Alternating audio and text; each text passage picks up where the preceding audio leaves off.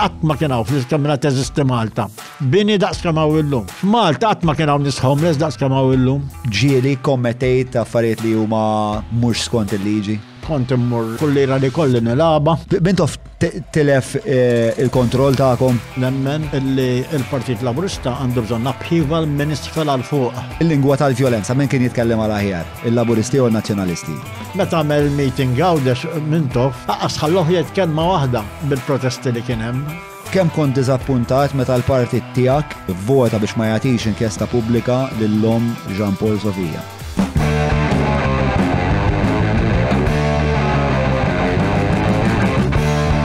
Nirdefaw najdu kelma l-buzz Min wahda neħibu t-nejn Nifmux dwar x'qadrednu Nistaqsu kif u x'fatta u fejn Il-Parla Staġġar! Il-Parla Staġġar! Mela, tlaqna? Merħba għal-podcast illum għandi lil-Semi Mela. Semi Mela huwa trade unionist, għamel karriera twila ta' madwar 15 sena fej kien il-chairman ta' Tarzna, kien ukoll confidant ta' Mintoff u reċentament nieda wkoll l-autobiografija ferm interessanti li nirrakkomanda ħafna biċċiet minni. Qabel ma nibda nixtieq infakkar li hawn numru ta' azzjendi li lilna ituna daqqatit kbira biex dan il-podcast ikompli iseħ, kompli joħlom u ikompli wettaq. La isni xi fucking Pellegrini fil-1965. Grazzi lil-Vini e Capricci ta' Abram, il-Browns kif ukoll lil-Maypole, Apex Media tal-SEO, il-Kutriko, il-Garmin, GSC Technologies kif ukoll l-Olympus, eCabs, Derek Meets 99866425, il-Click kif ukoll ISS Electra infakkar fuq il-paġna tagħna palissa hemm dik il-kompetizzjoni għaddejja bozza tal-1000 fejn tistaw tirbħu voucher, tistaw minant li SS Electra, kif ukoll dak trofi leġendarju li għamlu l-ħbib tagħna tal-Invent 3D. Qabel ma nibdew infakkar ukoll fil-patruni tagħna li huma l-komunità huma l-imsieħba li jagħmlu dan il-proċess kollu possibbli u għal daqstant jekk tixtiequ tkunu hawnhekk mana fl-studio fej kolna vera atmosfera speċjali, inħeġġiġkom tinaqdu ma' patreon.com/John Malija. Dak kollox minna ħatijaj għall-introduzzjoni għara tlaqna sajjin u Semi Mela. Il-bip ġifiri bdejna Sem. Merħba. Kif inti? Mux ħażin, najdu mux ħażin, tajjeb. Il-mixja ta' dal-għodu għamilta?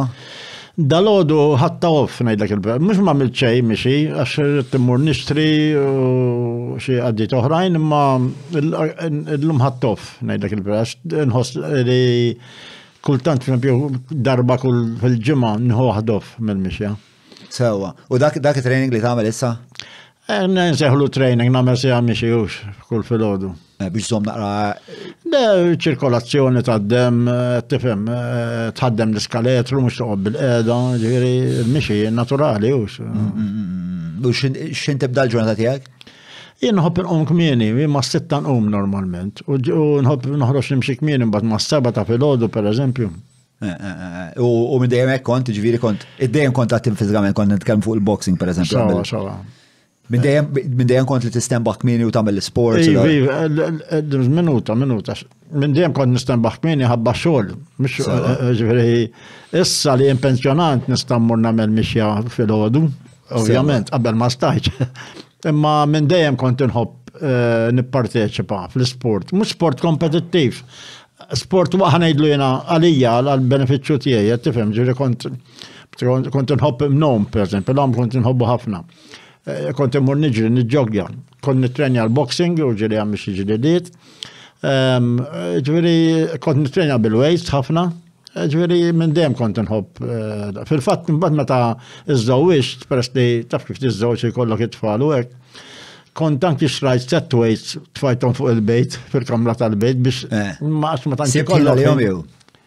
Ftit, per esempio, forse dak id-darb seja u seja fil-ġimma, kont kinsibħin, per esempio, l-iktar għadnerik stataj fil-ġimma, seja u seja oħra, għattifem. Jena it-trik tiegħi jiena l-istess tfajt il-weights id-darra x'jiena impenjat bħal ma content tul high-tech u it-trik li sibt fis-sens li inserta l-tifel tiegħi issa għal 15-il sena allura qed jogos li jagħmel training allura nieħu l-opportunità li nżewweġ il-ħin inqatta' l-ħin mat-tifel u nsaqsek kif sejjer l-iskola u x'idea ta' għandu hekk. Tifel tiegħi inserta jħobb ħafna l-politika, jħobb il-ġeografija u l-istorja u dal-affarijiet, so fuq xi nparlaw. U nħodu opportunità biex nitrenja naqra jena u kollu. Tajjeb, ħafna proset. Mela, isma, ħanibdew naqra mill-biografija tiegħek, xtaqt nibda jena, xtaqt nifhem speċa it-trobbija tiegħek, inti twilit ftit wara li spiċċat it-tieni gwerra dinija. Fil-49. Erba' snin wara, 3 snin u nofs wara. Kif kienet Malta dak iż-żmien? Ġivir ħan nitkellem meta li niftakarim minn tkolli 6 snin, 7 snin, 10 snin sawa. Ovvjament wara l-gwerra is-sitwazzjoni ma kienx ta' abbundanza, mhux hawn Malta biss mal-Ewropa kollha. Bormla kienet għadha ħafna minnha mwaqqa bil-bombi, ġifieri. Il-livell tal-għejxin ovvjament kien rudimentari ħanejdlu hekk. Tifhem, però mbagħad wara l-gwerra dejjem ftit do jitranġaw l-affarijiet. Però sakemm kont tifel jiena ħanejdlek nofs Bormla kienet as a playing field. Għaliex bejn li ma kienx mibnija ma kienx hemm il-bini daqskemm hemm illum u bejn ġifieri li kien hemm distanza ta' green area bejn Bormla u pereżempju Ħażabbar. U bejn li kien bini mwaqqaw x'nafjen, kien hemm fejn nilagħbu bejn li ma kienx hemm ukoll traffic ta' xejn. Allura t-tfal konna nilagħbu barra ħafna. Kien hemm il-komunità ta' tfal attiva tajt. Ħafna. Kull neighborhood kienu hemm it-tfal jilagħbu, qed tifhem. Il-bniet li kienu jħalluhom niftakar jilagħbu fuq l-adba ngħidlu jiena. Bniet żgħar qed nitkellmu sewwa, ġifier mhux li jkunu xebbiet. Ġifieri ma l-iktar li forsi jilagħbu passju jew jaqbżu l-ħabel ħanamlu hekk xi ħaġa qed tifhem. U r-raġunament kien perikolus għalihom. Naħseb, ma nafx daw il-ġenituri kienu jiddeċiedu, ma naħseb li traditionally il-female ħanajdu hekk dejjem kienet aktar protetta u ma xejn qed niżal kelma eżatt qed tifhem mill-familja mill-mejl, qed tifhem. Dik kienet il-kultura. U inti taf sew dwar għax inti kontu 3 fajliet u ġek. 3 bniet? 3 bniet u jena. U inti. U x'tib ta' attivitajiet kontu tagħmlu bejnietkom is-subien? Bejnietna s-subien konna namlu niggangjaw ħanamlu hekk. Per eżempju, jien niftakar ġifieri konna namlu xwabel mill-injam li nsib, namlu l-qawt u l-vleġeġ per eżempju, qed tifhem. Konna nilabu, ġiri anki tal-gwerra konna nilabu, ngħidu sma ħanamlu gwerra kontra grupp ieħor. Ingaraw il-ġebel, letteralment, per eżempju, u biftehim, ġiri ngħidu sma stibt fil-ħodu nagħmlu gwerra nagħmlu mod. Konna nilabu ħafna tal-cowboys, qed tifhem, Indjani, insomma. Int min kont tkun cowboys jew l-Indjani? Ma niftakarx eżatt, ġifieri ma ġeneralment iktar niġru, mbagħad tal-cowboys l-Indjani kienet tiġġirja najtu ta' parsi l-Indjani, blajta tal-Indjani, per eżempju, hekk qed tifhem, ġifieri konna nilabu, jekk ħammur iktar u iktar lura terġa' iktar ma konna tfal niftakar. Konna nsibu pakketti ta' sigaretti mormin. U konna naqtulhom il-kaver tagħhom, u mbagħad ikollna nfadluhom u nilagħbu wiċċu ġejjen għalihom. Ġifieri, jien niftakar kien hawn Trickets, Aristocratic, Workman. X'inhu daw? Ditti tal-sigaretti? Sigaretti, ditti tal-sigaretti. Ġifieri u kienu kollhom stampi sbieħ, ġifieri għalina tfal. Ta' ma kienx hawn biex telab, ma kienx hawn ma nasibx kien hawn xi toys. Jew xi ħadd se jagħmlu l-birthday party jew xi ħaġa bħallum ta' ġifieri. Daw kienu ġifieri. Allura konna, insomma, għalina kienet tkun loba dik. Xiex li ġemmaw il-pakketti ta' sigar. Naqtawlhom il-face tagħhom, għax il-kaxxa tal-pakket ta' sigaretti fiha ġiġnaħat u l-ġnub. Sewa. Ma ta' qudiem kien ikollha l-stampa. Sewa. Mhux bħal tal-lum, jidhirlhom kull ma jkollok l-isem tal-Rotmans pereżempju, ma dak iż-żmien kienu jkunu bistampa propja, tifhem. Allora konna naqtawhom pereżempju nġammawhom mbagħad fehim tiltaqa' ma' tifel ieħor tgħidlu nilagħbu għal tnejn jew għal tlieta, tagħmlu tlieta kull wieħed jollihom hekk jifflikjhom u l-ieħor jgħid wiċċ jew ġejjel. U mbagħad kif jiġu wieħed jerbaħu hekk tifhem. Ġieri huwa l-verżjoni aħna kellna l-Pogs li kienet ħaġa simili, mbagħad il-boċċi li kienu ħaġa simili, li inti taħżen ċertu ammont ta' xi ħaġa u mbagħad noqogħdu u ssir isa l-valuta, issir li jkun għodu nilagħbu għall-valuta. Konna nilagħbu xixu logħba issa ma nafx nagħmlu nsemmilek ma biċċa njama żgħira x-xixu u injam oħra biex t-xutja bieħ, bħal meta emma ġaqt tilab il-kriket. Flok għandek ballun għandek. Ntajt kif kienet eżatt, imma tajt kem kienet loba ġifiri akkanita. Ripple height. U jisa tipu ta' baseball imma injama dak li għatizom u titfawlu injama oħra? U lew l-ħor jitfalu per esempio xixu, l-ħor jittajru per esempio, għattifem bil-injama. Nasab ġulin sabilna stampa ta' xixu, xixu dik. Xalih, dik tagħti daqqatajn. Dawk iż-żewġ it-tfal qed jilagħbu x-xixu. Inkredibbli kemm biex jiena li niftakar biċ-ċirku konna nilagħbu nsibu xi ċirku xi rota ta' xi premma antika u nagħmluha biċċa xi ħaġa biċċa ħadida li tista' timbotta biha, nixxejpjawla pereżempju mbagħad bħal furkettun fiha biex nistgħu niġru biha, tifhem affarijiet hekk. Kontu tkunu inventivi u sibu mezz li tiddevertu. Bħala tfażżar kulħadd kienu jivvintaw, mhux borna biss tab, għaxet li ma' Malta kollha dak iż-żminijiet kienu xi ħaġa komuni din. Li però ninnota hawnhekk huwa illi f'dik l-età tiskanta kemm it-tfal jitalmu. Għaliex? Fl-meta għattajt? L-età żgħira li jilagħbu fl-imkien it-tfal mhux taħt is-supervision tal-ġenituri. Għax daqt nitkellmu fuq żmien, familji kbar. Allura għandek l-omm id-dar, ir-raġel mar jaħdem.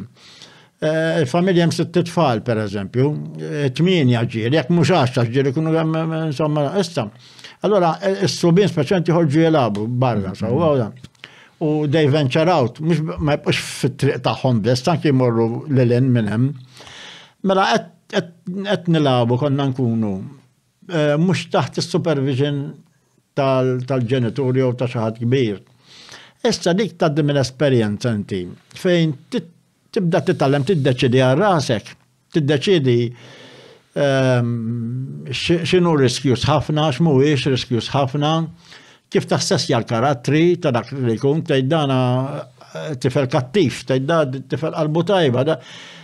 Daw l-esperjenza naħseb jiena illum it-tfal ma jistux jgħaddu minnha, għax meta jkunu qegħdin jilagħbu taħt fejn nafin ġo ġim jew xi istituzzjoni oħra taħt is-supervision tal-kbarat. L-imġiba tagħhom mhix free, allora jkun hemm din restrizzjoni. U taħseb li tiżviluppa iktar ċertu tip ta' karatteristiċi jew ħiliet? Tiżviluppa l-personalità. Tisviluppa l-personalità. All round tiżviluppa. Tiżviluppa iktar malajr. Ħafna iktar malajr hija iktar hija. U tinsix iktar ma tkun żgħir il-bniedem iktar ma jkollu ikun iktar kreattiv, għalja kun għandek żgħir, illum dik naħseb li intilfet jiena. U inti x'personalità kellek? Meta tkun żgħir, fehmni ma tantx kwiet bniem kwiet kont minn dejjem kwiet għadni sal-lum bniem kwiet essenzjalment. Però determinat ukoll. Naħseb forsi ftit iktar minn normali.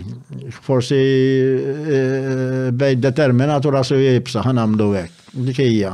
Pero bqija kwiet minix dan, ma il-fat li tkun determinat jew daqsxejn rasek ibsa. Tista' ddaħlek f'ċertu mhux konflitti ħanamlu f'ċertu sitwazzjoni fejn tirreżisti.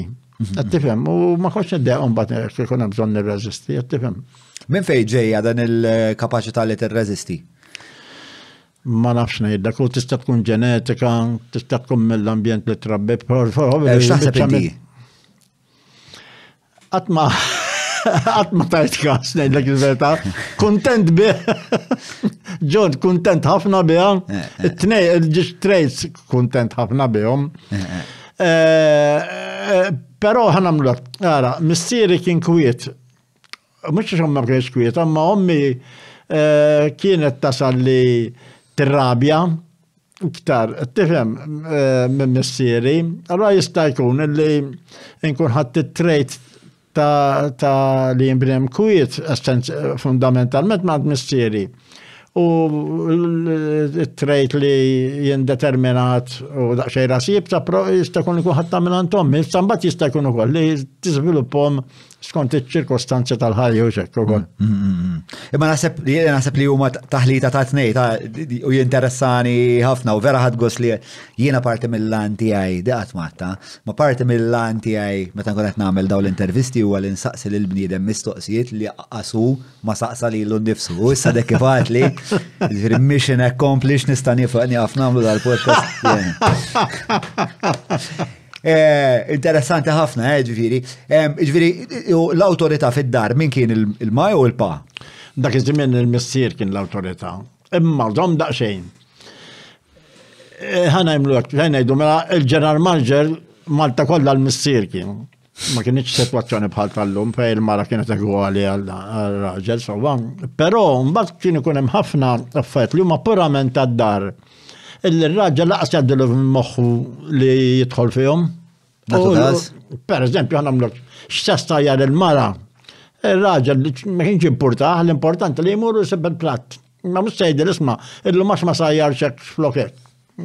Tifhem, speċi fit-trobbija ta' tfal. Kien ikun hemm ħafna affarijiet li ġifieri n-nisa tad-dar kienu mbagħad anke jaġġastjaw il-program tagħhom, per eżempju, sakemm kont tifel żgħir jien, u anki sakemm ġifieri tfarfart u kont għadni teenager ħanamlu hekk u dana. Per eżempju, l-om sewwa tmur tixtri man ta' grocer. L-irġiel ħadd ma kienu mur jixtri man ta' grocer, ħadd ma kienx se tara bniedem ma mur jixtri man ta' xi tifel hija għax ommok tibatek taqdejha. Issa, mela meta mara tad-dar marret tixximan ta' grocer, anta grocer se ssib in-nisa tad-dar tal-istess triq.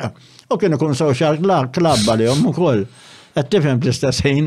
Ġifieri kien hemm din id-diviżjoni li ħanamlu għalkemm ir-raġel kien jien niftakar pereżempju oħti l-kbira Mary li llum kienet iż-żewġet u marret il-Kanada da tgħix il-Kanada sal-lum, ġifieri ġieli ġiet holiday. Niftakar kont għadni tifel żgħir jien nilgħab mal-art.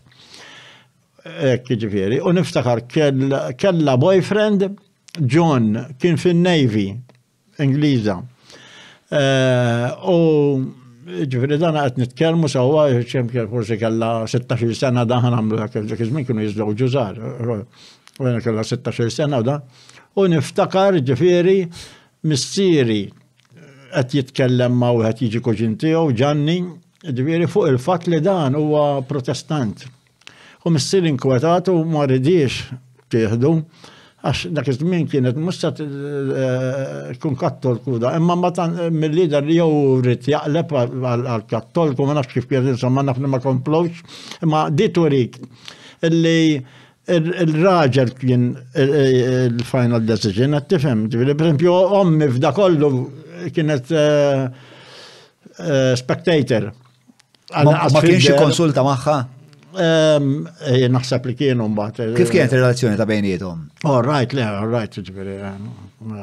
Imma qed ngħidlek jiena li culturally ir-raġel kien jiddomina Kullimkien mhux Malta biss, mhux Malta Borma kollha biss, mhux kienet, Malta kollha kienet għadha. Illum is-sitwazzjoni hija totalment differenti.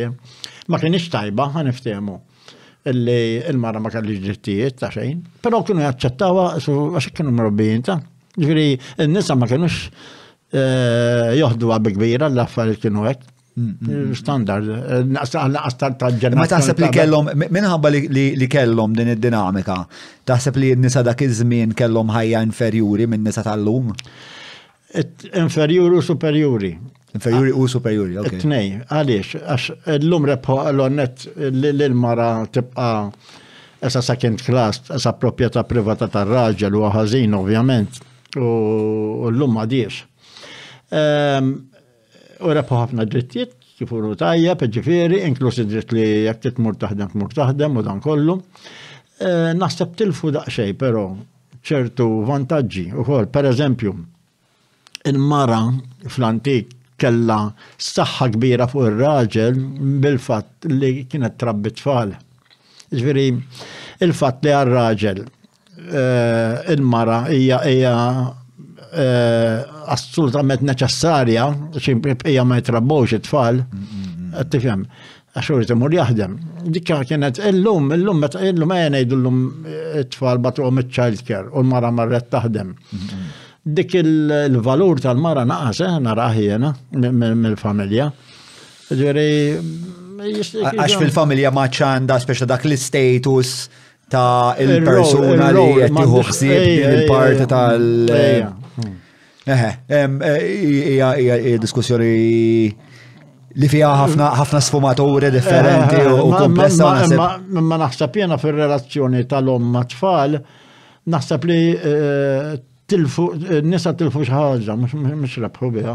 Inti taħseb l-assessment tiegħek huwa li gwadanjaw drittijiet importanti bħal pereżempju jekk iridu jmorru jaħdmu kollox, id-drittijiet kollha. Li kollhom l-ugwaljanza fid-dar, eċetera, eċetera. 100% naqbel.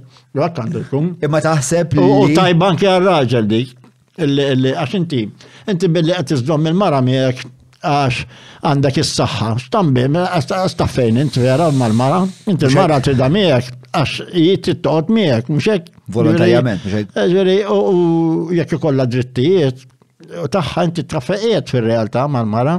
Allura minn daqshekk naqbel 100%, ġifieri li dana. Però naħseb li għandu kun hemm bilanċ. U għammi mhux qed ngħid li nisa magħqulla. Pereżempju meta jkollhom tfal qed jitrabbu jibqgħu d-dar biex irabbuhom. Ġifieri dik naħseb li anke għall-hom jaqbel jien naħseb. Jien naħseb li għadna qed insibuh il-bilanċ bħala soċjetà speċi dawn huma ħwejjeġ pjuttost moderni u ġodda u reċenti, speċa meta tar l-istorja tal-bniedem mal-biċċa kbira kienet kif qed tiddeskrivi inti.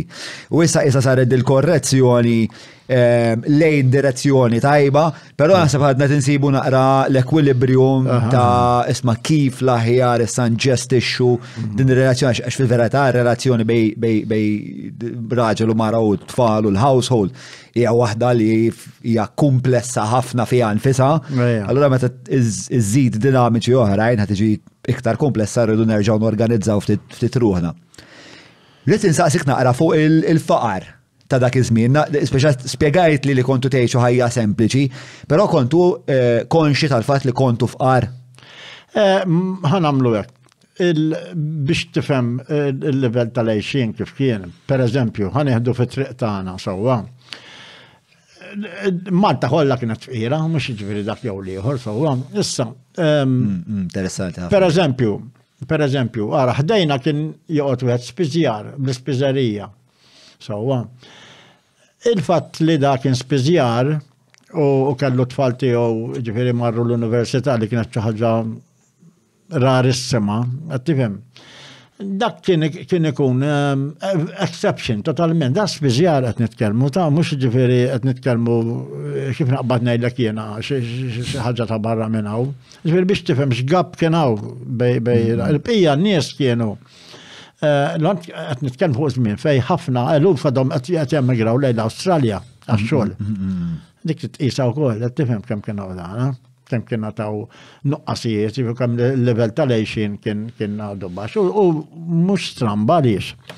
Għax da l-gwerra, meta ngħidu l-gwerra, il-Ġermanja tilfita u l-Italja tilfita u Franza u l-Ingilterra rebħu.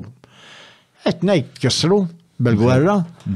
Imma mbagħad bdew ftit jerġgħu jibnu, qed tifhem ġifieri, ma kienx hemm mod ieħor ġifieri. Ma ftit ftit imbagħad ħa niftehmu.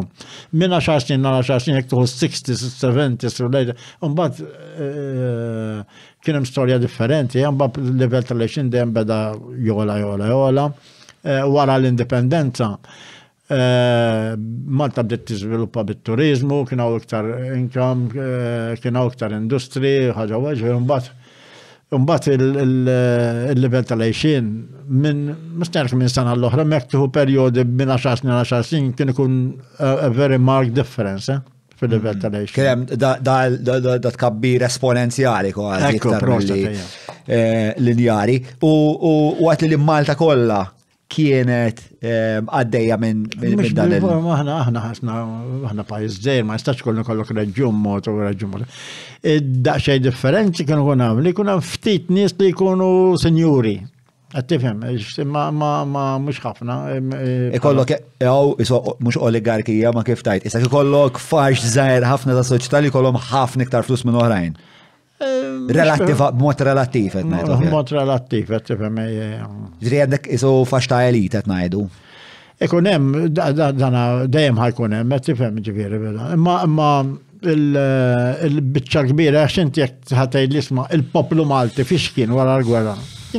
Malta mkissra, il-mother country l-Ingilterra mkissra, ġifieri bil-fors dan il-gwerra tkisser mhux. Ma nafx, taf minnu Lenny McLean inti? Le, ma nafux. Lenny McLean kien dal-unlicensed boxer Ingliż, għeddumu daqsik. Ma nafux. So, għodet nara dokumentarju tiegħu jumejlu u twilet Londra, insomma da, u kienet jispjega speċjal kif kienet Londra wara l-gwerra. Għax ma jikonnejx Londra u differenza bej dak li kienet juri Lenny McLean fil-ritratti u Londra li saret l-lum l-istess kien hemm da jisu dal-iżvilupp esponenzjali naħseb mal-Ewropa kollha li ddeċidiet se terġa' tiġi fuq sajja. U l-iskola kont tara bħala soluzzjoni għal faqar li kont fih, kont tara bħala triq biex isir bħal dal-ispiżjar pereżempju? Le, qatt ma kelli mira, ġifieri f'ħajti qatt ma kelli mira li nsir senjur. Le, imma qas li tiġi emanċipat mill-faqar. Le, efimni l-faqar, meta qed ngħidu faqar, ma fissi ma kenniex niklu ta' Mhux hekk. ma niftehmu, ġifieri il-bare necessities kellna. Imma l-bare necessities kellna, Qatt ma kontu tkunu ansjużi fuqhom? Fil-familja tagħna li jien l-lom u l-mistieri qatt ma niftakarhom jitkellmu bantjeta fuq pereżempju kif se nħallsu l-kera. Sewwa tal-kera kien baxx dak iż-żmien immens ta' ġifieri, jew affett oħra bħal dawn, però magħha dit inżidlek. Illi fl-istess ħin qatt ma smajthom jgħidu isma' nixtiequ ikonna d-dar tagħna flok nibqgħu bil-kera, jew nixtiequ li jkun hekk, jew nixtiequ li jkun hekk, qed tifhem. Ġifieri kif naqbad ngħidlek jiena. Il-mentalità kienet li taċċetta il-ċirkostanzi kif huma. U l-aspirazzjonijiet imma x'kienu? Ta' min? Tiegħek, inti u tikber, kellek set ta' aspirazzjonijiet, meta kont taħseb fuq hekk innifsek bħala tifel. Kont tajt jiena la nikber nixtieq illi. Ħanejdlek jiena meta spiċċat mill-liċew kelli 14 sena, so mbagħad ta' 16 tħalt it-tarsna. Allura hemmhekk pers li tħalt it-tarsna. Tħalt f'xuq għamilt l-eżami għaddejt, ġifieri apprenticeship right, hemmhekk speċi kelli dak xogħol garantit ħanamlek fil-fatt bqajt sa 61 naħdem it-tarsna jiena qatt ma bdilt xogħol. Allura dik kienet istatjata għalija. Ġifieri ma kellix għalfejn noqgħod naħseb jekk għandix naqbad triq oħra jew le. Ix-xogħol oġobni, mill-ewwel oġobni, ġifieri. X'kien ix-xogħol tiegħek meta tħalt? Allora tħanna bħala apprentices, jkunu fit-training center, tuħu l-basic training, ġifieri. Kif taħdem l-azzar, kif tiweldja, fetoħra bħal dawn. Kuna diversi trade sewwa. Mbagħad jibgħatu fuq ix-xogħol, ġifieri ma' instructor imma wara t-tieni sena tmur ma' jkollok instructor, jkun ħaddim tas-sena tkun attaċċat miegħu. U tmur fuq il-vapuri, fil-baxiri, eccetera, tifhem fil-workshops taħdem donna. u ddur il-sezzjonijiet kollha fit-tarsna 6 xhur li huma konnessi mat-trejt tiegħek. Titgħallem ħafna, ġifieri. Hemmhekk imbagħad jien dħalt f'kultura terġgħu tgħid għax it-tarsna kienet a culture on its own. Sewa. Allura hemmhekk sibt triq li laqas qatt naħseb li nibdilha f'ħajti, ġifieri X'kienet il-kultura tat-tarsna? Kultura tat-tarsna kienet l-għonnet li għandak il-ġlida ta' xogħol ħanajdlu hekk, ġifieri tittaċċetta illi t-tip ta' xogħol u jibes, kella ma tissurvivjax hemmhekk, tik number one.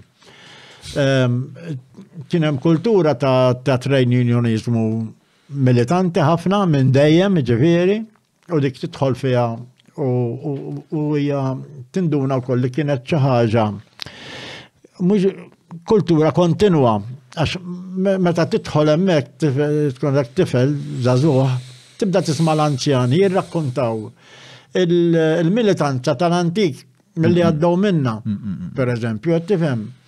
U trade unionizmu kif żviluppaw. U il-lan ta' dan il-trade unionizmu, il-militanza li qed issemmi, x'kien il-lan aħħari tiegħu?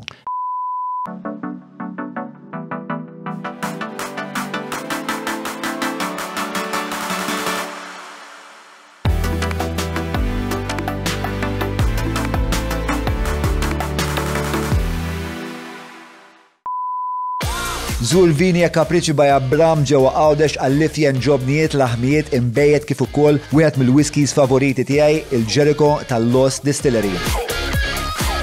Idħol www.viniecapricci.com. Li ta' manċepal klassi tal-ħaddiema. Kemm għax it-trade unionizmu dak iż-żmien iktar mill-lum kien industrijali u politiku. Illum is-sitwazzjoni sfortunatament il-unions ewlenin qed jagħtu l-importanza l-iktar it-trade unionizmu industrijali, ġifieri dak li jorqod il-ħaddiem fuq il-post tax-xogħol.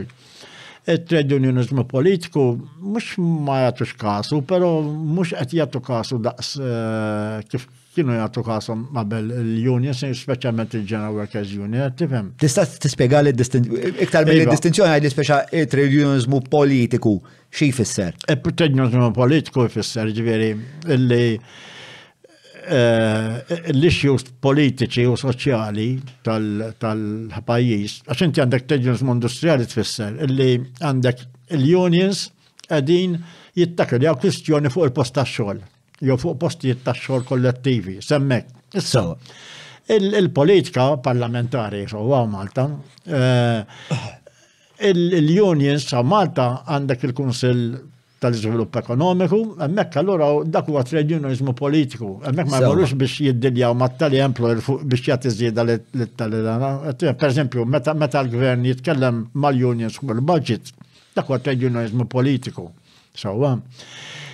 Ġifieri mhux qed ngħidlek li l-unions irmawh dan illum, imma qabel kien iktar u kien hemm bżonnu iktar ukoll ħaniftehmu, għaliex meta dħalt jien ġifieri fis-65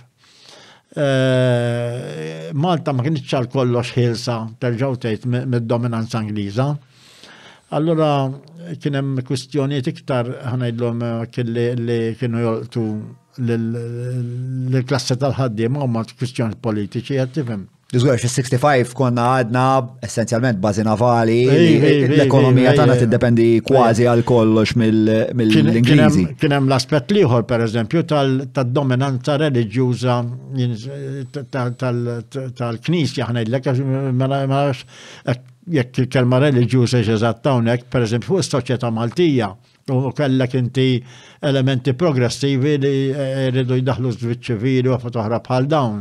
Ma trade union ukoll tidħol fihom dawk jew dak huwa l-Partit Laburista li kien iktar. Menu, dejje permettili, forse fuq żviġ ċivili le, imma fuq affarijiet oħra, l-unions, pereżempju, bħalissa qed naraw unions illi qed jibbojkottjaw. Issa mhux tajjeb jew ħażin ħanejt. Dal-għodu għajta, il-Belgium Unions, jek mister żball, insomma, marriċ ma nkunx preċis, imma kien hemm unions qed jibbojkottjaw li ħendiljaw armamenti għall-Iżrael. Dak mhuwiex trade unionizmu industrijali, ovvjament, huwa purament politiku. Qed tifhem, ġifieri. Mela Julian Saba, Reuters, ħanikwota Reuters jgħidu Belgian unions refuse handling arms shipments for Israel-Hamas conflict. Għatnej li huma. Kwalunkwe tip ta' mela. Belgian transport worker unions on Tuesday called on their members to refuse to handle military equipment being sent to Israel to battle Hamas gunmen. Assolutament mhuwiex trade unionizmu industrijali ma' 100% trade unionizmu politiku, qed tifhem dak. Sewa. Għala tarsna, ġifieri meta tidħol mek tifel tibda tiġi inġektjat b'daw il-concepts. Sewa. Min nies komuni qed iskanta kemm ġifieri minn dejjem kien hemm dina l-kultura ġifieri. U kien hemm ċertu pride fiha. U x'kienet ix-xewqa ma finalment speċa dan meta kontu titkellmu dwaru dan it-trade unionizmu politiku, fejn kellu jwassal? Il-prinċipju għali jwassal għal soċjetà fejn il-ħaddiem jiġi emanċipat. Ġifieri il-ħaddiem bħala klassi dejjem jitla' l fuq fis-soċjetà, tonqos is-social inequality, affarijiet bħal dawn ġifieri, ultimately dak kien il-mira. Li il-ħaddim jiġi rispettat għal volum ta' kontribut li jagħti lej it-titjib tas soċjetà. Li jkun aktar ġustizzja soċjali fis-soċjetà, affarijiet bħal dawn qed tifhem. Kif insomma sa naslu kif taħseb li maret il-missjoni. Ħankompli naqra fuq l-iskola. Jiġifieri l-iskola inti ma kontx tara bħala t-triq tiegħek. Skużi? L-iskola ma kontx tara bħala t-triq tiegħek għax ta' 16-il sena wara ta' 14 mill-liċew ta' 16 mort għadem it-tarzna. Però fl-iskola kont tajjeb? L-ewwel nett ħalli mhux nikkoraġik, ħalli nispjegalek aħjar. Għalkemm jiena meta qed ngħidu l-iskola ma taħriġ mill-iskola ma rridx naf iktar bil-bank tal-iskola f'ħajti. Rari ġi ġurnata li ma pprovax naqra xi ħaġa. Ġifieri jiena bqajt sal-lum l-iskola nġibha għandi għalkemm ma mmurx jien l-iskola. Ġifieri kif xiri naqbad ngħidlek jiena l-iskola disċiplinata jiena ġifieri il-proċess tal-iskola fej għandek skeda ta' suġġett, eċetera, b'mod disciplinat, dakka ma rridtux iktar fajti u qatt ma fil-fatt ma rġajt mort għaliha. Qatt ma ħanieħu kors għas fit-trade unionizmu jew xi ħaġa xejn. Però dejjem għajt nipprova nitgħallem jiena. Dika biex nispjega ruħi daqsxejn. Issa, il-mistoqsija propja x'kienet immaġun. Meta kont tkun l-iskola, kif xi ħaġa li kienet vera ovvja li hija missija qattajna flimkien li huwa li inti bniedem intelligenti. U anke li inti bniedem li qrajt ħafna f'ħajtek, dawk l-affarijiet malajr tiddetu ġihom. U allura kont interessat kif kienet ir-relazzjoni tiegħek mal-iskola? L-suġġetti li kont inħobb kont nagħti kasom. Il-maths kont inħobba ħafna, il-geography kont inħobba ħafna. Per l-English literature ma kontx inħobba. U dan qed tifhem. Il-lingwi mhux ma nagħti kasom ma mhux ħafna. Iktar kont nippreferi il-general science, niftakar il-maths u affarijiet oħra bħal dawn qed tifhem. U bad iktar qudiem f'ħajtek però qed li wkoll li kien hemm perjodu fejn tħarbat xi daqsxejn. Iva. L-imparti ta' ħajtek kienet di? Le, jien mbagħad malli bdejt malli qrajt l-ewwel lira nagħmlu hekk. Sewa. Ġifieri il-kumpanija li bdejt infittex kienet il-kumpanija ta' żgħażagħ minn Bormla. Uħud minnhom anke spiċċaw ħażin mal-liġi, ġifieri. U għamilt numru ta' snin, ġifieri, kont immur kull lira li kolli nilaba, ġifieri. Lob tal-azzard. Rami poker, kont immur fuq il-bub fil-Marsa, ġifieri, niftakar ċell il-boxer kien għadu jmexxi il-bub fuq il-Marsa, qabel lippu. Spjega l-ħbub? Skużi? Spjega l-ħbub? Loba sempliċi fer ħafna, wieħed ikun hemm 3 ħbub, immaġina 3 farding sewwa. U għati ċek-ċekom jgħidu, ġifiri għati jgħamelek, ċek-ċek, ġifiri, u jgħoddijom. U liħor jgħajjat, u għati ċek-ċek l-ħor jgħajjat, sawa, issa jekk tlieta jiġu, minn jgħajjat jow which you're ġejjen, sawa. u kull hemm il-flus qed jintlabu fuq naħa jew fuq naħa. Issa, jekk it-tlieta jiġu wiċċ, jirbaħ dak li għajjat wiċċ jew li jekk jieħdak għajjat li għajjat għal-ġejjen jirbaħ liħor. Jekk jiġu tnejjek u waħdek patta jgħidula dik, tifhem. Ġifieri dik terġa' tintlab il-logħba droma rebaħat. Sewa. Dak kienu l-logħba taħbu. Sempliċissima, jien naħseb li kienet logħba antika tal-foqra. Sewa. Għaliex tal-foqra. Naħseb għaliex ma tiċċej biex tilabha m'għandek bżonn ġifieri fil-fatt ġalqa kienet tintlab din, tifhem. Ġifieri m'għandekx gazinojiet u dwal biex naf jien u hekk, tifhem. Kont immur il-belt ġerja. Ma kif spiċċajt hemmhekk? Fis-sens kif spiċċajt qed tilab il-ħbub? Għaxin kont nagħmilha ma' żgħażagħ li jilagħbu l-onet kont immur il-Gazini Bormla l-ewwel. Sewa. Tifhem nilab il-poker, nilab ir-rami u dana, nagħmel ħbieb li jilagħbu bħali. U ma konna morru flimkien il-belt nilagħbu r-rami għand il-dudu, pereżempju. Kont terbaħ jew titlef l-iktar? Le, ma tista' mill-lob ma tistax terbaħ iktar tista' titlef għaliex. Għax min jorganizzaħ ħajħu il-kaxxa tiegħu. Ġifieri ma tistax fir-realtà bil-forsi titlef mbagħad tifhem over a period. Ġieli kellem instanzi fejn dunajt li xagħta tipprovaj fottik?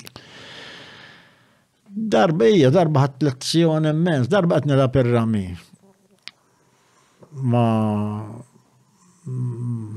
Darba għanduna, poker, sorry, mux rami, undunajt illi xaħat timmarka d-disat.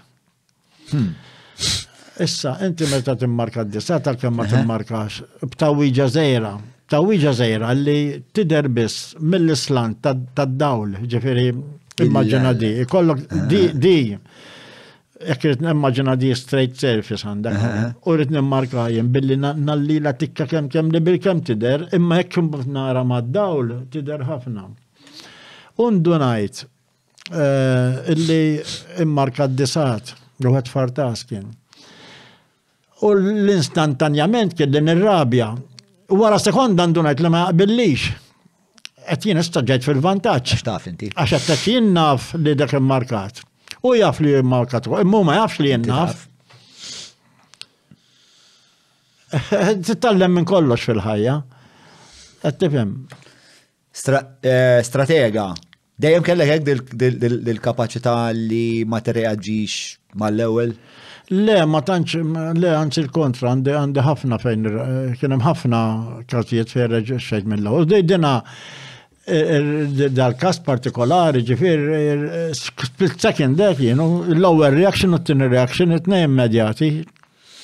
Ma għamilt karriera tilab il-lob tal-azzar, tilab il-poker u tilab il-rami u kont tagħmel attajli ma' nies li eventwalment ukoll spiċċaw fl-imkut mal-liġi. Ta' mhux kollha ġifieri, imma wħud minnhom hija kienu spiċċaw ħażin anke mal-liġi. Imma l-biċċa kbira ma kienu hekk, ġifieri ħa niftehmu. Ikunu pjuttost l-eċċezzjonijiet li jkunu hekk, imma fir-realtà ikunu parti mit-tip ta' soċjetà li tkun qed tagħmilha magħhom. U inti ġieli kommettejt affarijiet li huma mhux skont il-liġi? Naħseb bi kulħadd xi darba jew oħra ġieli jagħmel hekk kif jista' jkun li le. U hija minn ġieli pereżempju parke fuq Double Yellow Line, ma mhux hekk qed insaqsi. Skużi? Hemm minn ġieli parke fuq Double Yellow Line pereżempju. Ekku, mhux hekk. Ma mhux hekk qed insaqsik ovvjament. Ifhimni jiena meta ħriġt il-biografija tiegħi tista' taqra statement li jirrifletti fuq dan kieku għadna kont nġibha miegħi ma għajdilna xi sema l-biografija. Biċċit minni minn Sammi Mejla. U fej jistgħu jixtruha? Safejna fin sold out, imma jekk jistaqsi l-BDL forsi jkollu xi ħaġa, ma safejna fin sold out. Sewa, tellawha full screen u bieġu għamorru jistaqsu l-BDL forsi jsir riprintu jekk xejn. Però jien fl-introduzzjoni qed nagħti garanzija l-qarrejja li kull ma qed nikteb huwa vera. Però ħallejt affarijiet barra. U ħallet affarijiet barra għal żewġ raġunijiet. Waħda għax l-etika trikjedi li tħallihom barra. Qed nirreferi għal fatt li tista' timplika nies oħrajn. U qed minħabba legalitajiet ukoll. tħabba legalitajiet, imma fett li ma t-tomx. Ġviri dik għat t-spiega kollu, xux. Tal-legalitajiet naħseb però pjuttost kopert, issa midjaf kemm għadda żmien, il-preskrizzjoni tkun għaddiet. Ma nafx. ċemplu l-avukat, ma najħed Mela, u il-politika allura kif waslet f'ħajtek? Il-politika l-għannet Bormla diġa kienet hotbet ħanamlu għak ta' laburizmu u ta' mintofjanizmu, ġviri minn minn duħanna tfazzar. Mbatt ma tħalt it-tarsna ħadd injection ikbar ta' laburizmu u ta' trade unionizmu, ġifieri. Qabel tħalt it-tarsna konġat ħossok laburist? Iva, Iva, żgur, ovvjament, imma ma tkunx l-għonet t-kem ta' 16 sena, ġifiri tkun għadek kif naqbad nejlek jena, very raw, tifhem, speċi semmek sa' kem tħalt it-tarsna għalija l-laburizmu għadna s-seċjaħ, speċi ma' zzajr, favori zzajr, tifhem u kontra l-kbir, kien naqbad impoġġielek. Il-kbir moħok minn kien? Minn fil-poter, inklus il-knisja. Antiklerikali kienet l-idea, tifhem, ġifiri, di oħra li konsen semmilek. Fuq it-trade unionizmu politiku dak iż-żmien.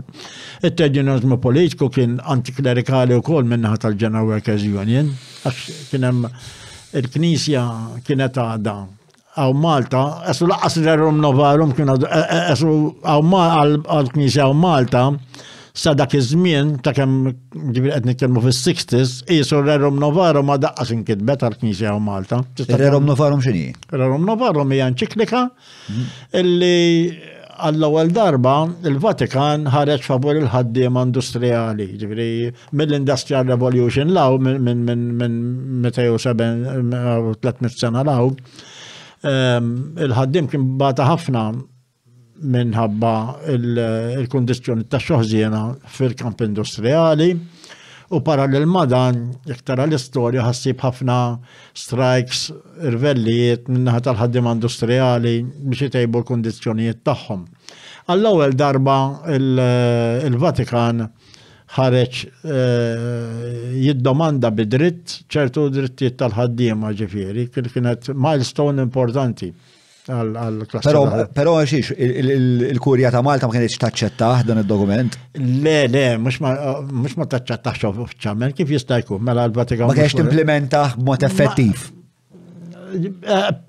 Ma kienx tieħu pożizzjoni li tippropagaħ u xejru bħala l-banner tagħha. Ħanna iktar il-Partit Laburista kien fuq dik il-linja mill-Knisja. Allora, mela, biex nifhem moħħok kif kienet jikkonċepixxi d-dinja dak iż-żmien. Mela inti tifel ta' 16 sena, dieħel it-tarzna, kont ħossok laburist, il-laburizmu kont assoċjah maż-żgħar li qed jiġġieled ma' xi gulija. Ma l-underdog għana jimlu. Kontu l-underdog, nasib, di interessanti. Li anka dal-mit tal-underdog jew din il-figura tal-underdog li assoċja ħafna magħha il-Partit Laburista, anka Muscat baqa' juża anka meta kellu 40,000 iktar mill-avversarju xorta kienet isejjaħ il-Partit Laburista bħala underdog. U interessanti li. Suppost li jkun, niftehmu. Suppost li jkun id-difensur tal-underdog. U dwar dak ħan nitkellmu jekkux minnu li l-Partit Laburista għadu hekk jew m'għadux insomma, sa narawha. Le m'għadux hekk għal kollox. Parzjalment għadu hekk, imma dik niġu għalih dik ħana sar għaliha. U inti kont tara li dan dan il-ħajdra b'seba' terjus, waħda minnhom kellek il-Knisja. Biex inkunu naqra figurattivi, l-Ingliżi li kienu l-qawwa kolonjali. Il-Partit Nazzjonalista. Il-Partit Nazzjonalista għalfejn kontu taraw ukoll bħala l-għadu. Il-Partit Nazzjonalista l-għonnet li kien għadu xejjer il-bandira religio e patria. Ġifieri daqt nitkellmu fuq żmien fejn l-istqof taħt l-Ingliżi kien il-primus inter pares ħanajdlu kien number 1. Ġifieri qas il-Prim Ministru ta' Malta ma kien jiġi qabel l-istqof għall-Ingliżi. Ġifieri qasu il-president ħanajdlu U x'poter kien itieħda fil-verità? li ġara kien dan ħanajdlek. L-Ingliżi meta ġewwa Malta kienu jafu li l-Maltin qamu kontra l-Franċiżi ħabba l-kwistjoni tal-Knisja. U għalkemm ma sar l-ebda pattant in-notar bejn il-Gvern Ingliż u l-Knisja fuq dan li se ngħid, però joħroġ mill-istorja tinduna li flimkien zifna il-Gvern Ingliż u l-Knisja u Malta, x'kienet diż-żifna? Iż-żifna kienet li il-Gvern Ingliż ta' garanzija lill-Knisja li qatt ma jdaħħal il-Protestantizmu għaw Malta. Tgħidli kif seta' jdaħħlu? Seta' jdaħħlu kif daħlu f'North Ireland. Sempliċi. Il-Gvern Ingliż seta' jgħid isma' biex taħdem it-tarsnek tkun Protestant intik priority. Biex taħdem mal-Gvern jekk tkun Protestant intik priority. Dik kienet tkun xi ħaġa li jibdu min ikollu familja b'sitt tfal bil-ġuħ anke għall-konvenjenza jaf jaqliblek qed tifhem. Imma di qatt m'għamluha l-Ingliżi għaw Malta. Saħna żgħar setgħu għamluha kieku ma aċċettaw mill-banda l-oħra l-Knisja tagħhom garanzija li ma rġax jiġri kif ġara fi żmien il-Franċiżi li l-Maltin huma kontra tagħhom b'Knisja. Dina toħroġ fattualment, ġifieri daw ma marrux għand il-notar għamlu xi ftehim, ma din kienet allura issa fit-Thailand fid-demp ta' dell-istorja, għax fis-60s huwa d-demp issa ta' dell-istorja mill-1815 huwa. F-1800 meta ġew l-Ingliżi u l-1815 il-Council of Europe mbagħad uffiċjalment Malta saret kolonja tal-dana wara li kienu ċerti l-ħelsu minn Napoleon. U allora mbagħad kienet fil-1960s ġejna għal-the end ħanejdlu għal-demba dell-istorja fejn kellek moviment antikolonjali anke fil-Partit Nazzjonista sa ċertu punt, limitat, mhux daqs fil-Partit Laburista. U l-Knisja ġiet allura li dak il-ftehim ħanejdlu mhux bin-notar li kien jeżisti ġie obsolet. Qed tifhem.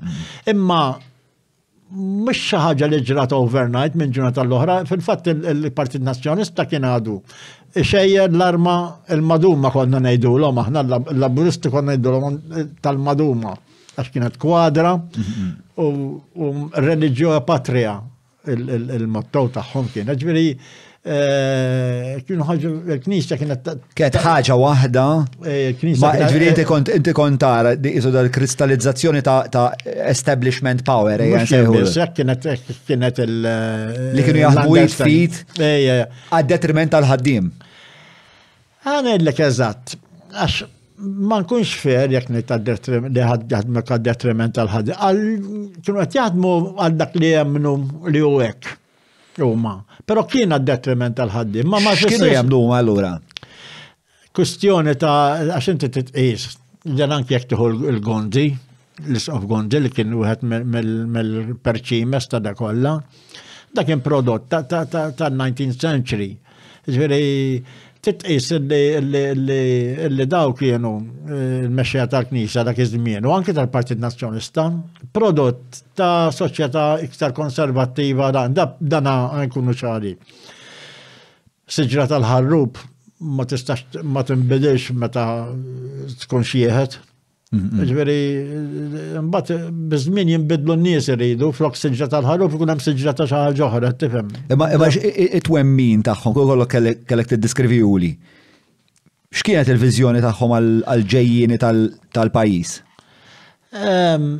Mhux kollha xorta ħanagħmlu hekk għax kien hemm fost il-kamp nazzjonalista kien hemm ħafna li iridu jorbu ktar lejn l-Italja. Ġifieri anki l-ħelsien mill-imperjaliżmu Ingliż ma rridux reali, ħanamlek għax mirrid iktar replej l-Italja. Rrid imperjaliżmu ta' tip ieħor. Mhux hekk niġu dana. Kienu jippropagaw ħafna l-kultura Taljana u Latina, ġifieri, Issa tinsiex il-kultura latina għandek hija assoċjata ma' knisja wkoll. Sa dak iż-żmien anke l-qudies kienet għadha bil-Latin u dan kollu. Tifhem. Naħseb li huwa aktar pertinenti għal il-konverzazzjoni fil-verità hija kif kont tara li din il-qawwa li qed niddeskrivu f'moħħok kienet ta' detriment għalik u għalfej inti kont tħossok home fil-Partit Laburista li qed jiddefendik kontra din il-qawwa. Għax għatnejdek, kont nassoċja mbagħad fl-aħħar mill-aħħar kont nassoċja illi l-underdog huwa il-ħaddiem. Il-klassi tal-ħaddiem tal-paga. L-underdog qed ikollu jmur l-Awstralja biex xogħol. L-underdog qed ikollu joqgħod nieqas minn ċertu affarijiet. Tifhem. Illi dawn statu jinbidlu biss bil-politika tal-Partit Laburista. U nis li jissapportjaw il-Partit Nazzjonalista. Kien hemm ħaddiema pereżempju li jissapportjaw il-Partit Nazzjonalista? F'Bormla u fit-Tars naħtet, fit-tnejn. Le, b'mod ġenerali mal-pajjiż. Mal-pajjiż dejjem kien hemm, il-Partit Nazzjonalista xi darba kien partit żgħir, imma more or less kien hawn sitwazzjoni fejn iktar ma titla' lejn nord ta' Malta. Il-nazzjonalisti u l-Knisja kellhom iktar saħħa. U iktar ma tinżel lej is-sawt il-kontra.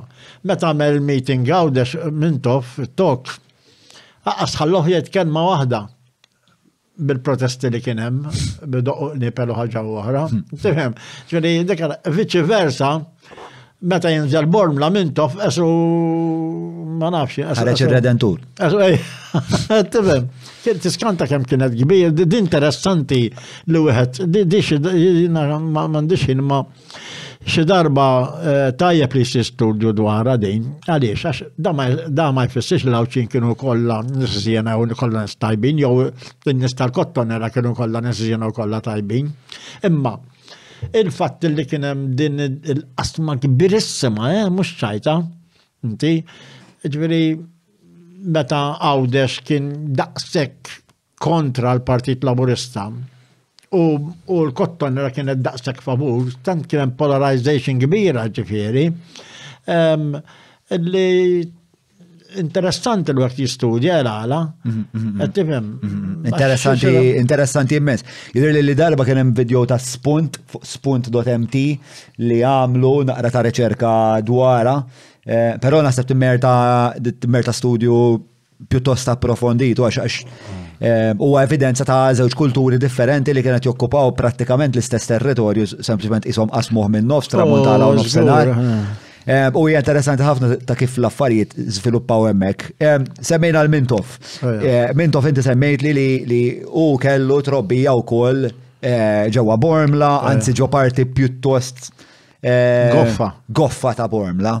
Ma qabel ma naqbad dak il-fil, Julian tala li artiklu li jisħaq How the Goldsteins Fought to Keep Mintoff off the Island. Declassified UK intelligence documents reveal details of the violent uprising that saw Dom Mintoff flee Gozo in 1962.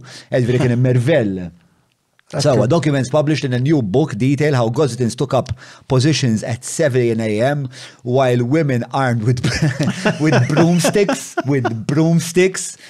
Wow. Telefni il-fil. Broomsticks surrounded the approaches to Lourdes Church in Jar Harbor in a concerted effort to derail plans. Eġvri nisa bl-xkupi. Issa, fl-istess ħin, Bormla kienu jxellu l-xema l-Mintoff, ġivri, taf li l-qaddisin fl-antik kienu jamlu bħal mitċaw, kien emmin flok mitċa tal-qaddisin jammer ritratta Mintoff u jxellu x-xema. Ejja. Għarax distak kbir dak, Pero dik damet sa 90s, xina għamilt ħabla kont muren biħ, kont namel da door-to-door marketing. Ġi ħabbat lek mal-bib ta' dar un biħlek l-lampa mamula ċina li kif naddi l ħataqa bitċit fidejk imma laqwa li ħalla. U konna mor l-nduru Bormla darba konna mor l-net n-nis ta' Bormla u ma' nis vera fucking akkoljenti. Ġviri ma' sibx li għat kilt il-lunch ħattu xie 4 darbiet. Tipo filli timpana, mbat 5 minuti għart ħabbat ħanċaħat tiħor, tammillek burger, għajt għaddi. Imma daw il-niċeċ kienu għadhom jiprevalu, Bormla. Kont sorpriż, għax ma kienx parti mill-kultura tiegħi. Mela, Mintoff. Sawa. Kien jiġi minn parti pjuttost goffa ta' Bormlat li inti. Sawa, mill-Bastjon. Għajdu naqfu il-Bastjon, xtaf fuq it-tiswir ta' Mintoff. Le, il-Bastjon kien l-iktar roqa ħanajdilek goffa ta' Bormla. Bizziet nejn, ħanajdilek di u naħseb tispjegaħ kollu. Jien niftakar l-ommi, meta t-diskrivi xaħat u minu bħala bniedem li ma tiċ id-dendel kusek miu, bniedem ġifiri li aħarbu, ma mandekx ġifiri toqt attent li ma tiċ fitra bil-miu, għax ħat ispiċċa ħażin, kienet tgħid kif mexxu dak bastjonajr. Ġifiri, tistaħseb anki ma Bormla, kellhom reputation ta' nistaff ħafna, u verek kienu ġifiri, ġifiri anki aħna tfal, kemm konna nlabu barra. Jien ngħid għalija ma kontx nesaq il-Bastjon għax nibżal la seba' tifeżej. Għax kienu raf ħafna n-nies hemmhekk. Ġifieri dalla issa hekk tmur iktar dura fi żmien għax Mintoff qed nitkellmu 33 sena qabli sewwa. Ġifieri aħseb wara kemm kien iktar raf għax iktar ma tmullu raf fi żmien, il-probabilità li kien iktar raf. Mhux hekk. U ġifieri Mintoff huwa prodott ta' Bormla diġà nimmaġna li ma kienx kollha wiesel u unicorns jiġru ma kollhom kif is-sens nimmaġna li kien pjuttost raff ukoll bħala post Bormla ġenerali. Ovvjament. Ma mhux kull raqgħa tkun l-istess, qed tifhem. Sewwa. U Mintoff insomma kien jiġi minn parti fejn kienet pjuttost goffa. Goffija. U għalhekk huwa daqshekk tenaċi taħseb Mintoff jew kien daqshekk tenaċi Mintoff? ħanamlok, mux wieħed mill-fatturi, għax Mintoff huwa prodott ta' Oxford ukoll. Ħalli ngħidu kollox, ġifieri Mintoff huwa prodott ta' taħlitiet, prodott tal-Bastjon, dak illum jaċċetta kulħadd, ġifieri. Baqa' bniedem raff, ġifieri. U r-raffness tiegħu hija naturali, speċi ma jħossux qed jagħmel xi ħaġa ħażina x'ikun raff, għax trabba hekk. Prodott ta' Oxford, ġifieri huwa bniedem intellettwali. Ovvjament għandu li kienna wkoll. Prodott ta' era antikoloniali, ġifieri fost il-kontemporanji ta' Mintoff fl-erja tal-Mediterran. Nsibu lil Nasser, nsibu lil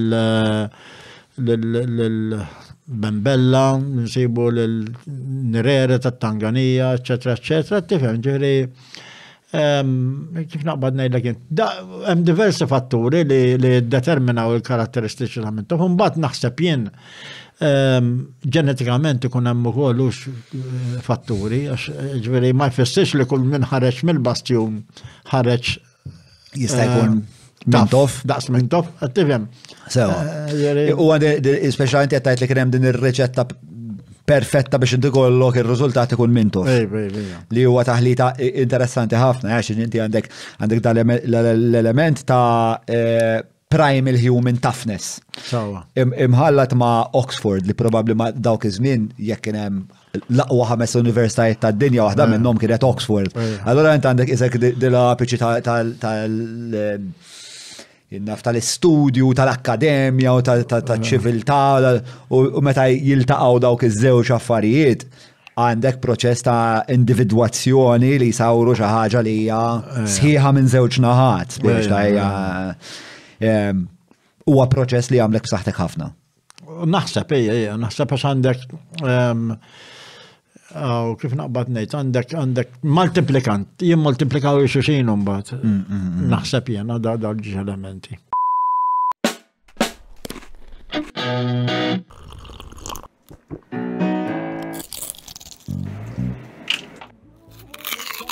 Know your food. Book your food intolerance and allergy test now. Browns.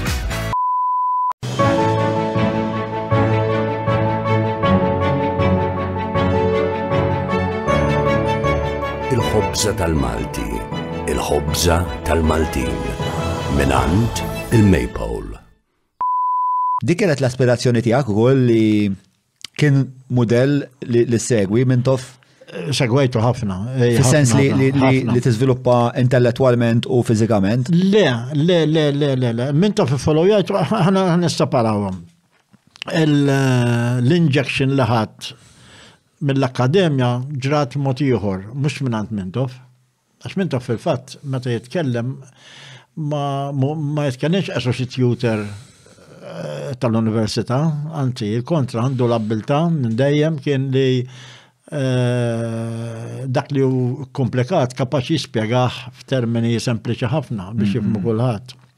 Le jien l-injection mill-akkademja ħatta meta kelli fejna fin forsi 22 sena u ġejt f'kuntatt ma' 4 akademiċi mill-Università ta' Malta illi permess tagħhom tallimt illi hemm naħa tal-politika li purament xjentifika li hija purament studju f'kaġunu effett. Daqs kemm il-physics studju f'kaġunu effett, teoretikament għall-inqas għax imbagħad applied politics tant hemm fatturi variable li t-teoriji toqgħod attent kif jiġu applikati. Imma ħanamlu niġu għall-injection li semmejna. Meta kelli xi 22 sena kont ġejt f'kuntatt ma' Lino Briguglio, l-ekonomista. Ovvjament kien għadu żgħir. Kien għadu l-Università. George Saliba, illi wara kien iggradwa fil-political science u wara kien sar ambasċatur Malti għall-Amerika u anke għal-Libja, insomma. Giuseppe Xkembri, illum huwa lecturer fl-arti l-Università, ma meżmin anke ambasċatur ir-Russja, ġifieri, u Lilian Xiberras, illi kienet librarian l-Università. Fost oħrajn, imma daw kienu l-iktar 4 minn nies illi minnhom tallimt il-ħtieġa dak iż-żmien l-hawnhekk l-4 li kienu marxisti dikjarati ġifieri.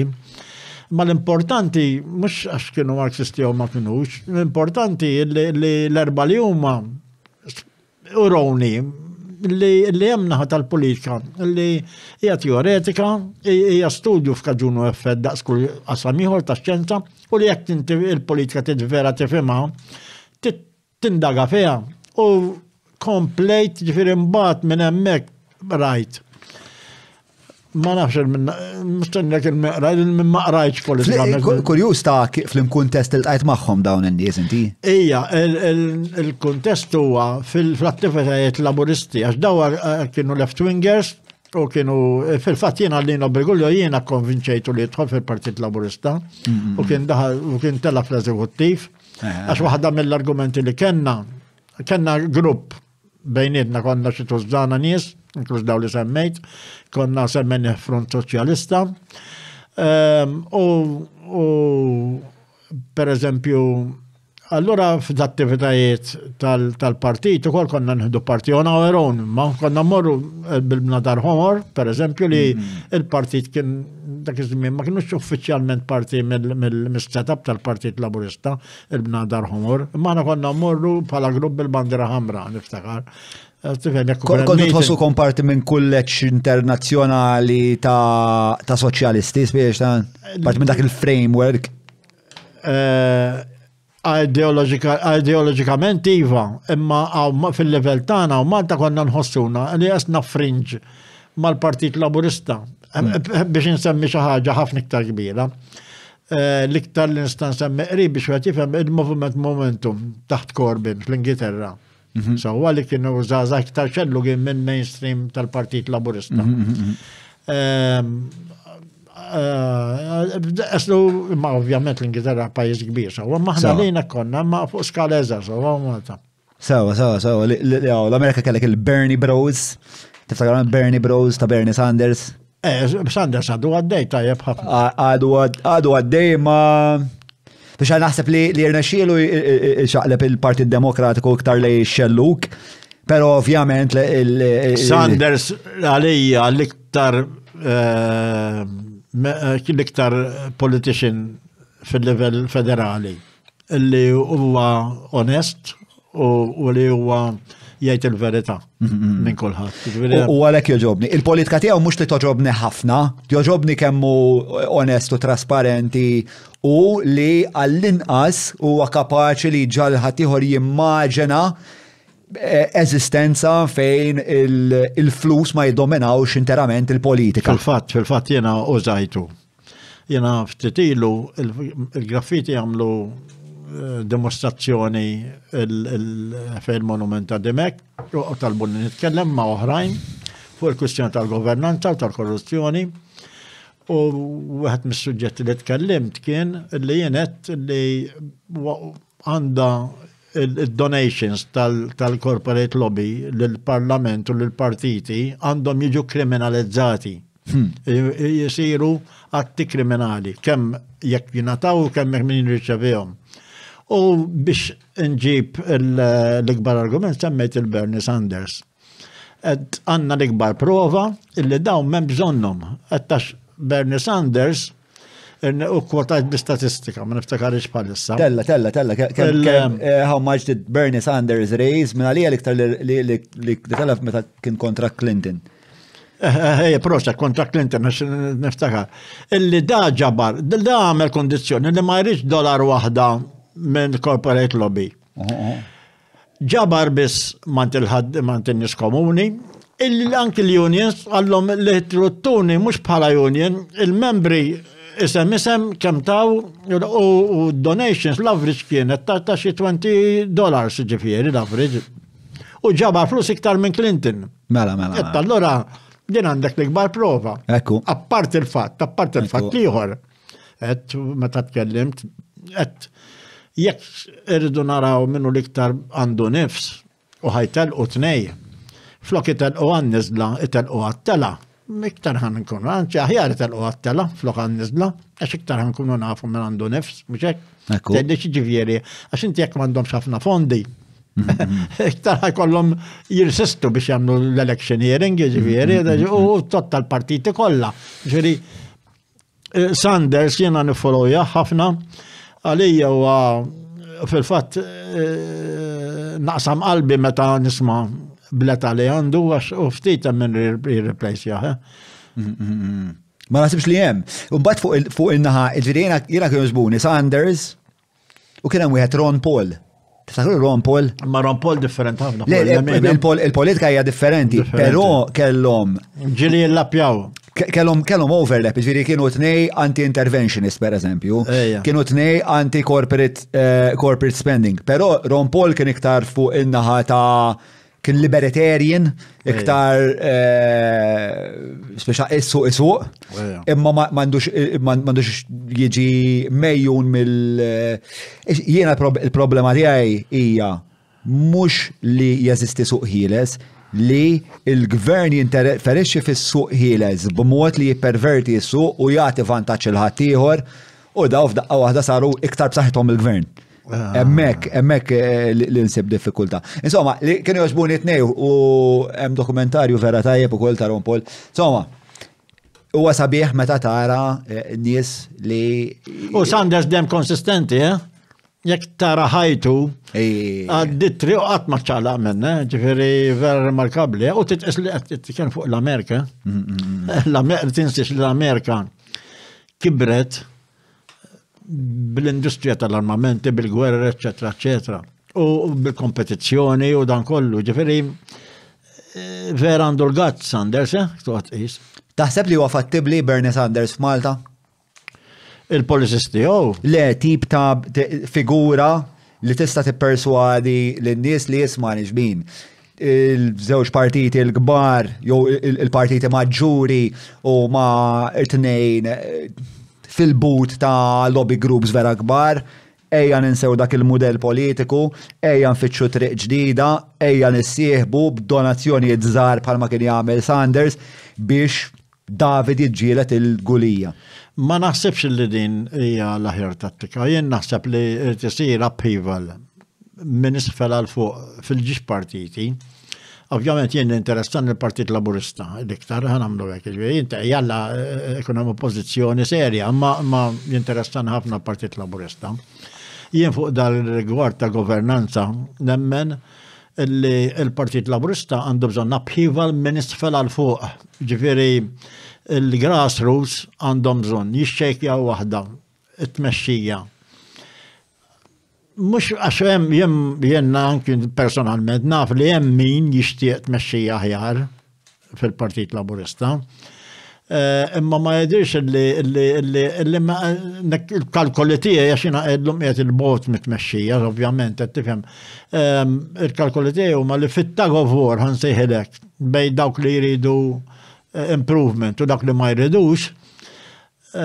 Naħseb li biex dawk li jridu improvement jerbu lil dak li ma jridux li jrid isiru li jimmobilizzaw isfel il-grassroots, għax jinċertissimu li il-grassroots huma fertili ħafna anki fil-Partit Laburista fuq il-kwistjoni tal-govern. Fil-fatt meta tkellem fil-każ tal-graffiti, qiegħed online da tista' nirrepeti xett. Qed jiena ma nafx laburist wieħed subajjek li huwa ferħan bit-taħwit tal-korruzzjoni u tal-governanza. Però naf li il-laburisti appoġġjaw il-Partit Laburista għax il-ħobża kibret biex ngħidu kollox. Għax il-ħobża li tikber minn Joseph Muscat law biex ngħidu kollox ukoll. Għax Joseph Muscat tal-kemm mexa fuq il-politika lemminija neoliberali, però ħaddimha b'mod li l-ħobża kibret. Qed ukoll qed vera mhux qed titqassam kif suppost, imma kibret. Ettu di l-appoċ li għandu l-Partit Laburista, fil-fatt mhux billi il-Nazzjonisti għodejdu li l-Laburisti huma ġaħan, ma ġaħan xej. Laburisti għafu illi meta kien hemm il-Partit Nazzjonista Mater Dei kien għadhom li soddot fil-kurituri. Jafu illi meta abdika Fenek Adami ma denunzjax lil-Dalli u ma denunzjax l-Ostingat, pero farfaron flok id-denunzjom ta' id-diċi ġifiri. Meta abdika Fenek Adami, abdika favur Gonzi. Issa, kem John Dalli. Qabel ma naqbdek il-bicċa, semmejt żewġ affarijiet nasa pjuttost importanti. Waħda xtaqt nagħmel punta kjarifika naħseb jedulu fil-qorti il-terminu ta' ġaħan laburista minkejja li jirrepetu għal-nazjonalisti ġejja minn laburist. Kien sammitlu li f'daw il-text messages imbarazzanti li kienet jibat il-businessman kbir ħafna li eżemplifika naħseb il-problema li qed nitkellmu dwar jena u inti sejjaħ lill-laburisti ġaħan. Umbat ovvjament l-spin taf kif taħdem tajjeb daqsi inti speċa it's stuck. Rigward il-ħobża li dejjem kibret. Ġifieri huwa indubitabbli li finanzjarjament in-nies għandhom iktar flus fil-but, però meta inti tikkonsidra u għak nistiq speċa l-opinjoni personali tiegħek, meta tikkonsidra għandna iktar x'nonfqu, però fl-istess ħin il-mod li żviluppajna kif inħarsu lejn l-ambjent, il-fibra tal-komunità tagħna, forsi naqra aktar puerili, it-traffiku mhux daqshekk puerili fil-verità li tagħmel alla satej fit-traffiku kuljum mhux puerili fil-verità. Il-prezz li ħallasna għal din il-ħobża dejjem aktar kabbarija. Inti taraħ li kien prezz tajjeb? Għaxxejn, anzi, jaxxina għetlek il-Partit Laburista nixtieq li jkun hemm upheaval minn isfel għal fuq il-kwestjoni tal-governanza, ma mhux fuq il-governanza biss, fuq il-kwestjoni tal-modell ekonomiku. Jiena is-suq vera b'saħħtu, is-suq nipparagunah ma l-iktar żiemel b'saħħtu jiena, imma għaxu b'saħħtu għandu bżon ġerrej bil-regni, kieku ma kienx b'saħħtu m'hemm bżonn, il-fatt li min jgħid is-suq ma kienx qed jikdeb, il-mara li kemm is-suq vera. Imma il-fatt li għandu dik is-saħħa s-suq, is-saħħa tista' tintuża tajjeb u għal-ħażin. Mhux hekk. Allura importanti li da żiemel b'saħħtu, l-iktar żiemel b'saħħtu is-suq il-ġerrej bil-rigni biex jekk ikun hemm bżonn jiġbdu law jew dem jiġbdu dem. Mhux biex idajfu, mhux biex ma jtex jiekol l-żiemel, mhux biex jaqtalu biċċa minn saqaj barra jew jagħmel vendikazzjoni minnu, x'imbagħad ma jkollu xejn. B'saħħ hekk irridu żiemel b'saħħtu basta bir-rigni. Ġifieri temmen hemm mixed economy jekk qed nifhem sew. Mixed economy hija. Fil-fatt, niġu għall-prattika. Għanna l-ikbar riżultat reali, ektar ċina dal-aħħar 30 sena, 40 sena, l-ebda pajjiż ma kabbar l-ekonomija tiegħu daqshom, l-ebda pajjiż ma naqqas il-faqar, kemm naqsuh il-faqar, iċ-Ċina, ħafna, dina uffiċjali ġviri m'hemmx dubju dwarha. U l-ekonomija mhix economy, mhix komunista. Il-partit jismu komunista ma l-ekonomija mhix komunista, però laqas ma hija free market għal kollox, għad għandek il-banking u l-enerġija xi 70% minnhom il-gvern għadu jiddomina. Allura dak jista' jużhom biex bħala ma ħallix il-corporate lobby jiddomina, tifhem. Jiena meta qed ngħid li hemm bżonn upheaval fil-Partit Laburista, mhux biss sar dik li governanza, ma anke dik li hija sistema ekonomika. Fil-fatt meta qed nirriktellem f'tografija qed mhux qed jitqassam sew il-ħobża għalkemm kibret. Qed tifhem. Per eżempju, kif semmejt inti, John, il-modell ekonomiku neoliberali, jekk qed nipproduċu affarijiet li huma overproduction m'għandniex bżonnhom, ukoll jidher li qed nżidu l-ġid, però fir-realtà mhux vera nkun qed nżidu l-ġid. Għaliex, għajn jħaddu fil-construction. Fil-construction ġejna f'dir situazzjoni, mela f'Malta ma kienx hawn qatt ma kien hawn fl-iskamra teżisti Malta. Bini daqs kemm hawn illum, mhux hekk? Ekku. F'Malta qatt ma kien hawn nies homeless daqs kemm hawn illum. Din hija statistika? Hija minna, speċa mhix iperbolika li qed tajli. Le, li hawn li għaw iktar bini tkun Stevie Wonder riqet, speċa biex ma tinbulax. Anke issa, għanajlek minn fejn ikkonkludi għalli qatt ma kien hawn nies homeless daqs kemm hawn illum. Issa mhux tammurlek sal-Medju butra qed ngħidlek ġifieri mill-istorja reċenti sewwa. Qatt ma kien hawn food banks daqs kemm hawn illum. Għen rispondi għal żewġ affarijiet li għad ħanżid naqra ma l-affarijiet li għattinti. Il-modell ċiniż mhux li naf ħafna dwaru, hemm ċertu affarijiet fuq is-soċjetà Ċiniża li ma tantx nitħajjar li nkun parti minn dik is-soċjetà, hemm censorship kbir, hemm kontroll eċċessiv. Speċa jiena meta nħares lejn ekonomija trid ukoll taqdi kwalità ta' ħajja. Sa jiena mill-ftit li niftakar fuq l-ekonomija Ċiniża illi kien hemm perjodu fejn kien hemm anke sfruttament tan-nies biex daw jaslu fil-livell ekonomiku li qegħdin issa. X'qed jagħmlu issa naf li hemm livell li ħafna ta' pollution, pereżempju, iċ-Ċina. Però jiena qabel miegħek mixed economy, però naħseb il-mudell Ċiniż mhuwiex il-mudell li kien ħares lej jien. Jogħġbuni l-mudelli ta' New Zealand, kulħadd jitkellem fuq l-Iskandinavja qisha Shangri-La, mhijiex ix-Shangri-La, però hemm ħafna affarijiet interessanti ħafna. Jiġifieri jien naf nies li jgħixu l-Iskandinavja u jgħidulek isma' jiena ġieli intaxxali sa 70%. Imma li mhux problema għax kollox jaħdem perfett. Jiġifieri transport b'xej, childcare b'xej, jekk di kella ħabba tiegħi kella problemi psikoloġiċi. Għalt li ċempel l-istat u jagħmellek appuntament l-għada biex mur tara terapista mhux iktar minn sija l-bot. Ġifieri that level of public service. Biex badet kamżet titħallas xeba taxxi. Il-problema ta' Malta kif nara jiena bħalissa bħala business owner jiena nobot inħallas it-taxxi. Għalfejn nobot inħallas it-taxxi? Għax tantaw korruzzjoni. Li jena ħoss li zik, mela jena għanna għamil sena nistinka u nidbal u nara xħan nivvinta u naħdem 18 sija kull-jum, nitfa l-flus fil-karus, u bat nisma li daw tal-quli b'9 biljun euro. Intu r-rajt, u melek nidġen. Taf kif. Pero naqbel miegħek mixed economy. Taf xirrit nsaqsik, x'taħseb li l-istat għandu jagħmel biex kun iktar soċjalist rib is-soċjaliżmu li jimmaġna semmi mejla? Jien naħseb li il-modell li għandu ħares lejh, imma mbagħad tittapplika ċirkostanzi tal-lum huwa il-modell soċjalista demokratiku illi wara l-gwerra wara t-tieni gwerra dinjija il-partiti soċjalisti u laburisti fl-Ewropa imxew fuqu. Dak kien il-modell tal-welfare state, tal-drittijiet tal-unions. Fis-sassin dak kien ġab ħafna sviluppi ġifieri ekonomiku, mħinx xielan, ġifieri inti jekk tara.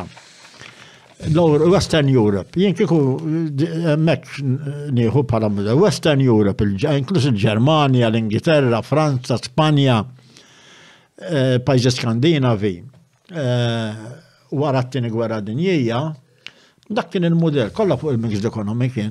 Fil-fatt interessanti ngħidu wkoll. Il-Partiti Laburisti u l-Partiti Soċjalisti kollha kienu b'saħħithom ħafna. Meta mxew fuq dak il-modell. Illum spiċċaw.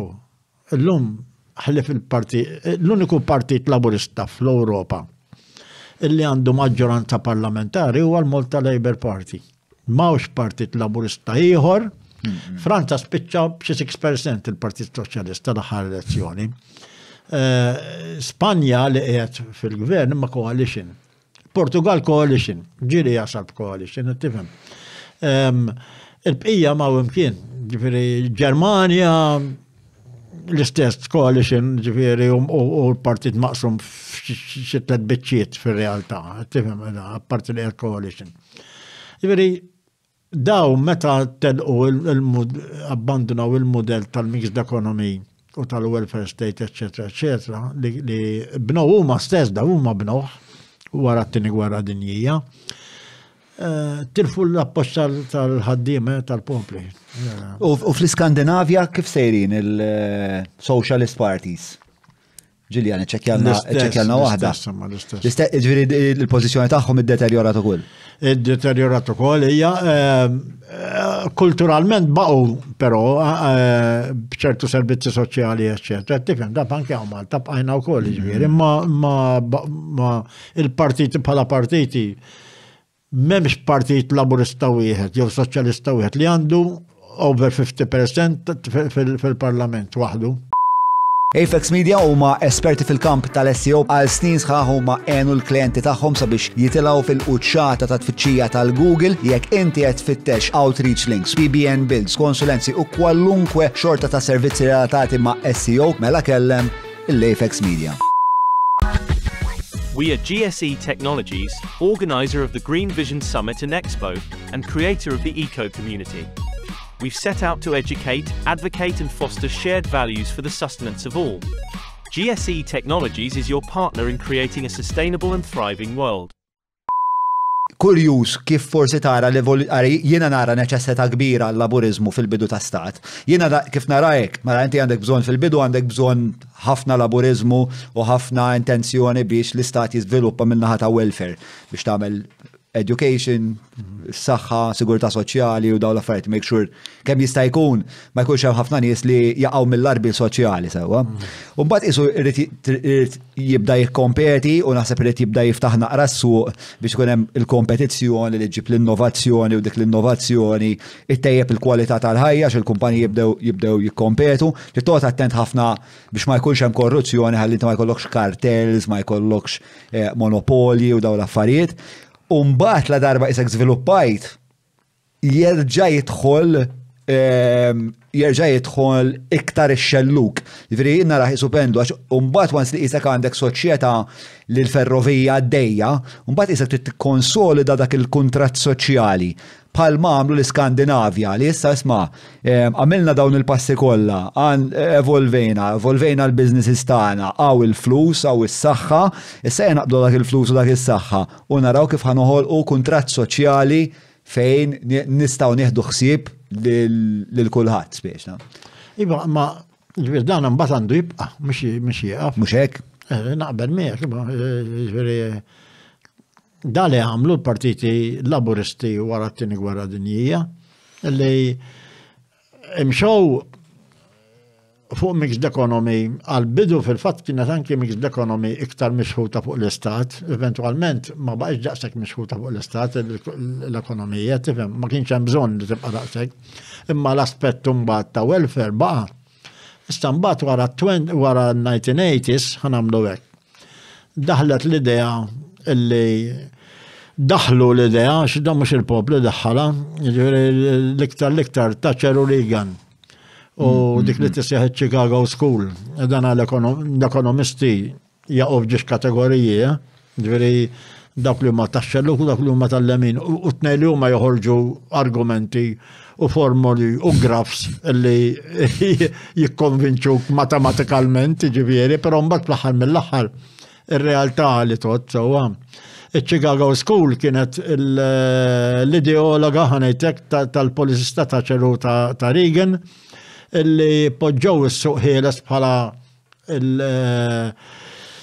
ħanamlu hekk il-soluzzjoni ta' kollox, fil-fatt mhuwiex qed tifhem. Ma issa li ġara huwa illi dal-Partiti Laburisti fl-Ewropa aċċettaw dina l-idea, aċċettaw il-weda li realtà ma kienx ta' vera li ħajkun hemm dak li jgħidu trickle down economics, ġifieri jekk tħalli il-corporations ma tindaħlilhom xejn u mbagħad tant se jkun hawn ġid li kulħadd se jgawdi.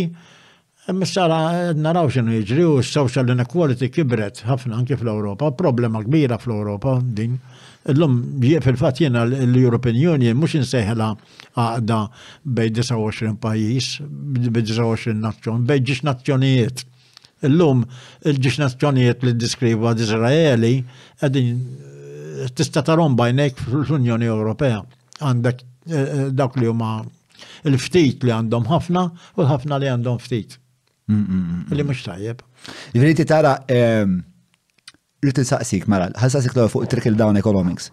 Dak huwa terminu li daw Chicago School tal-ekonomija ħarġu bih? Iżgur. Trickle down economics, jivriti. Jekk l-ekonomisti jistgħu b'dik il-fraża ma huwa metodu. Era x'inhi l-etimoloġija, l-oriġini tagħha.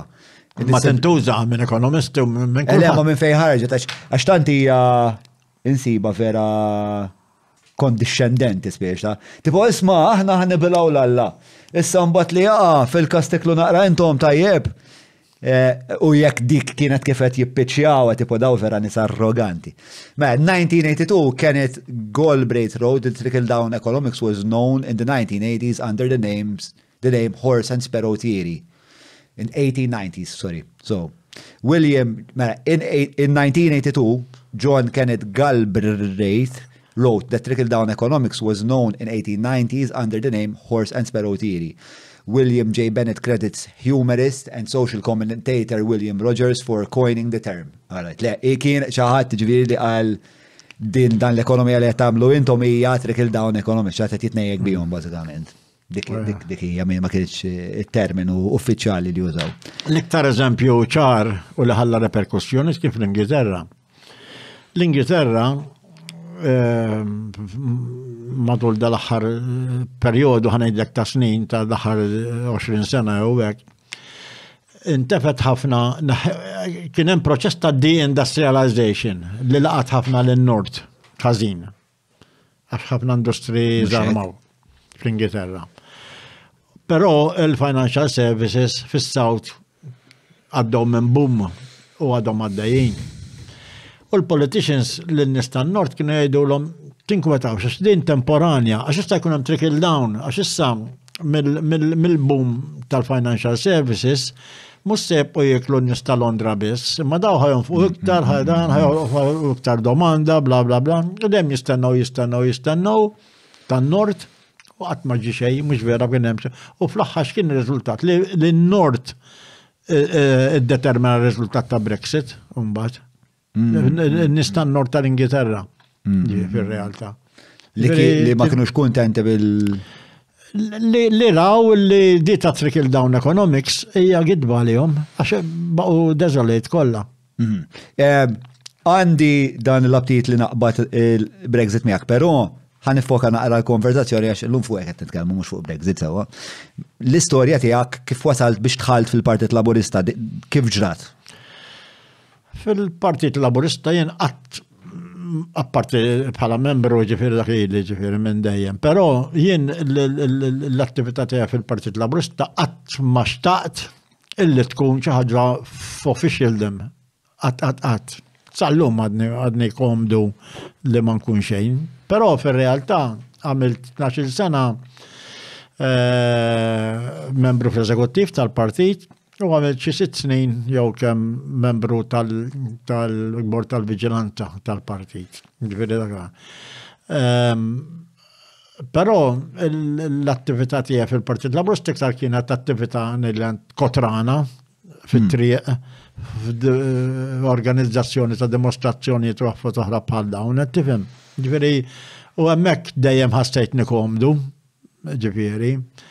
Fil-fatt, tgħidli allura kif kontestajt għall-elezzjoni tal-eżekuttiv. Le, dana ħammur iktar riċenti sewwa, ġifieri l-attività ta' triq bdejta żagħżugħ.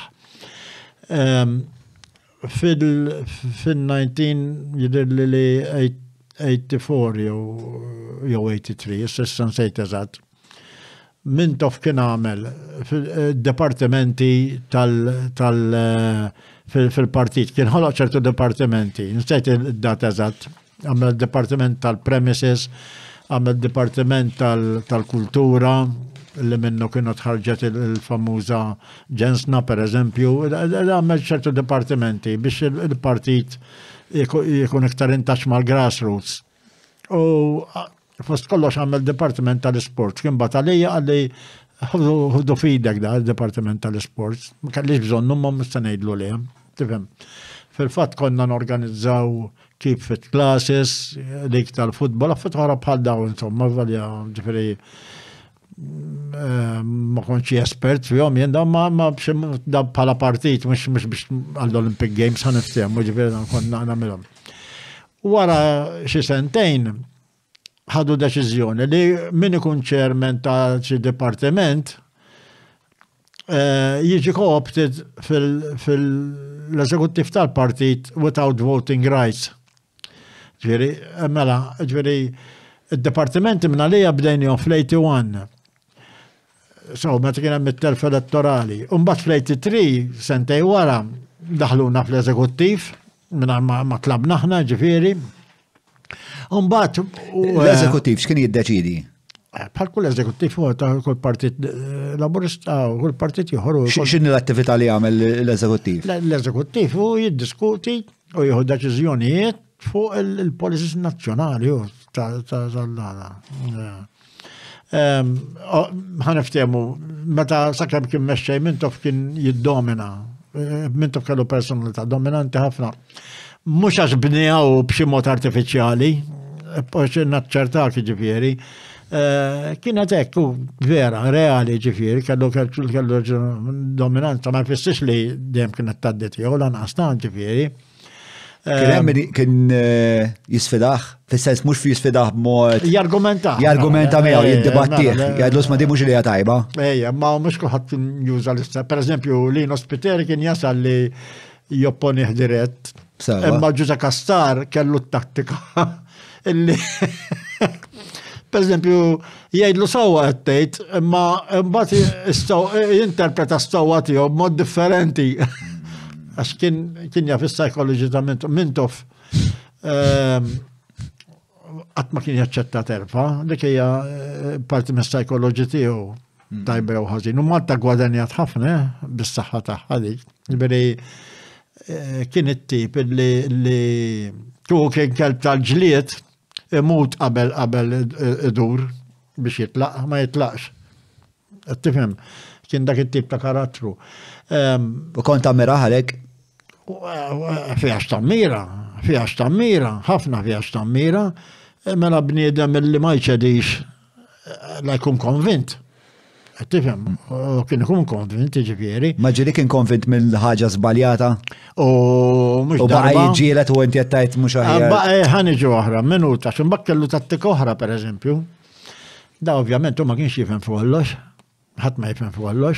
Allura meta jiġi qed jgħid fejna fjena, qed nitkellmu fuq it-tazzilma u jaf li ħadd ieħor iktar up to date minnu għax huwa speċjalizzat fuq it-tazzilma.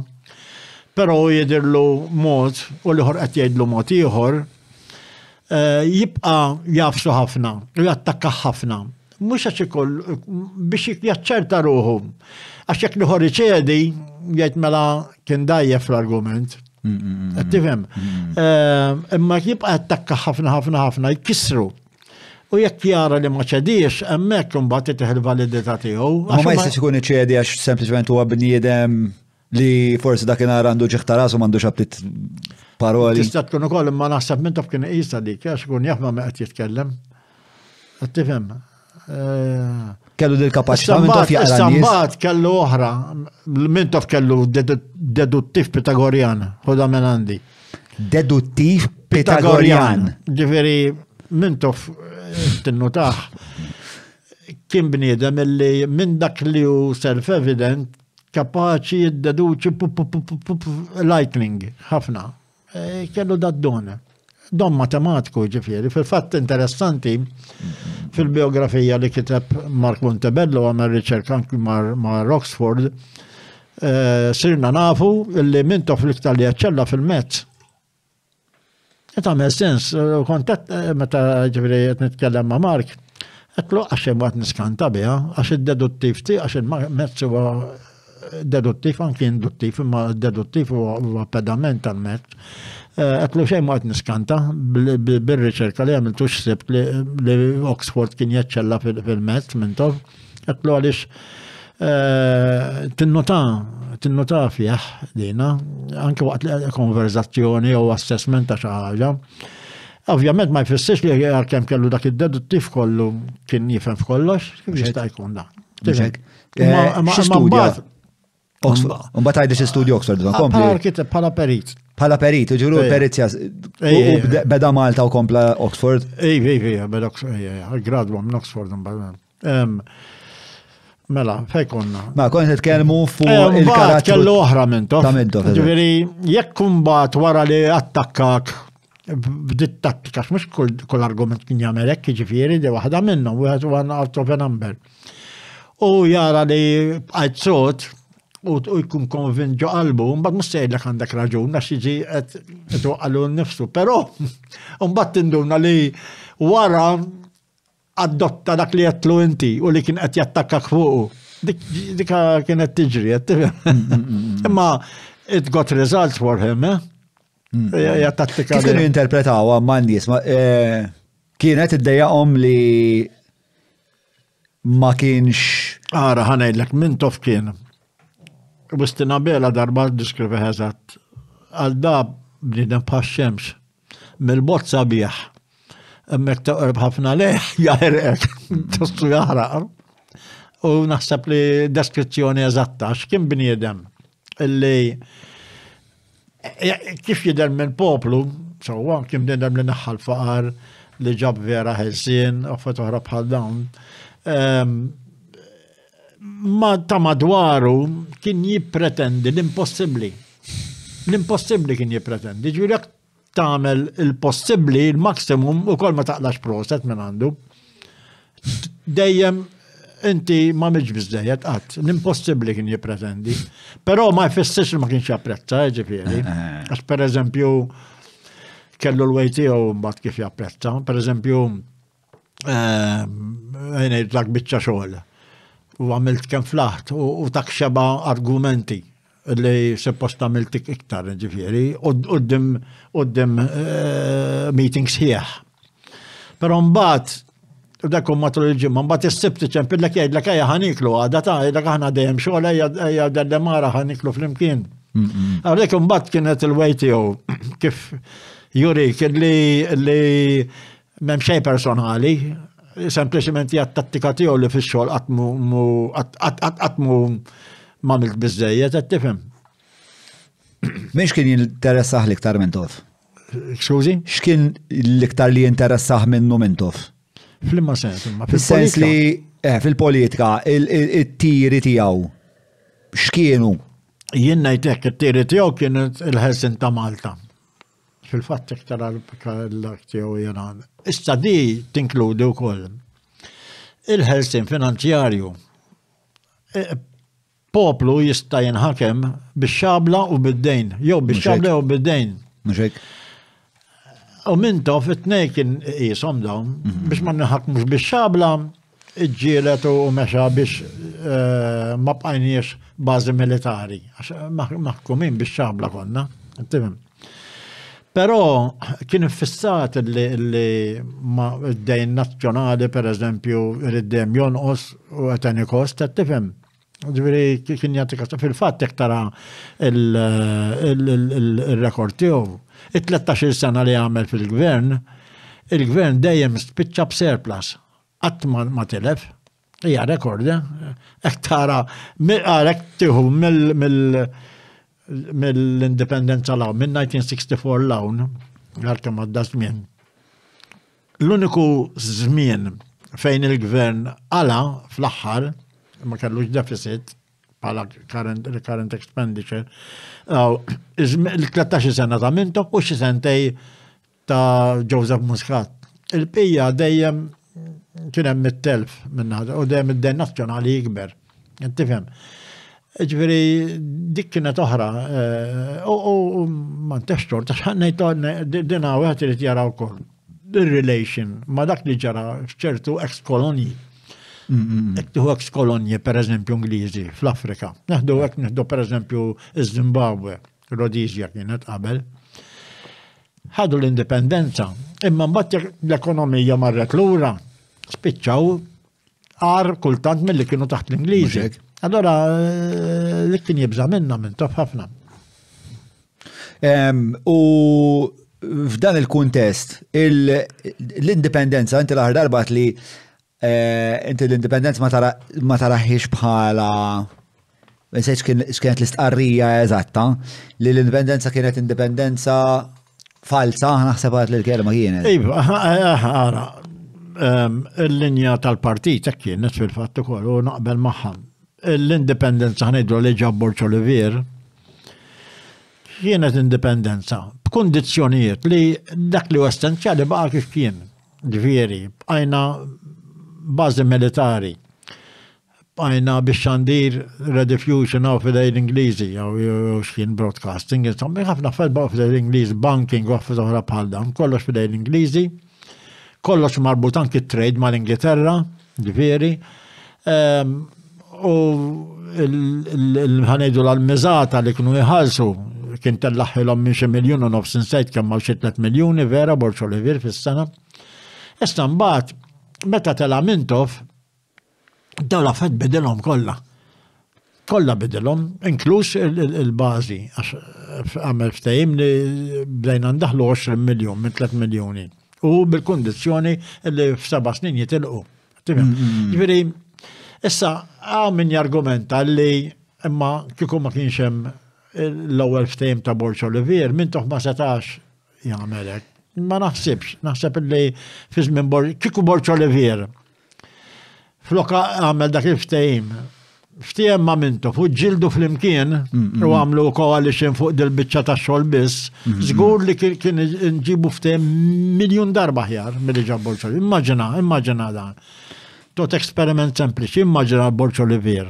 Jgħid il-Mintoff, u daw fuq bażi personali ta' kemm kienu jitkellmu Borċ Olivier u Mintoff, ġifieri. Sta ngħidlek storja kemm kienu jitkellmu. Qal il-Mintoff, ma ħalli niġu għalijak wara din eżatt. Kieku Borċ Olivier u Mintoff għamlu speċi ta' coalition fuq da' suġġett biss.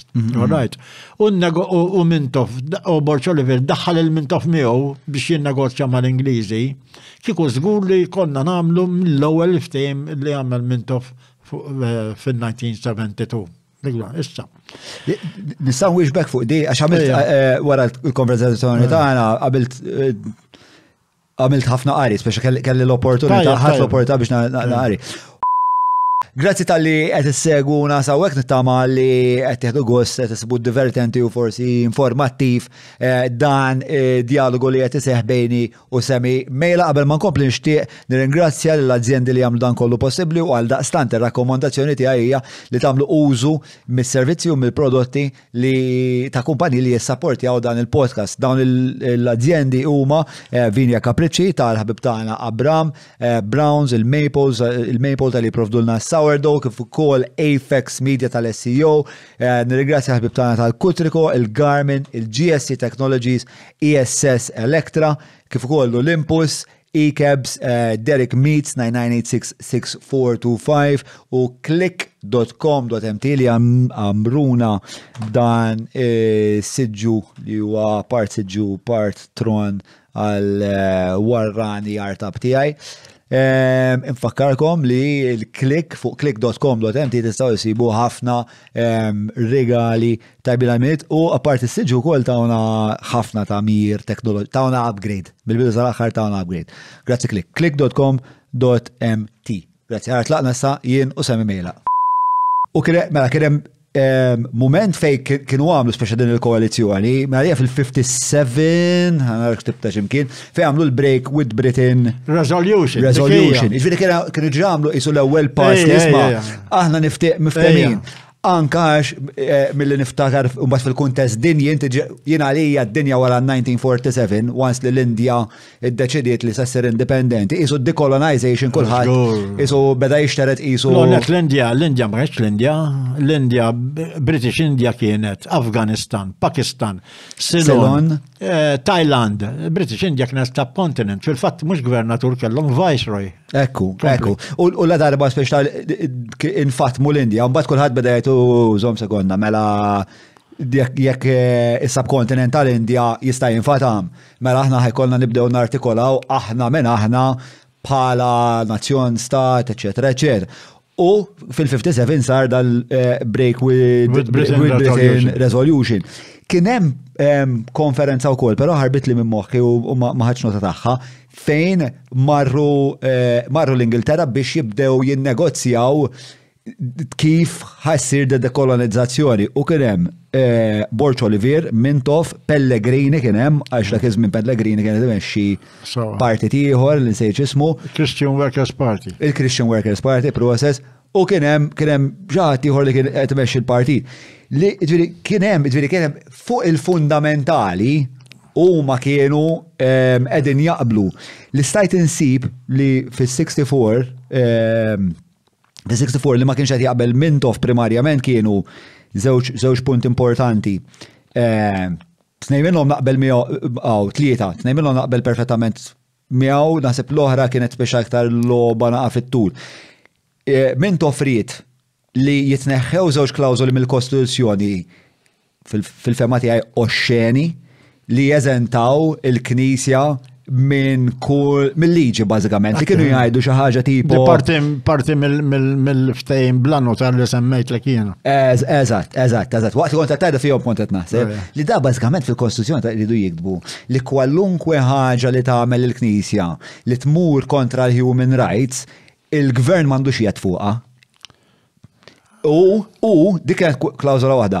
It-tieni klawżola kienet kwalunkwe ħaġa li jagħmel il-gvern biex jiddefendi l-Knisja u tmur kontra l-human rights, il-gvern m'għandux jgħid li jieħu ebda passi fuqha.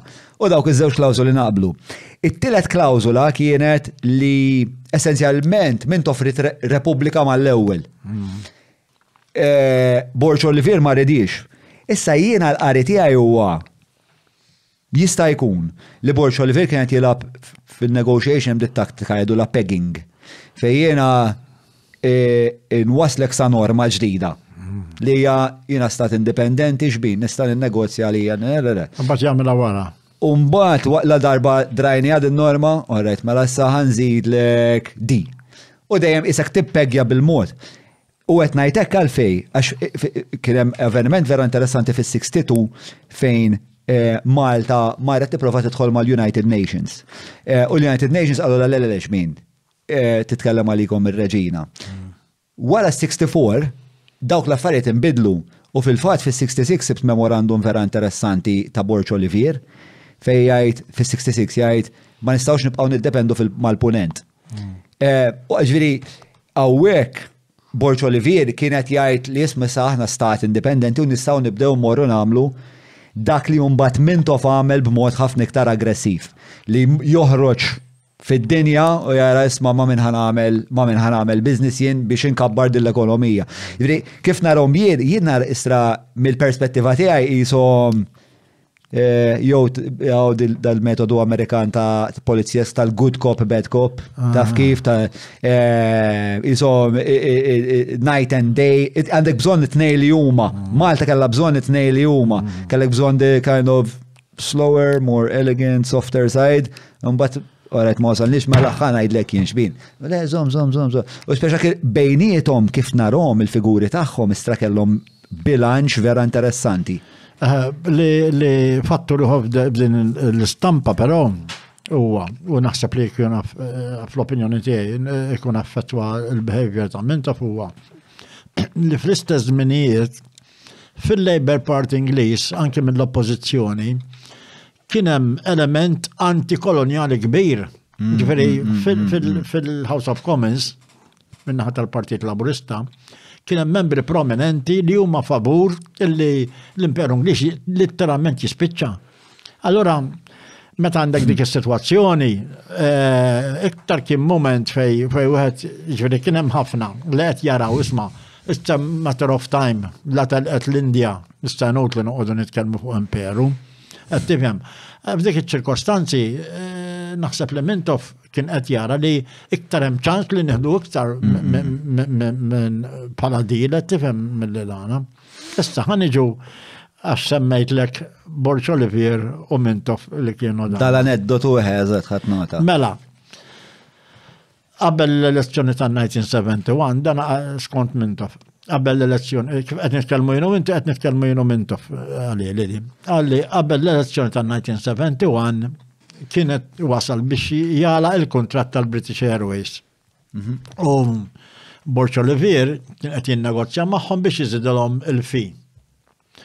U Mintoff qallu isma' qallu jiena ma naqbilx illi sempliċement inżidu l-fi, qallu jiena naqbel illi għandna nfittxu l-open market, mhux nibqgħu marbutin mal-British Airways, din hija parti żgħira minn l-istampa kollha tad-differenzi ta' bejniethom. U ovvjament ma kienx qed jaqblu. U Mintoff qallu l-Borg Olivier qallu ħanejdlek x'nagħmlu. X'infadal xi sitt xhur l-elezzjoni. Qallu inti importa titkellem magħhom ma timfinalizzax. Qallu mbagħad jekk titlinti fl-elezzjoni ta' 71 niffinalizza, qallu jekk nitla' jien nfittex l-open market. U Borg Olivier aċċetta. Sarat tant Mintoff qabel l-elezzjoni ta' 71 kien ġaqet jipprepara biex jekk jitla' ikollu s-sodda lesta. Per esempio niftakar jien kien ġaltaqa ma' Gaddafi mill-oppożizzjoni għalkemm kellu qed jaħseb x'irid jagħmel. U kull ma kien imxandar kien li mar Libja xi jumej u ltaqa' ma' Gaddafi full stop imma għallef kemm kienu ftehmu affarijiet. U beda jifittex il-market u sab illi l-Aer Lingus tal-Irlanda lesti biex jagħtu l-aħjar kontratt l-kiġu hawnhekk. U mar Londra jitkellem magħhom. Sewwa Londra niftakar sewwa hija Londra. Iva Londra. U mbagħad però meta rrit jiftiem magħhom condition għalhekk jitla. Għallu li però ma nistux intuk il-kelma. Għallu li għax għalkemm uffiċjalment din hija kompetizzjoni open. Għallu li tgħix kemm hawn protezzjonizmu minn taħt bejnietna. Għallu li aħna mista naqbdu niġu u nieħdu il-cake tal-British Airways minn Malta għax ma mhux vera u dil-competition de facto f'da sens. U Mintoff Mintoff li ma jaċċettax it-telfa. Mela imur Ireland u jitkellem mal-Ministru konċernat fuq għall-biċċa tax-xogħol u konvinċih dal-Ministru illi jekk jitlgħu fil-gvern jiġu l-Aer Lingus. Il-kumpanija sabet id-diffikultà tal-etika jew nuqqas etika sejħela li trid bejn il-kumpaniji tal-ajru. Però l-Ministru konċernat mar Ireland u konvinċieħ. U ġilura għal Malta u tela Mintoff. Xi ftit xhur wara li tela inħolqot gwerra bej West Pakistan u East Pakistan. Għax dik li Bangladesh illum kienet parti mill-Pakistan qasmu l-Ingliżi. L-Ingliżi meta telqu mill-Indja minħabba l-kwistjoni tal-Musulmani u l-Hindu, mhux salvaw, imma għax għadhom jagħtu sal-lum jitqatlu. Imma ħolqu il-Pakistan bħala pajjiż u l-Bangladesh bħala pajjiż. U East Pakistan, mhux Bangladesh. Kienet ila brewing di illi il-gvern tal-Pakistan iktar jagħti importanza dik il-parti tal-East li għalli kbira l-lum hija l-Pakistan propja u ma jagħtix importanza l-West Pakistan l-lum hija Bangladesh u għalet gwerra ċivili bejnietom. U minn taf qed għalli kif smajtani għalli l-marelli kemm se jkollhom ajruplani u pilots m'għandhomx jagħmlu. Għala daqsxejn, id-deduttiv ta' minn taf. Għattu, l-għola għasfemtu, għattu la, għalli zgur, għalli daw pajis wieħed maqsum bl-Indja fin-nofs, xint għandek il-Pakistanaw u l-East Pakistanaw. Għarraġ l-lum Bangladesh. Għalli dara kem kellhom aeroplani ġejnu sejrin, u pilots. Maġed. Għadda, da f'moħħu, għek nejdrom jiġu għamma, taħan għamlu l-om pjaċir. Għax ħajkolla m'għandhomx jagħmlu. Għalli, uqbat maħħom u fil-fattu għalli bekk għamil tal-Air Malta u n-nexxielu biex iġġib, għax mal-Air Malta mela. Aeroplani tal-Pakistan, pilots tal-Pakistan, jiġu għaw Malta, jitrenjaw il-Maltin un bat inkaċċuhom, ara minn se jiġi kikum mux għaxdana. Umbat. Inkeċċuhom bil-ftej. Ġveri, mux għaldejja, Kollantu għom kontrat temporanju. Kontra kolla ġveri jafu li ħajġu għawnek temporanjament. Ta' kem jissetja l-Air Malta, ju ma kellux maħu, sa' kem tela fl-elezzjoni, ma kellux maħu li għamel l-Air Malta. Sempliciment li ifmur għall-open market biex iġib l-aħjar kontrat, mux marbutin bil-fors ma' British Airways. Issa, Umbat ġviri, għamel l-Air Malta għax ġiddi l-okkazjoni ħanajdilek. Umbat meta l-estatlu u l-Aer Lingus jena. Għalli fil-politika barranija kullħat jgħamel li għabillu. Min tofda. Ġviri, il-morali mbat tiġi għax inti ħaniftjemu, kim niftjem mal-Aer Lingus imma sab opportunità ħjar u għal-Malta għazza dik l-opportunità mbat. Imma il-puntu għal imma Borċ Olivier kien jitkellem u fej ġiri qablu fa' affarijiet, per eżempju. Ma seta finalizza Borċ Olivier. Jena mill-affarijiet li qrajt, ovvjament kelli 24 sija biex naqra dwarhom kelli affarijiet oħra x'nipprepara. Kien hemm ħafna, fundamentalment, kienu jaqblu fuq ħafna affarijiet u fil-fatt huwa li la darba kellna l-indipendenza u mbagħad stajna bħala stat li jista' jitkellem għalih innifsu li jista' jmur jagħmel daw in-negozjati għax qabel il-dokumenti eżatt l-Ingliżi jgħidulek le dak ma tistax kellmu. U ovvjament l-interess tal-Ingliżi dejjem kien li aħna nibqgħu dipendenti fuqhom. Da fl-ebda punt u ma kienu se jħalluna ġifieri mbagħad pereżempju dokument vera interessanti jew storja ċew vera interessanti li kien fis-68 Borċ Olivier tant kien intebaħ li l-punent mhux se jasal miegħu illi jibgħat fis-67 kien hemm il-kriżi nasib inti familjari magħha il-kriżi ta' kien hemm id-downsizing tal-flus li kienet ituna mill-militar Ingliż u kien hemm dak il-moment fejn kien hemm kriżi ekonomika kbira fil-pajjiż. U Borċ Olivier dak il-punt intebaħ kemm serja sitwazzjoni. U bat delegazzjoni Ċekoslovakkja li kien dak iż-żmien stat komunist li ovvjament il-punent il-reġina ma kienet qatt se tħallina nagħmlu dak it-tip ta' negozju u fis-68 kien firma mhux trade agreement imma relations agreement ma' Dufċek dak iż-żmien. Iġifieri u minkejja li l-kritika li dejjem jaqla Borċ Olivier kienet li huwa kalm u jdum jaħsibha u jdum biex jieħu deċiżjonijiet, hemm trail ta' dokumenti li juru li kienet jieħu azzjoni, però ma kienx mill-istajt insib ma kienx attiv daqskemm kien mintof biex isib dal affarijiet. Però kif narajin, mintof ma setax jieħu tip ta' azzjonijiet li mingħajr dak il-pedament li jgħidilhom isma' jiena nazzjon indipendenti, jiena nitkellem għalija, ir-reġina m'għandix taqsam iktar dan in-negozjat. Naqbel miegħek, imma l-argument huwa li da kollu se tasal fin-1964. Teoretikament, imma teoretikament nistgħu ngħidu wkoll, imma ġabqajna nimbuttaw biex nieħdu kollox f'daqqa.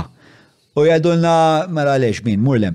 Immaġina, xaġa interessanti għu li li fis-74, il-Kanada, sa' Kanada hija pajjiż ħafna iktar qawwi minna, kellhom immorru lura Westminster Abbey biex ikunu jistgħu jbidlu l-Kostituzzjoni.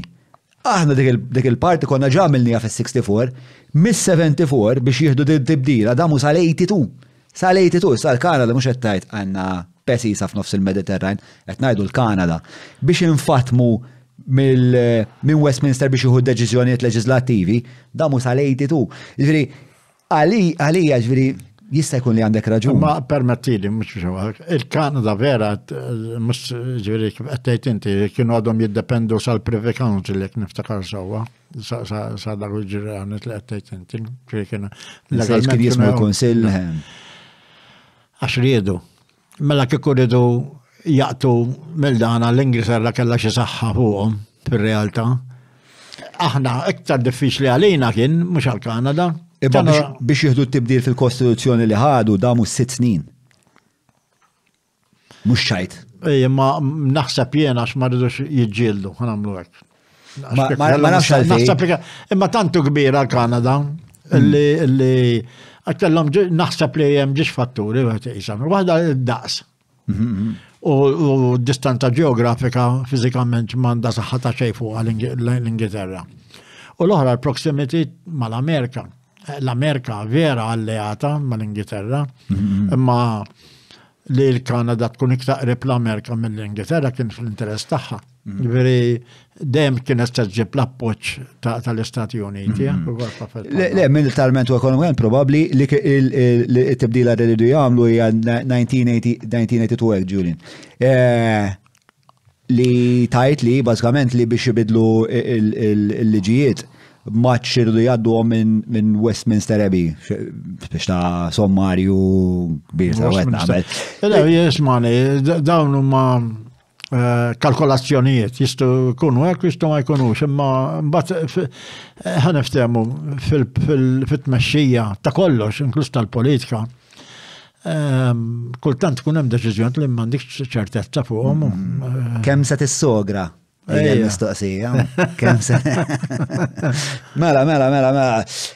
Umbagħad it-traġitt politiku tiegħek, jiġifieri fejn mar, inti iltqajt ma' għajdilna kif iltqajt ma' Mintoff.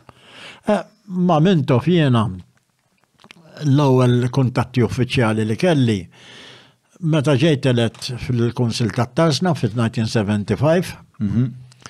U Mintoff kien jajjat il-bordi tad-diretturi dak iż-żmien regolari, inkluż lienna.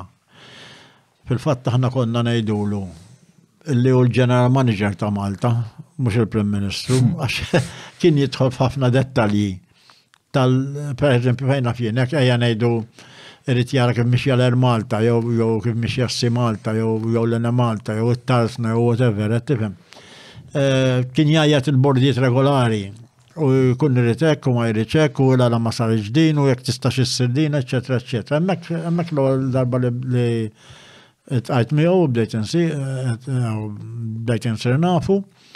Eventualment mbagħad jiena kont attiv ħafna f'attivitajiet tat-toroq ukoll ġifieri hemmhekk beda insiru nafu xulxin ħanejdlu hekk qed tifhem. Però li ġar huwa li mingħajr marit jiena l-għonet Mintoff biex isseprak qrib tiegħu l-hemm application forms. U la hemm ġifieri proċeduri ta' promotion u demotion. Ġifieri jistallum batalik u tħossok li qed qrib tiegħu u għada ma taraħx iktar fajtek. Tifhem, ġifieri ma l-punt tiegħu li jiena dejjem sibt ruħi dejjem ftit pass dejjem qorrobni leħ, u mhux irrid jiena. Tifhem. Sakemm spiċċajt ġifieri ħanejtek konfidenti jew ħanejdu hekk qed tifhem. Ma dak kien proċess deċiż minnu, mhux minni. Tifhem. Ovvjament qastaj ħadd ma seta' jiddeċiedi li jsir qrib ta' Mintoff għax hu kien jiddeċiedi. Għalfejn għażel li jkun għalfejn għażel lilek biex tkun qrib tiegħu. Naħseb li rali jista' jużani u nimmaġina jien politikament. X'utilità kellek għalih? L-għonnet kont attiv ħafna politikament f'attivitajiet tat-triq. Barra minnek kont ġifiri niġielet fit-tarsna, kelli appoċċa ħaddima tat-tarsna, allura femlaw, dik kienet asset ukoll għal-Partit Laburista u għalih li kien meċi. Naħseb ukoll li għax mintof xellugi ħafna fil-ideali tiegħu u anki toħroġ mill-karriera tiegħu, mid-deċiżjonijiet li ħa u kollox. U naħseb li jien b'mod naturali kont naqbel magħha dak il-linja tiegħu ħafna. Allura naħseb dik kienet ukoll. Tifhem. Li kontu qrib xulxin ideoloġikament, li kont attiv fit-toroq u li kellek ir-rispett tat-tarsnara. Dak naħseb dak it-tliet fatturi. Mat l-istorja wkoll li meta ltaqa' miegħek fis-71 fejn ma kienx jafek as-saġġ. Le dik darba kien niżel Bormla qabel l-elezzjoni u għajat il-laqa tal-canvassers f'sala hemmhekk fil-Gjazin. U kienet jitkellem u namlu u jiena kont l-aħħar lura ġifieri. U f'daqqa waħda waqa' fir-ranġa nnuċċali hekk. Ħareġ suba, għalli inti s-sami, għalli inti qed taqla trabel hawnhekk, għalli ara x'qed ngħidlek, għalli hawn m'għandniex bżonn trabel, l-elezzjoni nirpuha bla trabel, għalli taqla x'trabel iktar. U kisirni dak il-ħin, ġifieri il-verità. Ma ġifieri kienet ġifieri one-off ngħidlu jien. X'ħassejt dak il-ħin? Dak il-verità ma ħassejt, bil-kemm ma ngħidlek x'ħassejtu kompliment. Minni bil-ikbar onesta qed ngħidlek. Ġifieri, għaliex jiena kull ħaġa li għamilt f'ħajti fil-politika dejjem b'kuxjenza klir għamilta 1,000%. Qatt ma għamilt xejn għalija jew għall-buttijaj 1,000,000%. Jiena għalkemm kont attiv politikament u fil-Union. Jien spiċċajt, jien tal-16 ta' 16. Spiċċajt xipprajt kif tħalt tal-xipprajt apprentice, xipprajt u xipprajt ħajti kollha. Spiċċajt ġifieri sal-aħħar ġurnata naħdem abbordijiet fuq il-vapuri fl-ar xogħlijiet ġifieri. Qatt ma tlabt laqqas promotion jew transfer jew xi ħaġa, qatt ma tlabt xi post fejn mur noqgħod mill-gvern jew assolutament xejn f'ħajti. U dejjem għamilt għall-ideali ġifieri. Allura jiena bil-kemm ma ħassejtux kompliment dak il-ħin. Li kont taqla trabil? Le, skontu. U skontok? Skont, il-trabil kien jiġi minn ġiġnaħat, għax il-ġiġnaħat kellhom il-heavy teams tagħhom sewwa. Issa din xi ħaġa li l-kapijiet tal-ġiġnaħat ma jkunux qed jgħixuha. Di tkun ħajja ta' isfelnet, qed tifhem. Allura ma qasta jistu jassessjaw għal kollox. Ġirti kont parti minn grupp ta' nies li kienu jingaġġaw fil-vjolenza essenzjalment. Ejja ngħidu fil-militanza. Issa militanza hija ġieli kien hemm inċidenti vjolenti, l-koll hija. Fil-fatt jiena l-iktar li kelli qrib tiegħi minn Bormla kienu ġew il-Ġambu, il-Padi u xejn u Manuel Vassallo, ma bakken oħrajn, u Giuseppe il-Guggu ukoll, dak kien wieħed frontliner ukoll ħafna. Minnaħa ta' Żejtun kelli ħafna qrib tiegħi u kont qrib tagħhom Edwin Bartolom u Nino Totol, Nino Karabot, Totol, ġifieri konna naħdmu ħafna flimkien. Daw l-ismijiet li tissemmi huma nies li kienu magħrufin għal ħiliet ta' ġlied? Kienu wkoll hija. Intu wkoll kon magħruf għal dak it-tip ta' attiviżmu? Naħseb li kont hija. Kemm kien frekwenti li kont tingaġġa fi vjolenza? Le, ma tiġrix. Issa incidenti violenti kun jinqalu ħadd ma kien imur jgħid tisma' ejja llum mara nagħmlu timetable biex imur naqlu l-vjolenza. Per eżempju. Dana nkunu qegħdin waħlu l-karti, all right. Jiġu tan-naħa l-oħra b'karozzi u ikun wieħed bis-sellun qed waħal il-karti u jtajruh bis-sellun kollox tan-naħa l-oħra. Tan-naħa tagħna ħajxabxfulhom, mhux se jitfawlhom xi ħaġa dan. Ġifieri daw kienu inċidenti fuq il-ġnaħat. U jinqalu spontanjament, mhux ippjanati, tifhem. Kien hemm inċidenti kbar imma dak ma kellix naqsam magħhom jiżgur. In-nazzjonisti qatlu l-Fusellu, in-nazzjonisti qatlu l-Karin Grek. Dak affarijiet. Il-Fusellu mhux is-Sunshine jew x'kien jismu s-Sani. Le. Min qatlu? Li qatel il-Fusellu mhux dak li x'kien jismu qatel il-Fusellu? Insejt kien jismu. Kellu s-Sani, dak li kien ħareb mill-ħabs mbagħad. Iva. Mak mhux għax nazzjonalist dak għax ir-rejp jallu tifla. Tant kien nazzjonalist li meta sparalu qatlu mar jiġri l-gażin jgħidlu qtilniulhom il-Fusellu. Sibiru għadu dil-istorja ġdi kienet storja importanti. Il-Fusellu kien jgħadu li kien it-tifel il-leġitmu tal-Orizzant jew xi ħaġa. Le mhix vera. Dik kienet ħrafa. Ħrafa kbira. Il-Fusellu kellu missieru kien marat. U il-Mintof dak iż-żmien kien l-ewwel darba li beda jibgħat il-morda l-Londra biex ifejquhom. U fejqu. U kien taf kif kien baċċa l-laburist, minn li hemm laburist imma il-mistier, u t-tifel ħareġ jiffolowja l-mistier u kien militanti ħafna Fusellu. Fusellu ħaniftehmu. Ġieli jaċċeda il-linja wkoll biex ngħidu kollox, il-verità ngħidu. Meta ngħid eċċeda, jiena l-istorja kont nafa. Issa jista' jkun li parti mill-folklore. Meta nqatel m'għandux ċaqsam, ma kienx qed jagħmel xejn. Għatel kien mal-Jackson nifim jidillin u sempliciment kien hemm dan kellu xi argument miegħu qabad u sparalu, ġifieri mhux ma kienx qed ħaġa ma kien hemm l-ebda attività politika jew. Marja li kien hemm xi tifla involuta fl-istorja.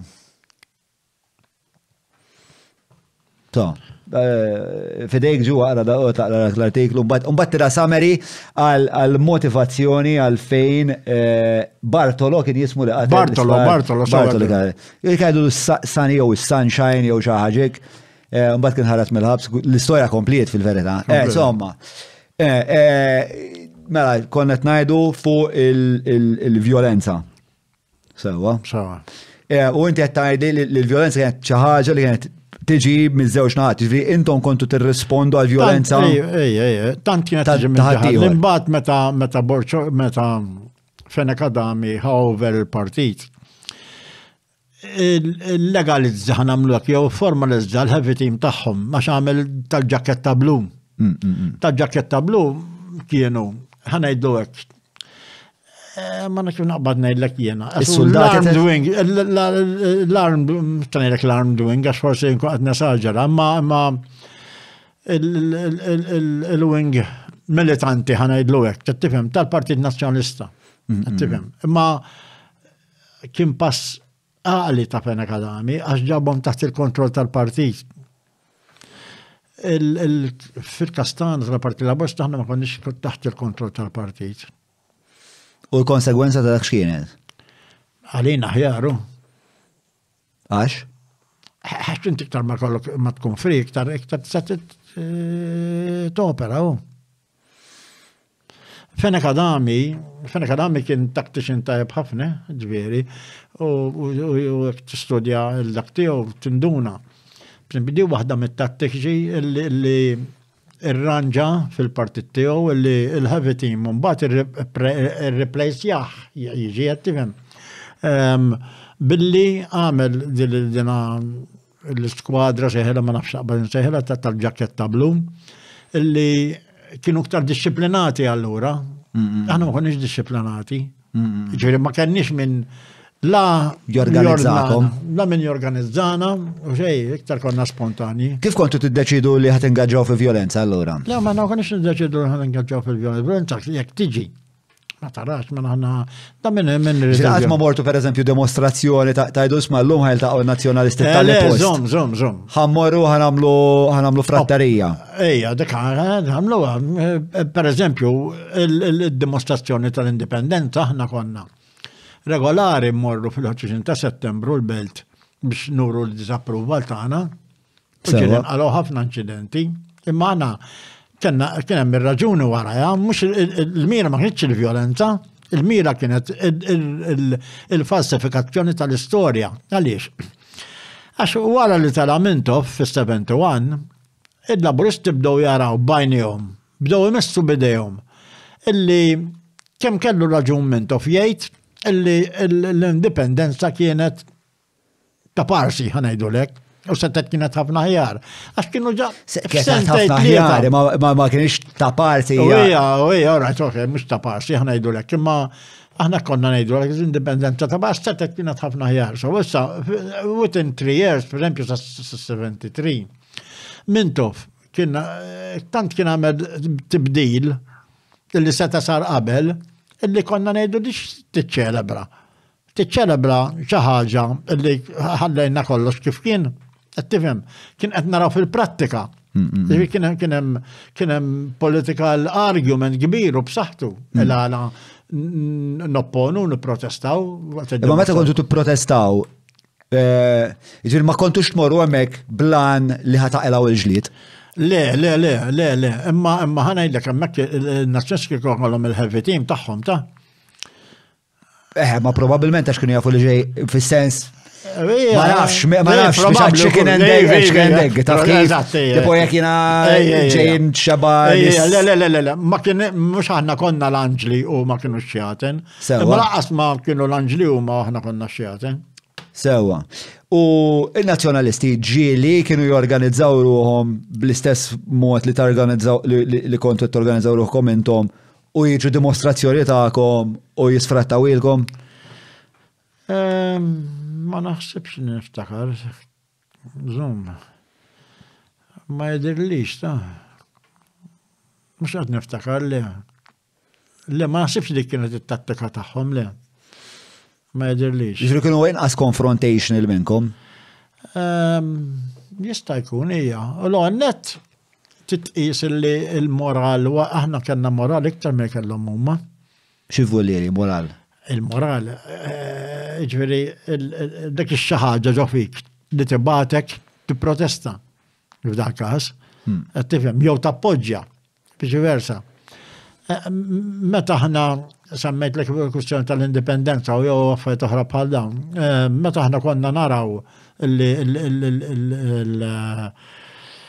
il-mira, il-banner li għedin inxejru, tik il-kuraċ u tħossok li għandek you are fulfilling ħaġa tajba. Għadek daqsek perswas minna dik il-ħaġa il-fat li jintom kelkom ideologija li tiġġustifika li jintom tkunu iktar confrontational? Mux tal-li għadni konvint, tal-li l-ektares lej l-istoria ħastib. Illi ħafna mill-riformi kbar illi saru, mit-tibdil kbir li saru għal-ġustizja soċjali, ma baqgħux mis-sema.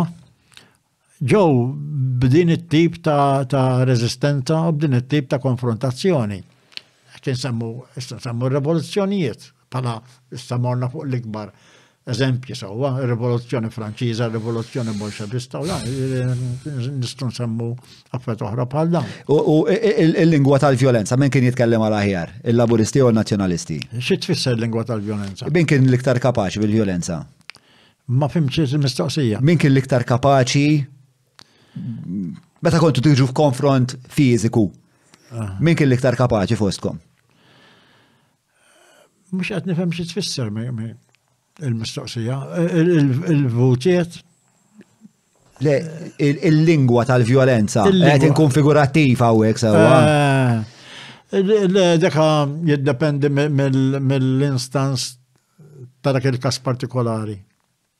Ġifieri kien hemm każijiet fej kien hemm sparar min-naħa tan-nazzjonalisti fuq il-laburisti, per eżempju, kien hemm każijiet il-kontra. Fej kien hemm sparar mod ieħor, ma dak jiddependi.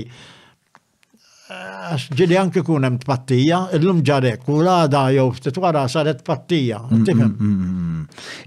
U ġieli taħseb li sawwat il-xagħat li ma kienx ħaqqu? Jiena żgur li le. Żgur li le? Miljun fil-mija. U l-għonet jiena qatt ma rfajt idea fuq xi ħadd li huwa inqas minni. Dika diżunur kbira lija kieku u nistħi. Kieku nistħi qiegħed hawn nitkellem miegħek. Jien meta kelli xi ngħid, dejjem kelli xi ngħid ma' numru ikbar mhux ma' wieħed, qatt ma kelli xi ngħid ma' wieħed, ma' numru. Għax il-bqija diżunura lija. Kont għadni żejru kont niflaħu ħanajdduha kif inhi wkoll. Ġiri kont fittex li t-ġilet ma t-tafs, inti? Jien mux kont fittex minn ġiet maħat. U hija fis-sens li jekk ħajġi il-violenza. Ġieli hija nqalgħu inċidenti fej spiċċat fi ġlieda hija. U ġiri kien hemm inċidenti fejn għad di stajna frankajnija? X'ġifieri? Per eżempju, rajt fuq inċident fej dan naħseb it-totola li żemmejt. Isu fuq mass meeting il-Kalkara. Sawa. Naħseb tikteb dwar fi-ktieb minn għal-jenti. Taħseb spiex ma taħsibx li kienet żejda dik? Miġġiex naħat. L-ewwel ma ġara dakinhar kien illi kien hemm minn nazzjonalisti minn fuq il-bejt tawna xaba fliexken u tat-toto kienet ir-reaction għalihom. Għalli da titqis inti li ejn ngħidu kif inhi. L-ambjent kien goff ħafna. Ostili ħafna. Miġġiex naħat. Qed tifhem. Żgur li mhux każ ta' Anġli u xi ħadd fuq xi naħa. Żgur. Mela, sibċ ħaġa fuq da, fuq Bartoleu. Qiegħed season 4 qed inħossni out of 7. Imma u x'raġuni ta' insa il-ħarba tiegħu minn Kordin u għalfej ħarab u kif ħarab u x'ġara wara. Dik il-sija dik il-parti. Il-parti ta' għalfejn mar u spara lil-Fusellu. X'kienet ir-raġuni, x'immotiva? Il-persuna li spara l-Fusellu apparentament ma kienx jafu. Ġifieri ma kienx politika. Malli raħ, għallu inti ara fil-karozza, għallu inti l-Fusellu, għallu iva, mbagħad inqala ġlieda u għala ġiex sparaturi minn ġiex armi differenti. Dik l-iktar parti li fim, to be honest. Imma għalfej maru għallu inti l-Fusellu? Semmek għadni ma salġet, tama li jem sal-axar tal-artiklu li jatnaqra. U jekk jissejba, tela jiġri gazin taħħom u għallom tilniwlom il-Fusellu. Il-Fusellu kien maruf li huwa militanti fil-Partit Laburista. U meta tajt il-Fusellu ġili qabeż il-linja kif ġili qabeżha? Le, fimni, kien kif naqbad ngħidlek jiena, kien jasal li jkun aggressiv hux. Kien jasal li jkun aggressiv anke ma' minn ma ħaqqux forsi? Le, mhux għax daqt titkellem fuq ċirkostanzi bejn nies li huma ta' tal-istess ġeneru hux. Eventualment, dil-vjolenza politika kollha kif intemmet? Naħseb li l-ewwel net fena kadami meta tela rrid ir-rikonċiljazzjoni. U vera rieda, naħseb jiena, mhux qed ngħid li nnexxielu għal kollox, imma non-net kull min ikun fil-gvern ma jaqbellux li jkun hemm vjolenza politika u ġlied politiku, ovvjament, qed tifhem. Jekk tgħidli kif spiċċat, naħseb jiena l-ewwel nett il-Partit Laburista evolva b'mod differenti u kien parti flimkien mal-Partit Nazzjonalista biex dat-tip ta' ambjent jiġi wither the way ħanajdlu hekk, qed tifhem. Naħseb li dik kienet ir-raġuni, ġiex partiti naħseb ħadmu għaliha. U bil-fors ma jistax jaħdem, dik neċċaġa, ma jistax jaħdem lejha partit wieħed. Ma tagħmel sens. Jekk iċċekka tagħmel dal-partitu dal-għalija xorta ħatibqa' kwistjoni. Qed tifhem. U fi żmien Mintoff ma pruvax jagħmel xi tip ta' Mintoff tilef il-kontroll tagħkom? Mintoff ma kienx jidħol fihom dawn l-affarijiet. Mintoff għaskun jaf x'inhu jiġri f'dawn l-affarijiet.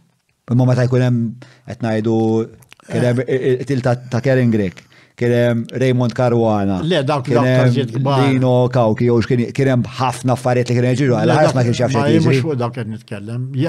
Fuq il-street warfare. Jien jekk tinnota. Għax barra minn hekk, il-militanta tiegħi kont parti wkoll mill-vanguard ta' trade union tal-industrijali, ġifieri, meta laqna l-port, meta kien hemm l-attakk fuq il-Kurja, eċetera, eċetera, ġifieri jiena meta di importanti. Propjament jien meta qed tgħid li violenta laqas hija eżattament id-definizzjoni. Għaliex, għax jien li nemmen fil-militant ta' Kotrana. Issa, il-Kotra, meta tkun militanti, għat protesta, whatever, ikolla l-qoxra ta' qoddim il-Vanguard. Għal minn mux imdorri f'daw l-affarijiet, forsi jgħid massa. Le, il-massa meta t-protesta, jekk ma jkollix Vanguard taf qoddim, issa sekkina bla xafra, ma taqtax. Tista' tkun kbira daqsiex is-sekkina, tkun sekkina tal-ħobż kbira. Jekk inti x-xafra tagħha tiċċattja qiegħda, ma taqtaħiex il-ħobża.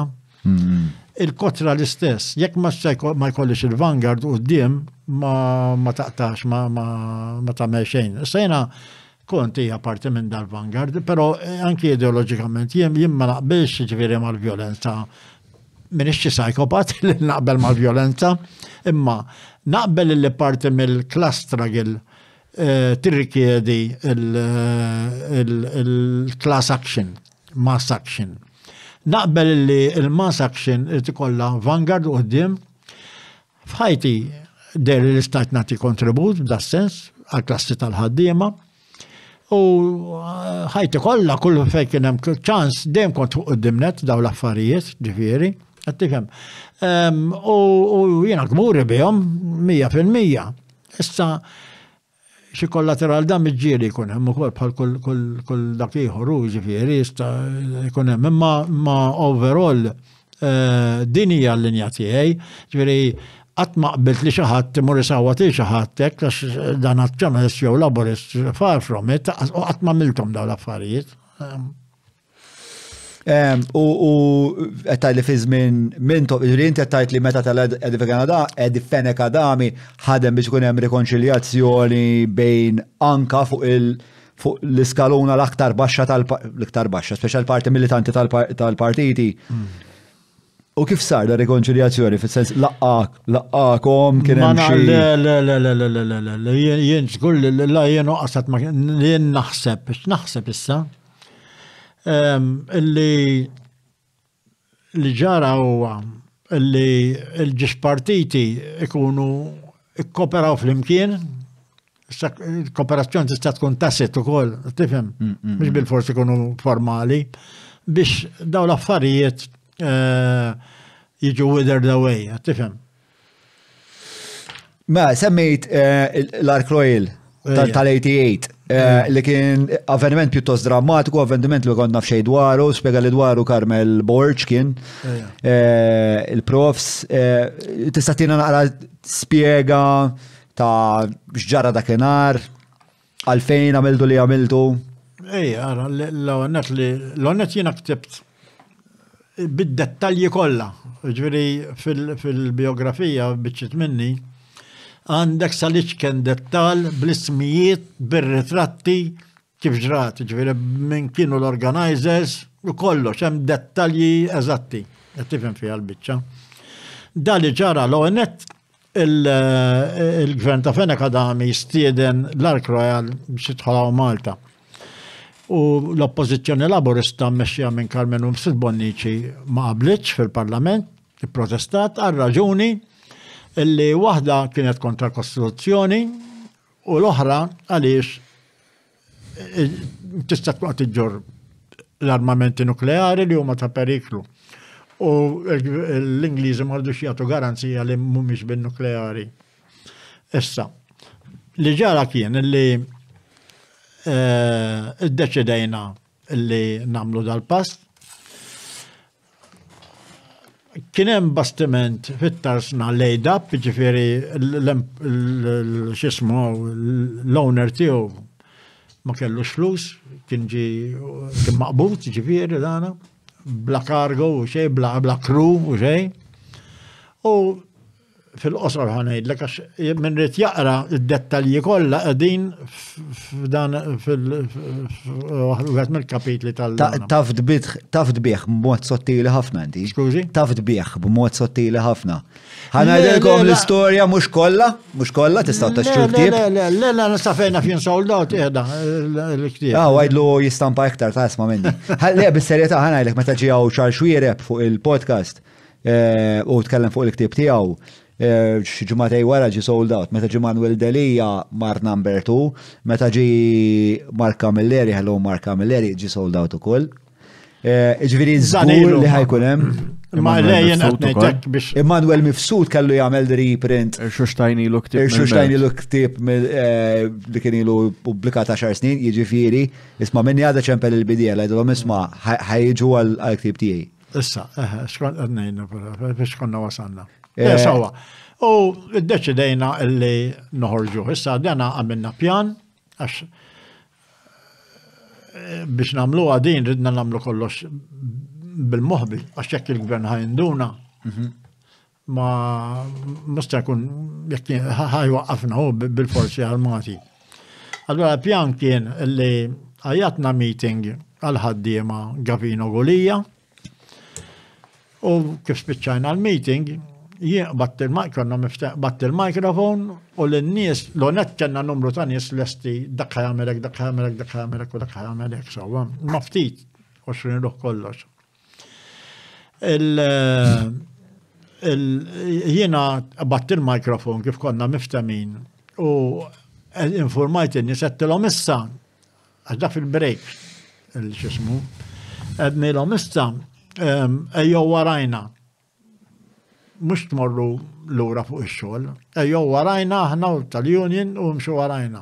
Għan-nies qas jafu għalfejn ġew warajna. Mexxejniehom għal fuq il-vapur tlajna insomma u lajna u ħriġna. Sadattant Tony Colero u oħrajn ħajġakjaw it-tugboats mill-Birgu għax bit-tugboats rid dana. Kien hemm Fredu l-pilot. It-tugboats ta' min kienu? Il-pilot tat-Tug Malta. Daw li daħlu li jirmunkaw il-bastimenti biex daħluhom fil-port. Il-vapur, musa se għadaf waħdu. Fil-port bil-forsi. X'operazzjoni di? Kif? X'operazzjoni di? Kbira. Issa imma l-problema r-riħ. X'kont tħoss dak il-ħin? Ħana jillek, sadda żmien kont ġa hardened ħafna. Kont hardened ħafna. Il-biża li kelli li jista' jweġġa xi ħadd. Il-bqija ideoloġikament naf li qiegħed fuq in-naħa tas-sewwa. Allora dik ħaġa importanti, inti fuq in-naħa tas-sewwa. Inti x'ħassek qed tagħmel is-sewwa, mhux qed tagħmel ħażin. Barra minn hekk dak li huwa execution ta' xi ħaġa ġa kont ħardendux. U naf li n-nies li hemm huma ħardend ukoll fiha l-biċċa. Mux l-ewwel għatta militanza li għamilna, insomma, eventualment, insomma, ħriġnieħ, kien hemm Fredu l-pilot, imdaħħal fiha din, li bħala pilot id-dereġa t-tugboats u ġnafjena, u ħriġnieħ dar, niftakar kif dar, kif ħareġ minn number, għax kuna krat fejn number 6 dok kien marbut. Kif ħareġ u ħabbarri għax meta kien vapur kbir. U kien ukoll vojt. Allura għandek shipside kbir ħafna, r-riħ iktar jaħkem fuqu. Tifhem. U dar insomma bis-saħħa tad-tugboats insomma u ankrajnieh fil-bokka tal-port u tlaqna lura li tasna. L-għada, anzi jekk hux l-għadew dakinhar, fil-għaxija, naf li naħseb dakinhar fil-għaxija sewwa. Il-forzi armati neħħuh minn hemmhekk u sekonda. Taġġeġi. Sabiħa l-istorja. U allura seta l-arkru għad jidħol. U hemmhekk kienet se tiġi se tisfaxxa l-protesta. Il-ġara però li ma konniex lesti għalija din se jiġri hekk qed tifhem. Ġara però mbagħad li kien hemm bastiment ieħor, dal-każ mhux lejdab, bastiment Greek l-Olympic Rainbow bil-kaptan u bil-kru fuq. Illi kien marbut mal-Boiler Wharf fuq in-naħa l-oħra ġifieri tal-bajja fejn it-tarsna.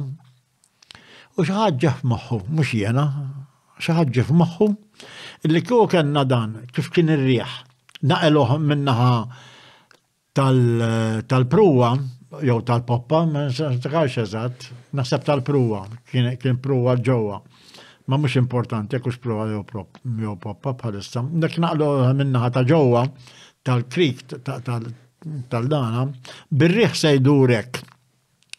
U jiġi jalaq nofs il-port. U morna jiena il-Miki u niftakaru x'ismu Michael Parnis u xitnej oħra, jien bis-sega fidi biex nistega l-uċċima, u Michael Parnis għallej x'nistega l-uċċima, għallej niġbdu, vapur kbir ma tiġbdu, taqilu minn Malborard. U għallajn minn Malborard, ġifieri it-tieni imblok sar sempliċiment biċċa xogħol ta' 5 minuti. Mbagħad ir-riħ li għamel kollox, qed tifhem ġifieri, imma kienet xi ħaġa ġifieri spontanja. Qed tifhem ma kienx hemm.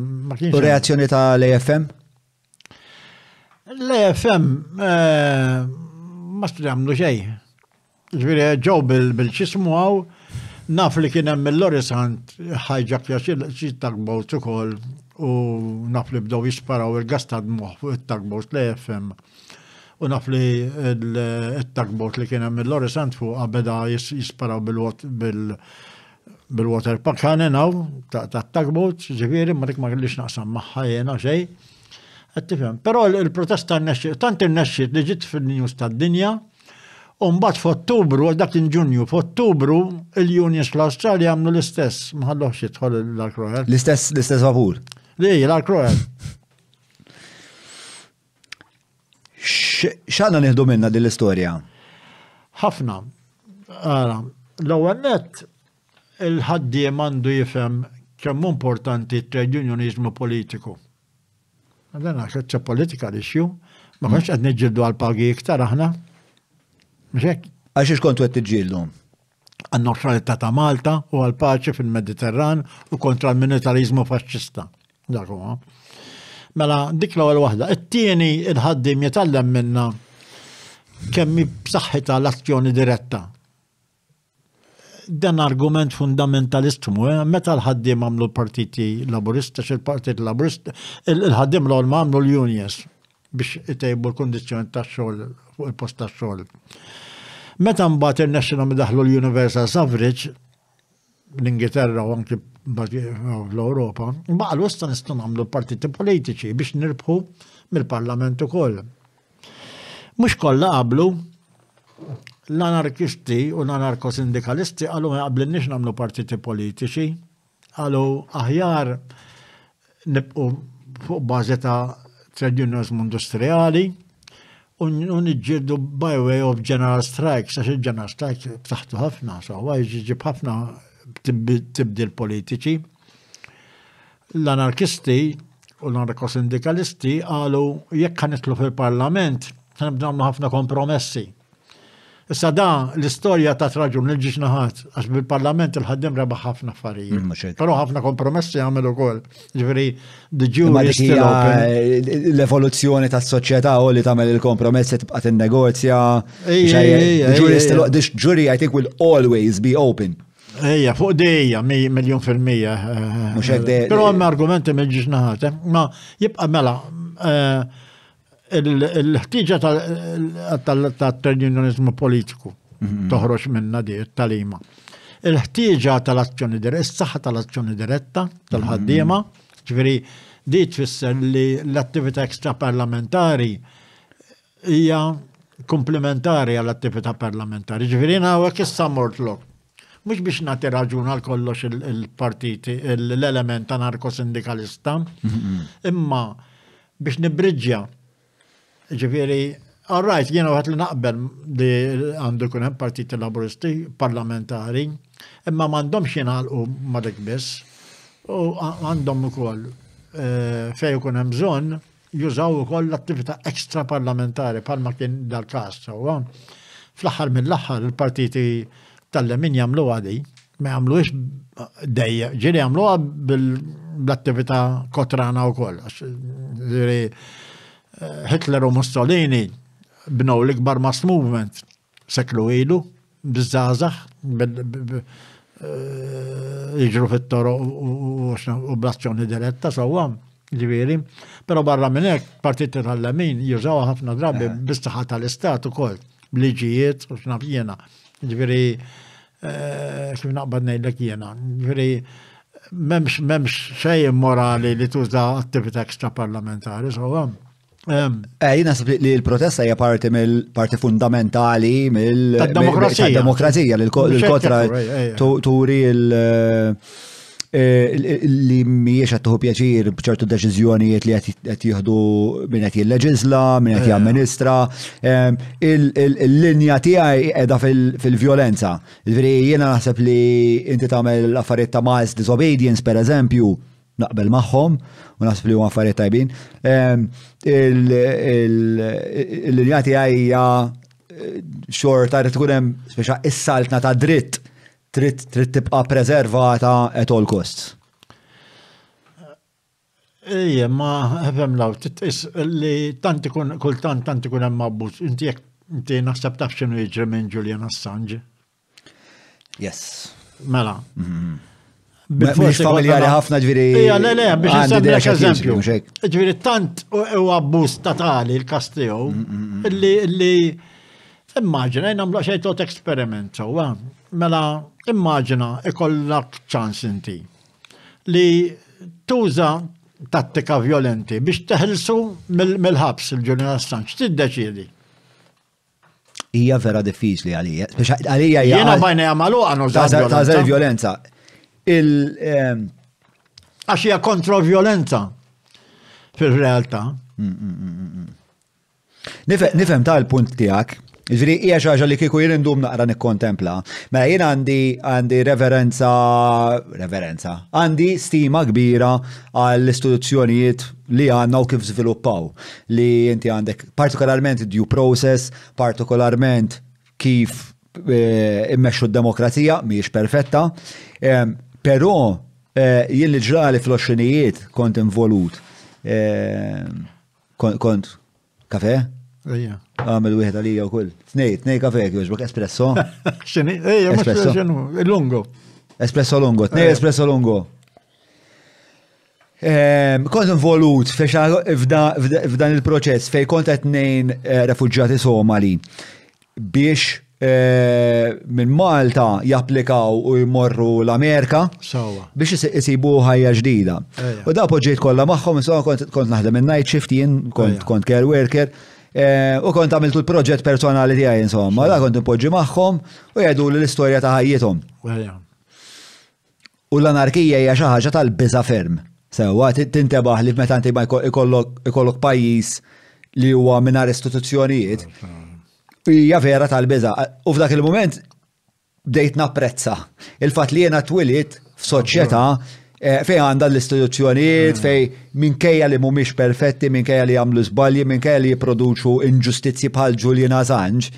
Jiena ltqajt ma' xi 20 Julian Assange li bdew jgħidu l-istejjer ta' eluf ta' Julian Assange fej nafek jekk għandek l-Al-Qaida li huma l-Al-Shabaab kellhom il-problema tagħhom. Jekk l-Al-Shabaab iddeċidew jaqbdu machine gun jiġu jitlu ġew u jistupraw lek in-nisa. Ma tista' ma għandekx diment li m'għandekx l-AK-47 tiegħek. Inti you're fucked. Allura daħħalt f'moħħi dan il-ħsieb li l-istituzzjoni, il-kunċett ta' saltna ta' dritt u l-kunċett ta' due process għandna nippreservawhom kemm jista' jkun. Issa il-mument li inti tajt isma' ma jekk jiena naqbes il-mument il-proċess ta' due process biex nasal għall-lan tiegħi. Inħoss li tkun qed tissagrifika xi ħaġa fundamentali li qed tippreserva l-bqija tal-affarijiet biex tasal għall-għan li fl-aħħar mill-aħħar huwa suġġettiv għax jien qed niddeċiedi u fl-aħħar mill-aħħar jien fil-kuntest soċjali wiesa kollu min jien li niddeċiedi li l-għan tiegħi huwa iktar importanti mid-proċess demokratiku mid-due process. U dik tbeżżani. U hemm quote ma daw dejjem infottihom, kull podcast nipprova nfotti quote jiena. Għandi dal-hobby.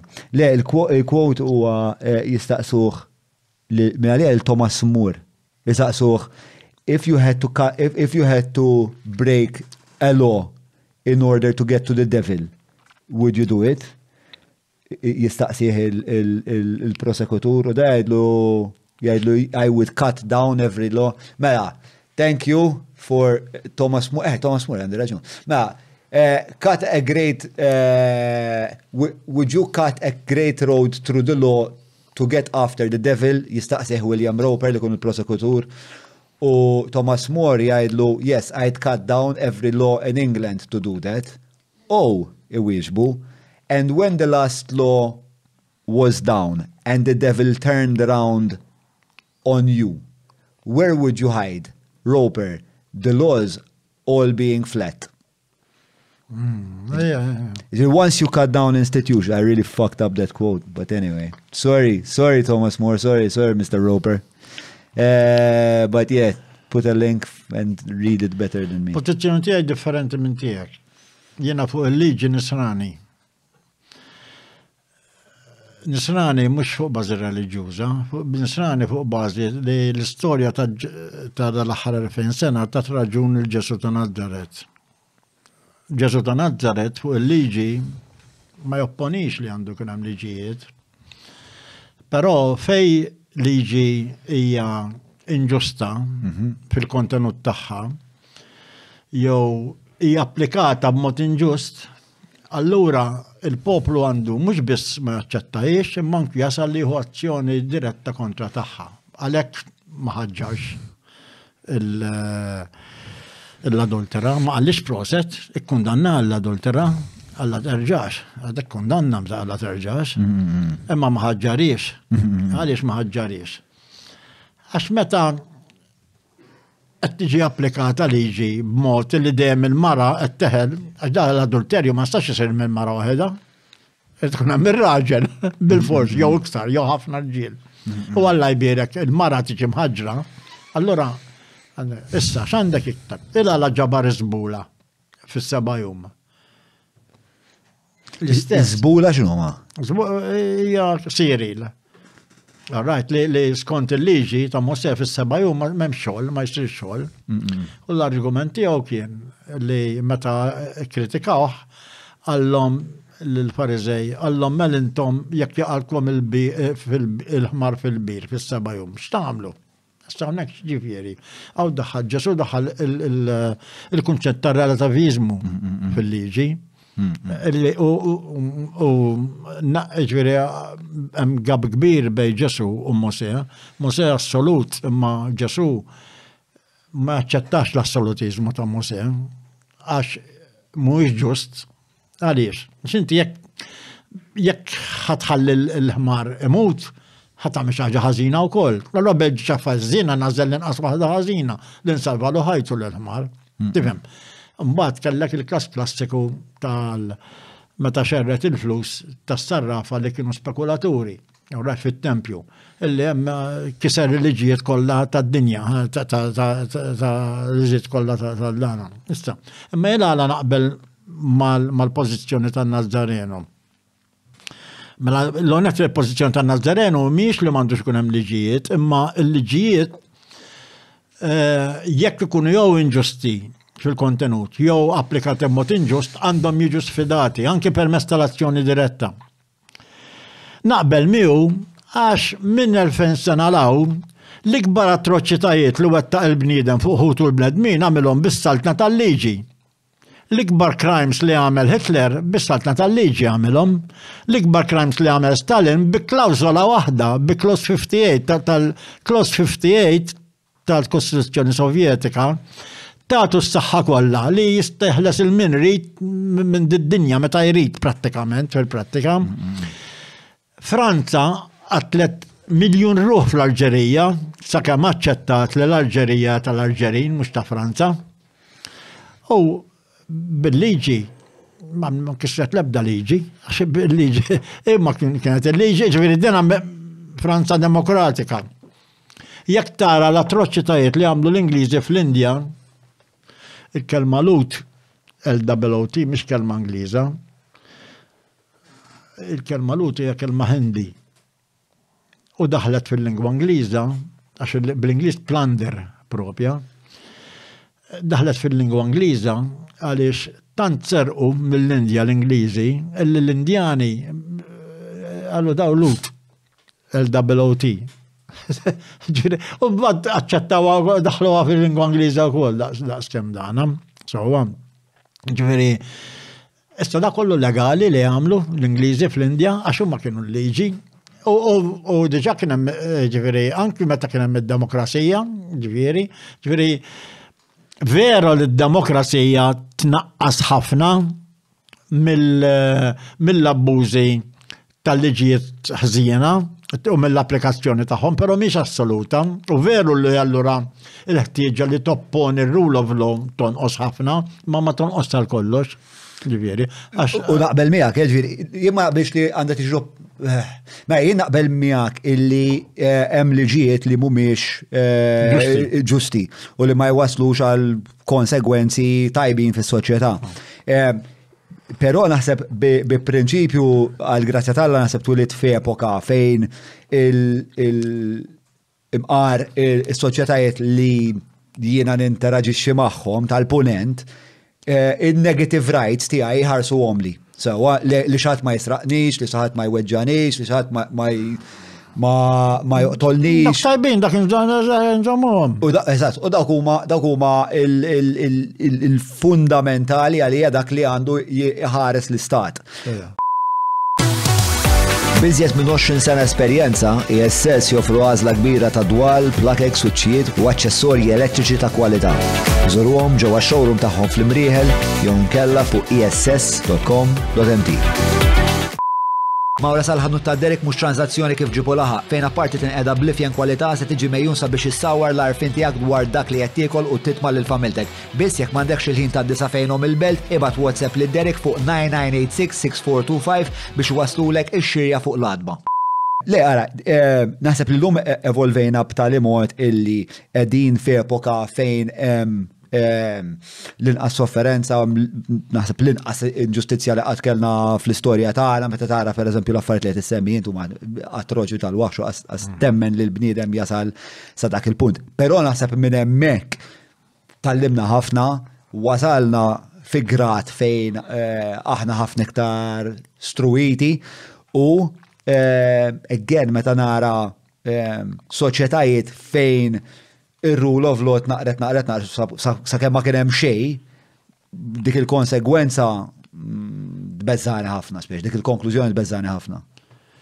Ġifieri qed taqbel biċċa miegħi. Le, naqbel, u żgur li naqbel miegħek, ġifieri jiena bniedem illi naħseb li hemm bżonn riformi fundamentali li mhux qed naqblu u jista' jkun li qed naqblu wkoll ta' kif tasal għalihom.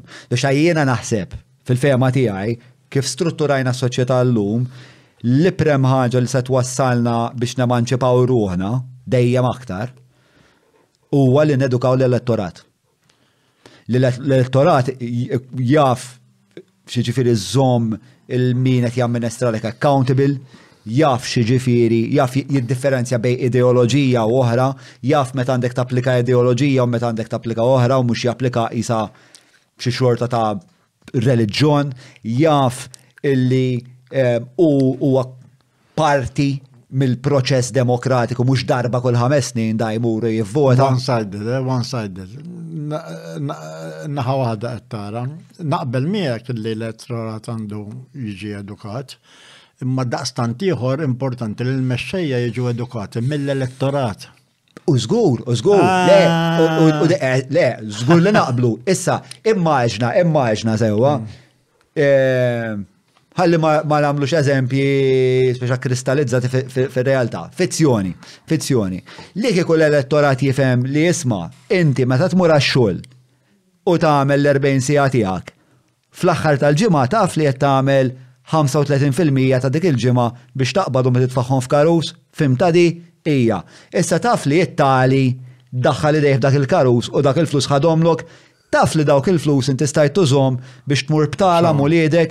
Sewwa, f'dak il-punt l-elettorat ħajedukah il-min seraq, ħajlu xbin, tidabbar li lem, tiġib dawk il-flus lura, ma jibqax jittollera daw l-affarijiet. L-edukazzjoni, jiena nemmen li elettorat edukat lil-mexxejja tagħna ħajedukom by means of making them more disciplined. Ma jien naħseb li meta qed ngħidu l-elettrika tkun edukat, waħda mill-lodda hija trasparenza. Għax imbagħad malajja. Naqbel. Minuta. Jiena meta qedlek ftit ilu tkellimt f'meeting tal-graffiti pubblikament ħan irrepeti. Waħda mill-affarijiet li qed li titranġa f'Malta hija tal-open government.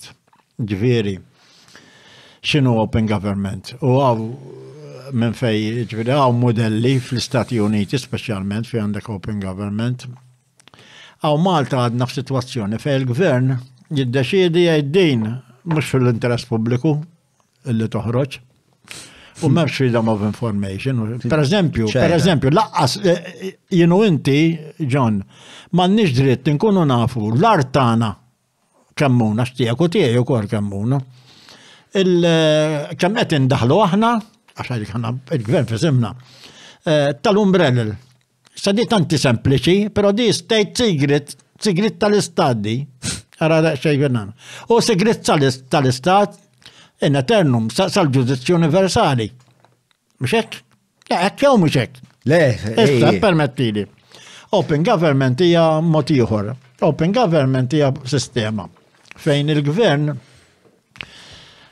mhux talli irid ikun open, irxandar kollox online u ma jista' jħalli xejn b'deċiżjoni tiegħu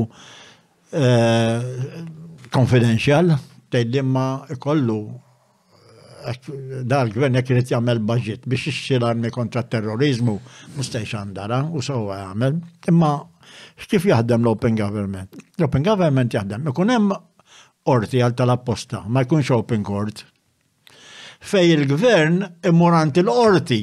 Il-qorti kollu gwidi mill-Parlament ġenerali, ġeneral Gallas, jgħidu isma' inti tista' tawtorizza lill-gvern tali deċiżjonijiet daw il-kategoriji ta' sigurtà jew kuntratt ta' qed jiġi negozjat, jew trattat qed jiġi negozjat ma' pajjiż ieħor.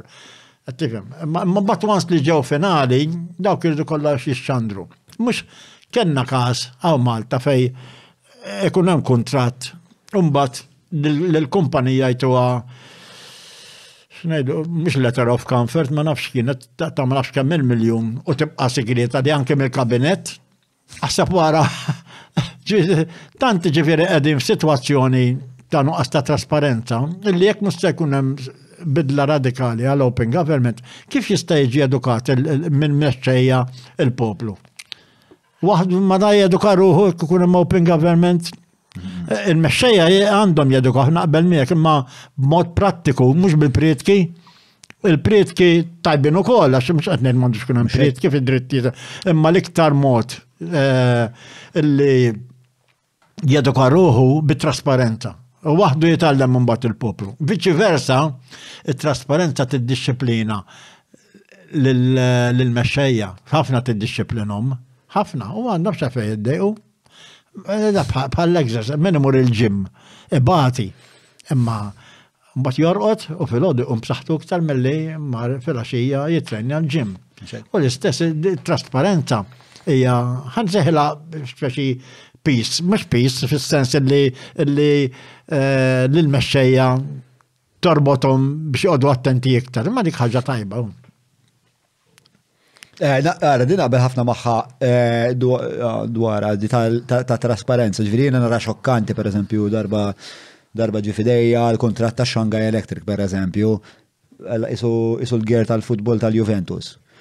Kollox iswet. Xo ngassat biex tatna il-ġejjieni tal-power tagħna. Mela. Jekk trid. Jekk inti. Mela jiena nixtieq ħafna. Le jien nixtieq ħafna li nkomplu. Mela biex nkunu biex ngħidu kollox f'ġieħi trasparenza, n-nota li għaddieli kienet go until 7:30 għax kellna ftehim li ħanamlu sa' 7 imma weġbu li jaċċed il-ftehim b'kunsens taż-żewġ partijiet ta' dan in-negozjat. Ħanamlu sa' 7. Semi fucking mela istja. Mela. Din naqbel ħafna magħha di tal-open government u llum it-teknoloġija vera tippermettilek li tagħmilhom dawn l-affarijiet u li tippubblikhom. Mela. Fil-fatt, huwa żball tattiku kbir illi qiegħda ssir enfasi fuq id-drittijiet tal-investigative journalists. Mhux għax ħażina, għax tajba ħafna. U fuq il-kwistjoni tal-liġijiet tal-islab. Tajba ħafna wkoll. U irid il-gvern għandu kampjun ta' Kalifornja. Kalifornja għandha l-aqwa liġijiet anti-slap laws. Għaliex? Għax għandha liġijiet illi jekk il-qorti jinduna illi min qed jipproċedi kontra il-ġurnalisti qed jagħmilek sempliċement bħala delaying tactics mill-ewwel twaqqaħlulu il-każ. Ġifieri hemm kampjun jista' irid il-gvern jikkupjah letteralment għax kemm tajjeb il-Kalifornja. Issa, però fiex konna wasalna. Kont titkellmu fuq open government, iktar trasparenza. Imma semmet l-ek xaħġa oħra. L-antislap laws. Eżatt, l-antislap laws. Imma, għettina tal-impressjoni illi jekk insaħħu l-antislap laws, jekk insaħħu l-Freedom of Information laws u drittijiet tal-ġurnalisti, nkunu wasanna, mus nkunu wasanna mkien. Għaliex? Għax, il-poplu m'għandux joqgħod jiddependi biex ikun hemm xi ġurnalista investigattiv x'ismu għaw. Xi Jacob Borch? Le, dan għaw li kien tal-Alternattiva u kien membru parlamentari Kassola. Kassola jieħu ħafna inizjattivi fuq każijiet individwali. Fuq hekk. Kollu raġun naħseb jien ħafna affarijiet ma il-poplu mhux moqdib daqshekk. Daw trivjalitajiet ikunu. Mhux hekk. L-ewwel ma rrid ikun hemm open government. Mbagħad dawk għax anke mbagħad open government jista' jkun hemm fejn xi ħadd mill-gvern jabbuża għax ma xejn perfett, mbagħad jitlu drittijiet tal-ġurnalisti u affarijiet oħra bħal dawn, qed tifhem. Imma l-ewwel ma jkun hemm l-open government. Il-bqija qed in-nies il-poplu jista' jaħseb illi billi nsaħħu l-freedom of information u billi nsaħħu l-anti-slap laws u drittijiet tal-ġurnalisti le ma nkunux wasalna. Le, ma nkunux wasalna assolutament xejn. Huwa pass il-qoddim, naqblu li huwa pass il-qoddim li inti m'għandekx ikollok il-fakultà għax għandek xebba flus, ġurnalist, pratikament kissirlu ħajtu biex jaqaf jinvestigak, għax inti dejjem, biex hekk inti corporation, jew inti businessman kbir, whatever, biex jekk taqbad tikkompeti ma' ġurnalist minn għandu l-iktar flus biex ħallas l-avukati dejjem. U jiena li tinfurjani ħafna hija il-fatt li jiena għandi ħafna ħbib tiegħi li huma ġurnalisti li jippruvaw jagħmlu l-metodu tal-FOI u li jitfgħu l-application tal-FOI u jirċievu ħafna tweġibiet lura mingħand l-avukati tal-istat biex ma jtuhomx l-informazzjoni biex joqogħdu jiffrustrawhom u jaħlulhom il-ħin. Jiġifieri l-istat effettivament qed juża t-taxxi tiegħi biex iqabbad avukat biex joqgħod jitnejjek b'xi ħadd li qed jipprova iġib il-verità f'ismi bil-flus tiegħi. U dik hija xi ħaġa li hija intollerabbli. Mela, la darba għandna għatfadlina ħar nofsija. Le, zgur, jena il-ħin kollu, jena għamel. Nofsi oħra kemm importax. No, kun sanajt nan tlettijiem, marrajt. Sibna kompromess. Għana di għal-parti speċa forsi aktar riflessiva ta' din il-konverzazzjoni. Meta tħares l-ura u lej il-karriera tijak fit-tarzna, fil-militanza konfidant ta' Mentov. Blim kienu l-ikbar żbalji li għamilt?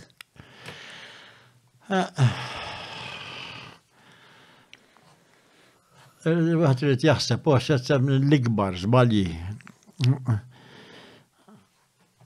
Onestament, pala linja ġenerali, no regrets. Ġveri 100% no regrets.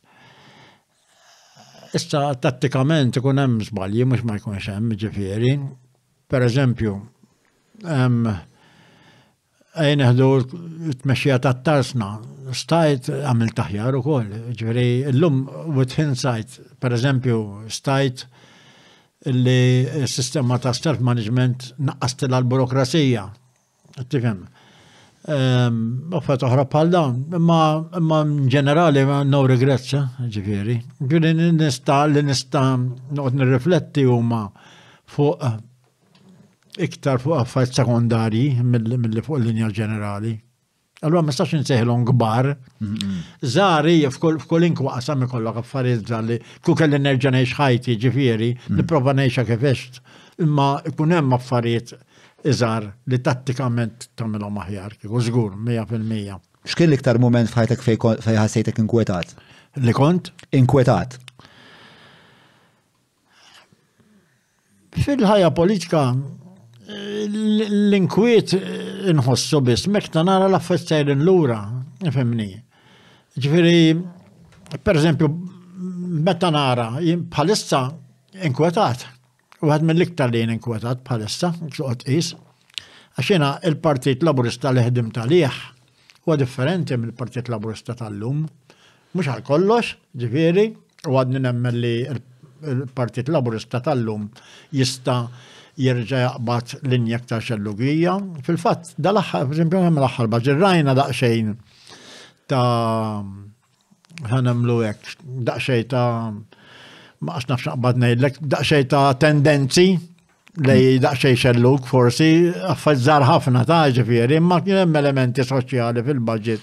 Ma taħsibx li kien naqra ta' imma pereżempju ħadd ftit biex tnuħu dawn l-affarijiet law. Le, efimni, per eżempju li ħadd iżdiet il-minimum wage u żidiet fil-pensjoni fotħara bħal dawn. Mhumiex kbar, imma affett li tħu pjaċir bihom. Anki mhux b'mod partiġjan, tifhem. Li jgħidulek isma' ngħid isma' l-Partit Laburista jista' jerġa' jaqbad linja aktar xellugija, sewwa. Però overall jiena ninkwieta hija, għax jiena nippreferi l-Partit Laburista jkun iktar soċjalista milli huwa. U nemmen li fil-fatt l-uniku partit li minħabba l-heritage tiegħu jista' xi darba jerġa' ikun iktar fuq ix-xellug fir-realtà.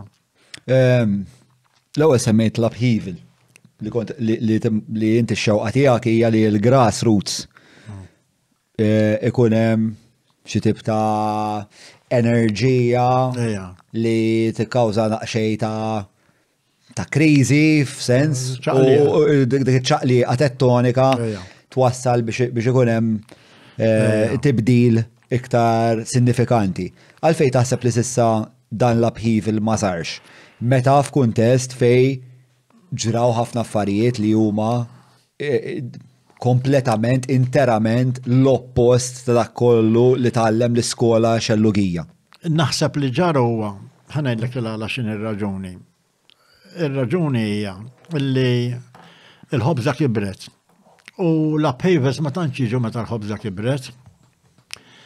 Il-poplu in ġenerali jekk qed jiekol il-ħobża mhux qed titqassam kif suppost, ġifieri dil-fissazzjoni tal-middle class u mhux middle class qed nispiċċaw li għandek dawk ta' fuq net fil-piramida l-ftit qegħdin fix-xalar.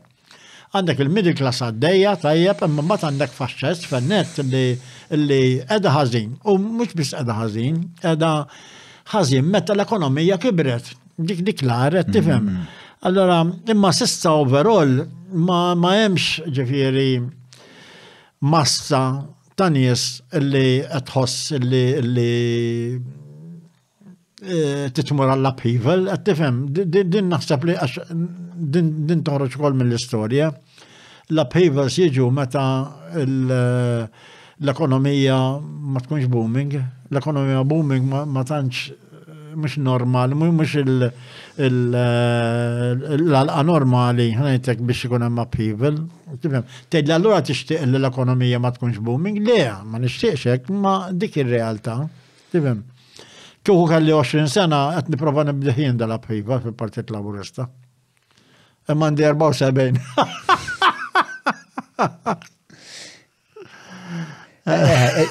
Fil-fatt dik hija l-mistoqsija tiegħi fis-sens li Jiena fatt ta' nies li huma nies li jisu lilhom infushom tax-xelluk li qegħdin fil-Partit Laburista li huma ħassieba pereżempju, li huma akademiċi, li huma mhux neċessarjament mhumiex qegħdin fil-faxxa tal-qiegħ li qed titkellem dwarha inti, però huma familjari ma' l-affarijiet li qed jiġru.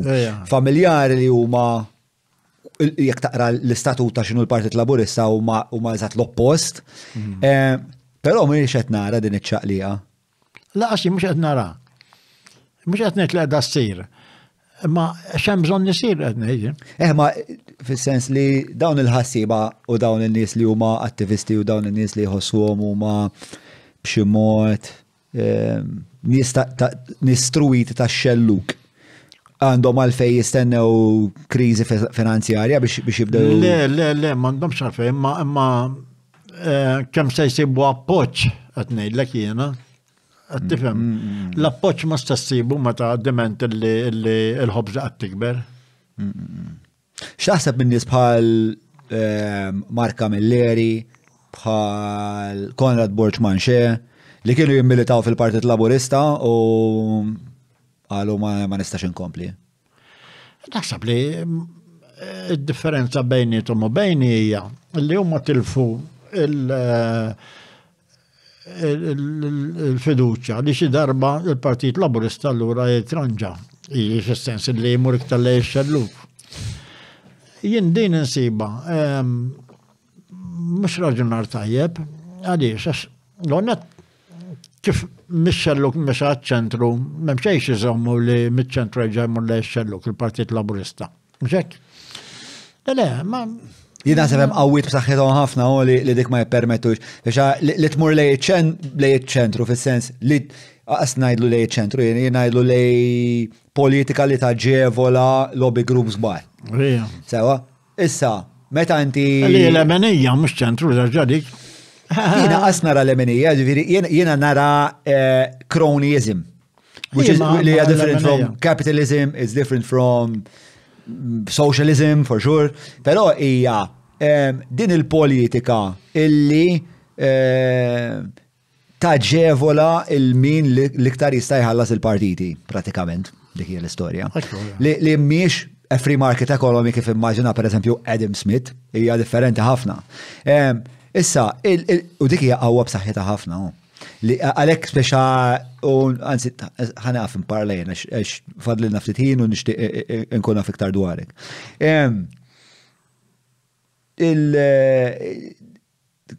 Kif tara speċa li l-affarijiet evolvew b'mod ġenerali, speċa l-ambjent politiku mod ġenerali.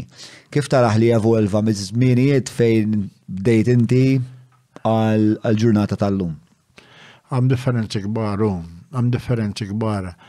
Ma tantx tista' tipparaguna. Ġizminijiet, ifimni, hemm ċertu fundamentals fuq il-bniedem li jibqgħu jgħoddu dejjem huma universali. Imma imbagħad tara l-istampa kif impitra ħanejdilek il-kuluri li impitra biha huma differenti. U dak wieħed irid jaċċetta li sar ċertu tibdil fis-soċjetà, pereżempju nieħdu l-avvanzi fix-xjenza fit-teknoloġija. Imma xi ħaġa ġifieri ebqa' xejn illi sakemm kelli 10 snin jien kieku kellu xi ħadd jgħid illi xi darba qatt ikun hawn telefon f'idek u titkellem bih minn tal-Awstralja jgħidu da qed jiġġennen. Żgur, 100% kienu qed jgħidu hekk, qed tifhem, waħda oħra bħal dawn, ġifieri. Tant ġifieri saru hemm tibdil illi ma tantx tista' tipparaguna, però prinċipji fundamentali jibqgħu jgħoddu. Għax il-bniedem jibqa'. Tifhem, ngħidu il-ħtieġa tal-ġustizzja soċjali, il-ħtieġa li tonqos is-social inequality, il-ħtieġa ta' open government, daw l-affett jibqgħu jgħoddu. Mhux ma jgħoddux qed tifhem. Ismari, peress li għandna ftit ħin, ħanieħu mistoqsija waħda mill-patruni jistaqsu biex inżommu tradizzjoni. Ħanibda mistoqsija waħda, mbagħad ikollna ħin noħdu t-tieni waħda, noħdu t-tieni waħda. Il-podcast ta' John huwa proġett indipendenti u ħieles mill-influenzi tal-partit il-kbar u l-lobby groups li jorbitawhom. Bekk jista' jibqa' jiġi mtella biss jekk inti tgħin. Jiet nappellalek biex iżżur il-ħolqa ta' fuq jew jekk qed issegwi lil mill-YouTube billi tidħol ġewwa patreon.com/John Mallija u tina daqqatit. Tinsiex, il-podcast ta' John huwa l-podcast tagħna bidik ħadwa. Għafa sabru. Mela, l-ewwel mistoqsija ġejja minn Julian. Inti Julian, dak il-ġi. Partit ġdid xellugi possibbli f'Malta, taħseb, naħseb diġà saqsejtilek, inti temmen li min kelli l-istorja meta tara pereżempju Boffa u Mintoff, pereżempju, kellek dal-split. Il-kontra. Ħanajdlek il-għala. Sorry għax waqaftek. Le, għalfej il-kontra. Il-partit ġdid falla. Il-partit ġdid falla. Mintoff ma qasamx il-Partit Laburista. Mintoff ikkaġuna l-qasma. Hemm differenza kbira. Li ġara kien li kellek il-konferenza ddeċidiet mod. Boffa ma mexiex magħha li għati l-ultimatum mill-Ingliżi. Il-konferenza kienet iddeċid li jmorru delegazzjoni l-Ingilterra, jekk mistajtuna lajnuna, intu għom ultimatum li ħankeċċuhom, munġibu l-Amerikani jekk hemm bżonn. Għax l-Amerikani bdew jagħtu għajnuna, anke l-ledewwa tagħna. Meta marru hemmhekk, Boffa ma mexiex mad-deċiżjoni tal-konferenza. Meta ġiew Malta Mintoff opponih, il-konferenza ivvutat favur Mintoff. Boffa spiċċa minn leader, seta baqa fil-partit. Għax il-konferenza ma keċċitux mill-partit, naħħetu minn leader. Mu għammel partit juħor, u strettament u qasmu l-partit, u qasam mill-partit, Boffa, mux Mintoff kien dik kaġuna. Għattifem, ġviri, u mar nexxies. Jekk tieħu l-istess situazzjoni, per eżempju, jnħdu l-Labour Party Ingliż, li għadda minn taħtom li Blair marħafna l-lemin. Kien hemm Galloway prova jagħmel partit ieħor, ġeneralment daw tiskanta kemm ma jkunux effettivi. U kemm iktar faċli illi tiġġieled minn ġewwa għaliex. Għax jien nispjega bl-modi.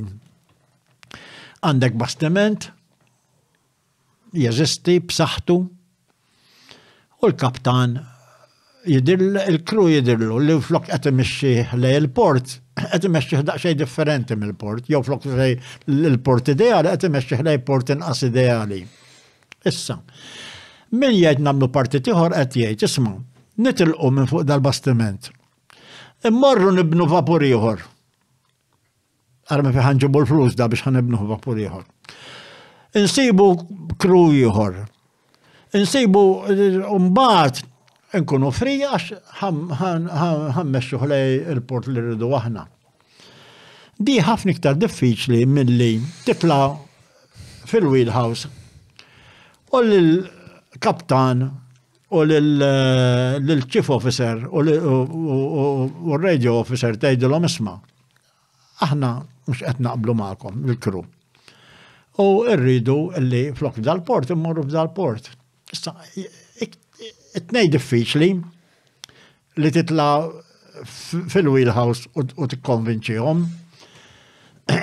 Imma li tibni vapur ġdid u tistib kru ġdid u kaptan ġdid u ħafna iktar diffiċli.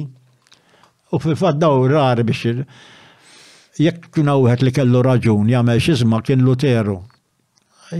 Miljun kellu raġun u ġiedet Luteru kontra Vatikan fuq bażi purament reliġjuża, fuq it-teoloġija agostinjana. Ġifieri immaġġinitx mal-Vatikan għax kien kontra il-kattoliċiżmu jew xi ħaġa, għax u argumenta li hu kien vera u vera hekk kienu u sallu llum issa il-Vatikan fid-dilemma. Illi aċċetta uffiċjalment li Luteru kellu raġun. Luterus komunikat ma jafux jabdu jagħmlu l-Vatikan, għax jista' jekk naħu l-komunika tifhem, imma jibqa' l-fatt il-Luteranizmu qatt ma qabad art komparat ma' partit il-ġdid il-kbirin tal-Vatikan biex nuża kelma ġifiera. Ġifieri fejn għandek bastiment qed jaħdem li tibni bastiment ieħor u kru ieħor u diffiċli iktar milli jirnexxielek tikkonvinċi lill-kaptan u l-chief officer li jibdlu r-rotta. Però hemm żewġ tistejjer li waqt li qed titkellem jiżu niftaħi li huma joffru naħseb kontra-argument li huwa interessanti. Int għandek pereżempju l-figura ta' Macron. Figura ta' Macron huwa persuna li ġej miċ-ċentru lemin illi fonda partit ġdid, naħseb il-partit ta' Macron forsi għandu kemm 8 snin, 10 snin. Forsi iktar jippreċeduh għandek il-Movimento 5 Stelle. Familjari ta' dak li kien jagħmel stand-up comedy ta' xar Beppe Grillo li daw ukoll li naħseb ħadu vantaġġ mill-epoka li hija speċa li nara ftit analoga mal-epoka antikoloniali li bħalissa għaddejjin minn epoka fejn aħna anti-establishment parties. U dawn naħseb ħaduna avvantaġġ minn din il-kultura u mit-teknoloġija. Għax illum il-ġurnata inti Social media. Bis-social media hija ħafna iktar differenti, ħafna iktar faċli. Fis-sens hija m'għandek bżonn il-flejjes enormi li kellek bżonn biex tibni n-net pereżempju u l-One TV qed. U naħseb ħadu vantaġġ mill-fatt li kellek l-intelligenzja li kienet ribhom u enithom biex iwasslu l-messaġġ tagħhom b'mod iktar effiċjenti u forsi binqas flus. U kulħadd jaf speċa l-outcome kien li Macron ġie elett u 5 Stelle bid-diżappunti u l-diżastri kollha tagħhom u koll eventualment ħadu l-Italja f'dejhom. Macron qatt ma ġab maġġoranza. Minuta. Fil-aħħar elezzjoni presidenzjali fi Franza, l-ikbar blok kien ta' dawk li ma votawx. U b'mod organizzat bis-social media jgħidu li m'għandna fiduċja la f'Le Pen u laqas Macron u mitla minitla ħanopponu mit-toroq. Ġifieri l-ikbar ħanejdlok partit, mhux partit, ma l-ikbar blok kien ta' dawk li ma riedu l-ħadd. Interessanti. Mbagħad ġifieri kien hemm iktar minn 50%, ġifieri. Issa mbagħad dawk li votaw inqas minn 40% minn 50%, Macron għadda ftit lil-Le Pen. Ġifieri Macron qatt ma kellu il-maġġoranza tal-poplu għarajh. Ġifieri biex ma Però kellu pal xisima, pal xisima tal-Italja palissa. Meloni kull ma ġabet 18% tat-total votes. Ma ġabitx iktar. Imma f'dak it-tip ta' kostituzzjoni elettorali, konfigurazzjoni elettorali biex huwa normali li jkun hemm dawn it-tip ta' koalizzjonijiet, però mela fuq Macron il-kultura elettorali ta' Franza ta' daw iż-żmiet speċa tkompli iżżid speċa ma dak li kont qed ngħid jien li int għandek elettorat li jien naħseb anke minħabba li l-internet saret turik ħafna iktar il-politiċi x'inhu ma jagħmlu eżatt fil-verità biex sirna aktar speċa għandna inqas fiduċja fihom. U qed iwassal biex in-nies li ma jivvutawx bħalma tiġri Malta fil-verità dejjem jikbru. Però Macron xorta għaraf li f'dak il-kuntest u jista' jelab logħba anke parti ġdid Urnaxxielu fil-fatt, però ma naħsibx li Macron huwa prova li partit diġà stabbilit, għax inti tinsiex issa Macron daħal ġevojt ukoll għalhekk seta' jidħol għax kellek kemm xelluk il-Partit Soċjalista kien qed jispiċċa fix-xejn. U ġifieri dik raġuni oħra. Malta għandna situazzjoni differenti, Malta ġiex partit għadhom b'saħħithom. Però l-ikbar, meta tara s-sondaġġi, l-iktar bracket li dejjem qiegħda tikber, kull darba li jsir sondaġġ ieħor, huwa l-bracket ta' non-voters. Iva, u jista' jibqa' jikber ukoll għal-raġuni. Illi jekk hemm raġuni oħra ma semmiġ hawnhekk, fuq għadi ta' non-voters. Il-raġuni li llum tant deċiżjonijiet qed jiġu imponuti minn Brussels fuq Malta, illi il-valur tal-vot fl-elezzjoni nazzjonali naqas fir-realtà. M'għadux b'saħħtu daqs kemm kien qabel. Bħalli ma li ġiet qed tgħid li qed jimponi fuqna Brussell li wassluna biex ngħidu isma'. Ħafna affarijiet, ġifieri ir-regoli li ħorġu mill-Ewropa kulħadd irid jobdihom. Ma taħsibx imma li dak li qed jiddiswadina milli nivvutaw għax jiena jkolli ħafna minn dal-konverzazzjoni kif timmaġna. Hija l-fatt li għandek politika li nieqsa ħafna mill-ideat u ħafna nieqsa ħafna minn l-enerġija li. Anzi, jien ngħidlek minn xi ġejja l-kaġun mid-dominanza tal-corporate lobby.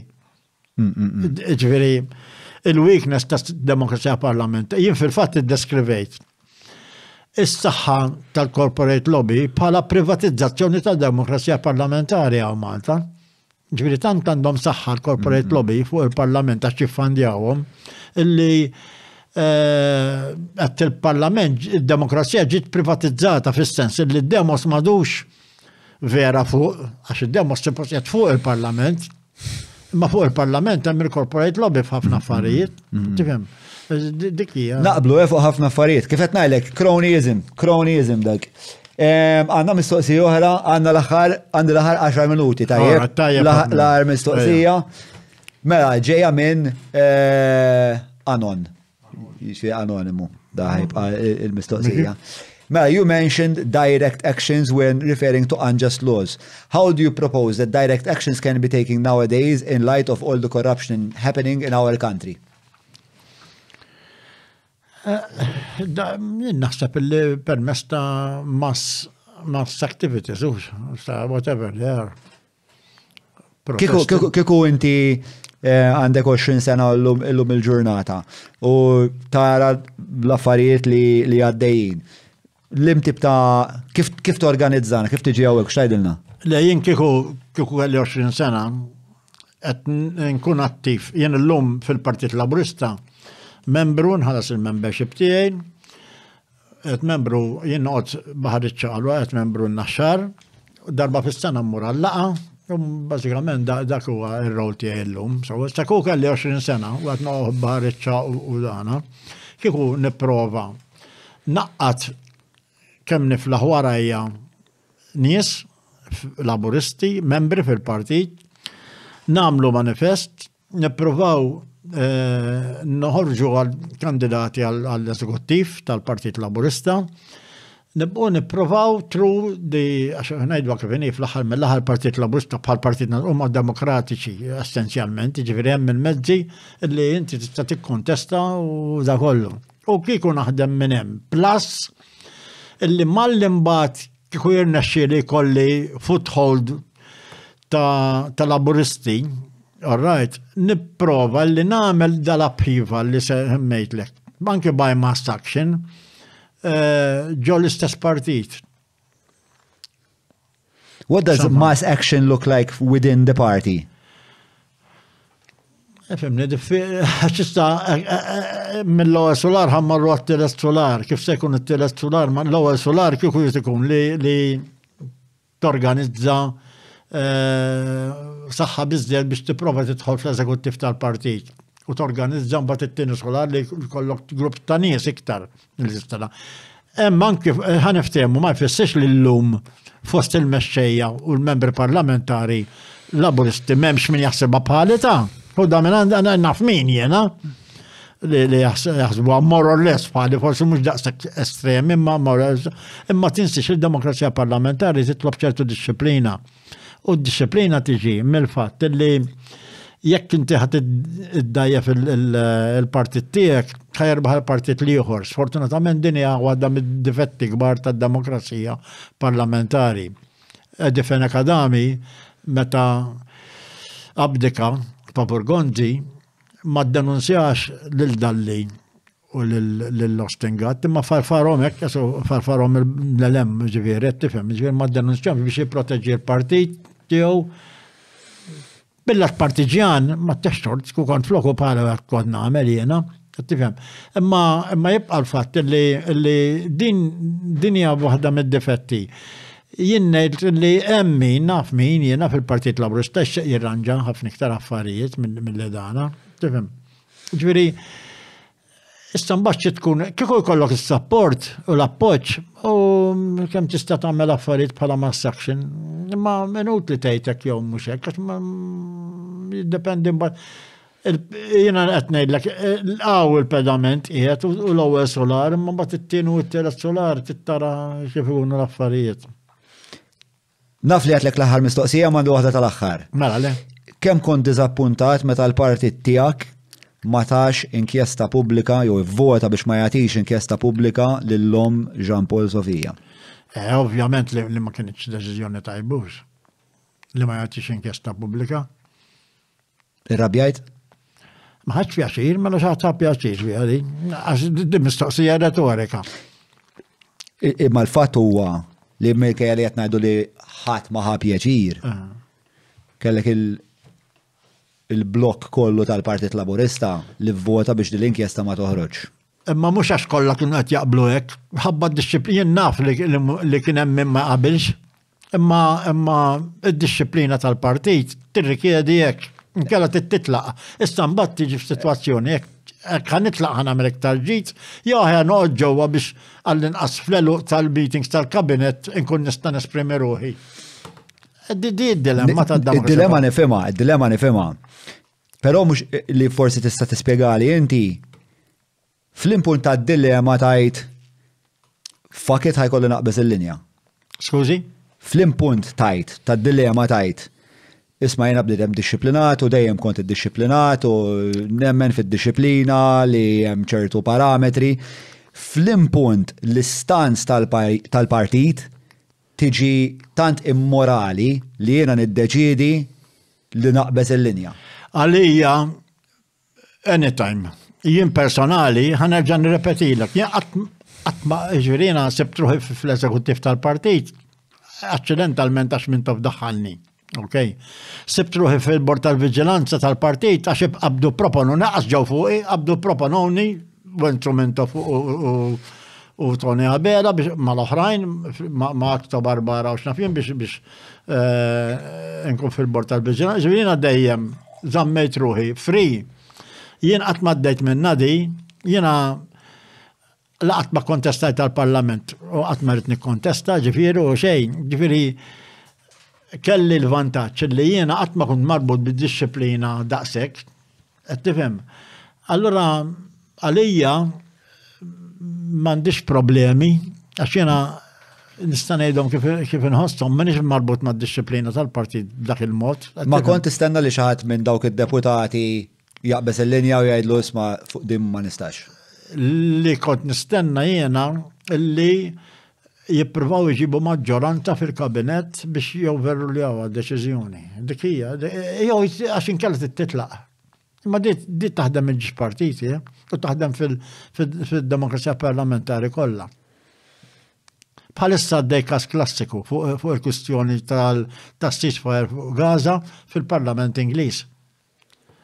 Il-Prim Ministru Ingliż stage kamandu, anzi, il-kap tal-Oppożizzjoni Starmer ribellioni kbir għandu minn ministri li qed jitilqulu sa. Għalfejn ma fil-Parlament Ingliż hemm ribellioni u fuq każ daqshekk delikat ma kellniex ribellioni fil-partit. Id-deputati m'għandhomx. Taf fuq qed nitkellmu fuq ceasefire f'Gaza ta' il-każ ta' Sofja u kemm huwa kbir, imma mhux tħaltu ma' dan.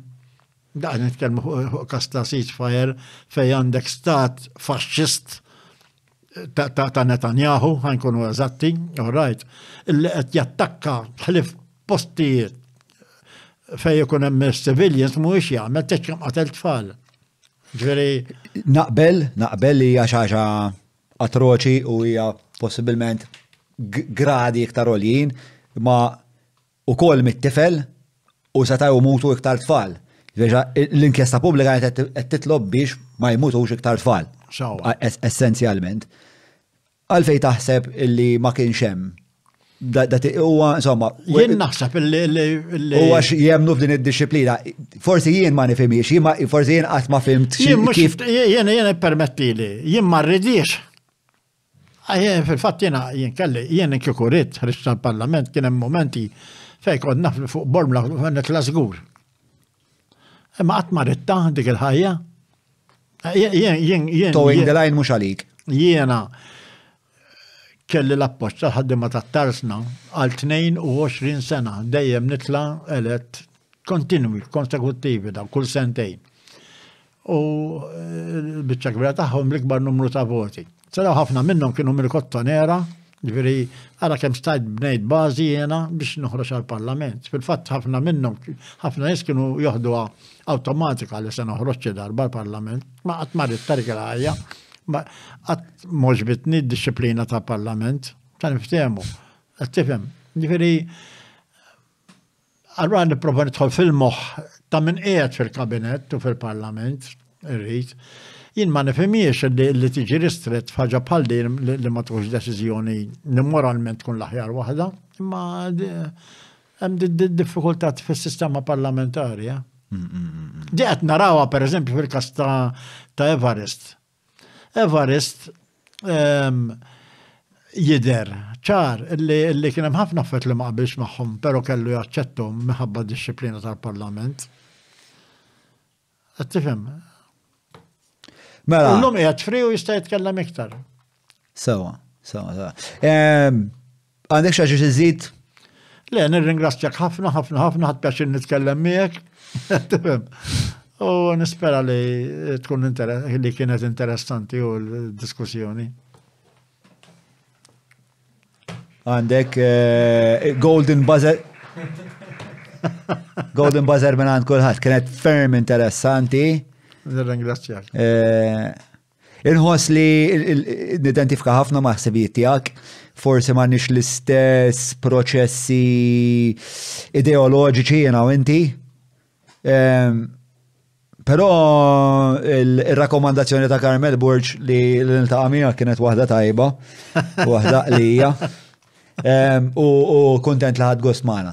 Ħafna. Nirringrazzjak. Mela, Semi, grazzi immensament għal tijak. Il-lejl it-tajjeb il-kull minn segwina u narawkom il-ġimgħa d-dieħla.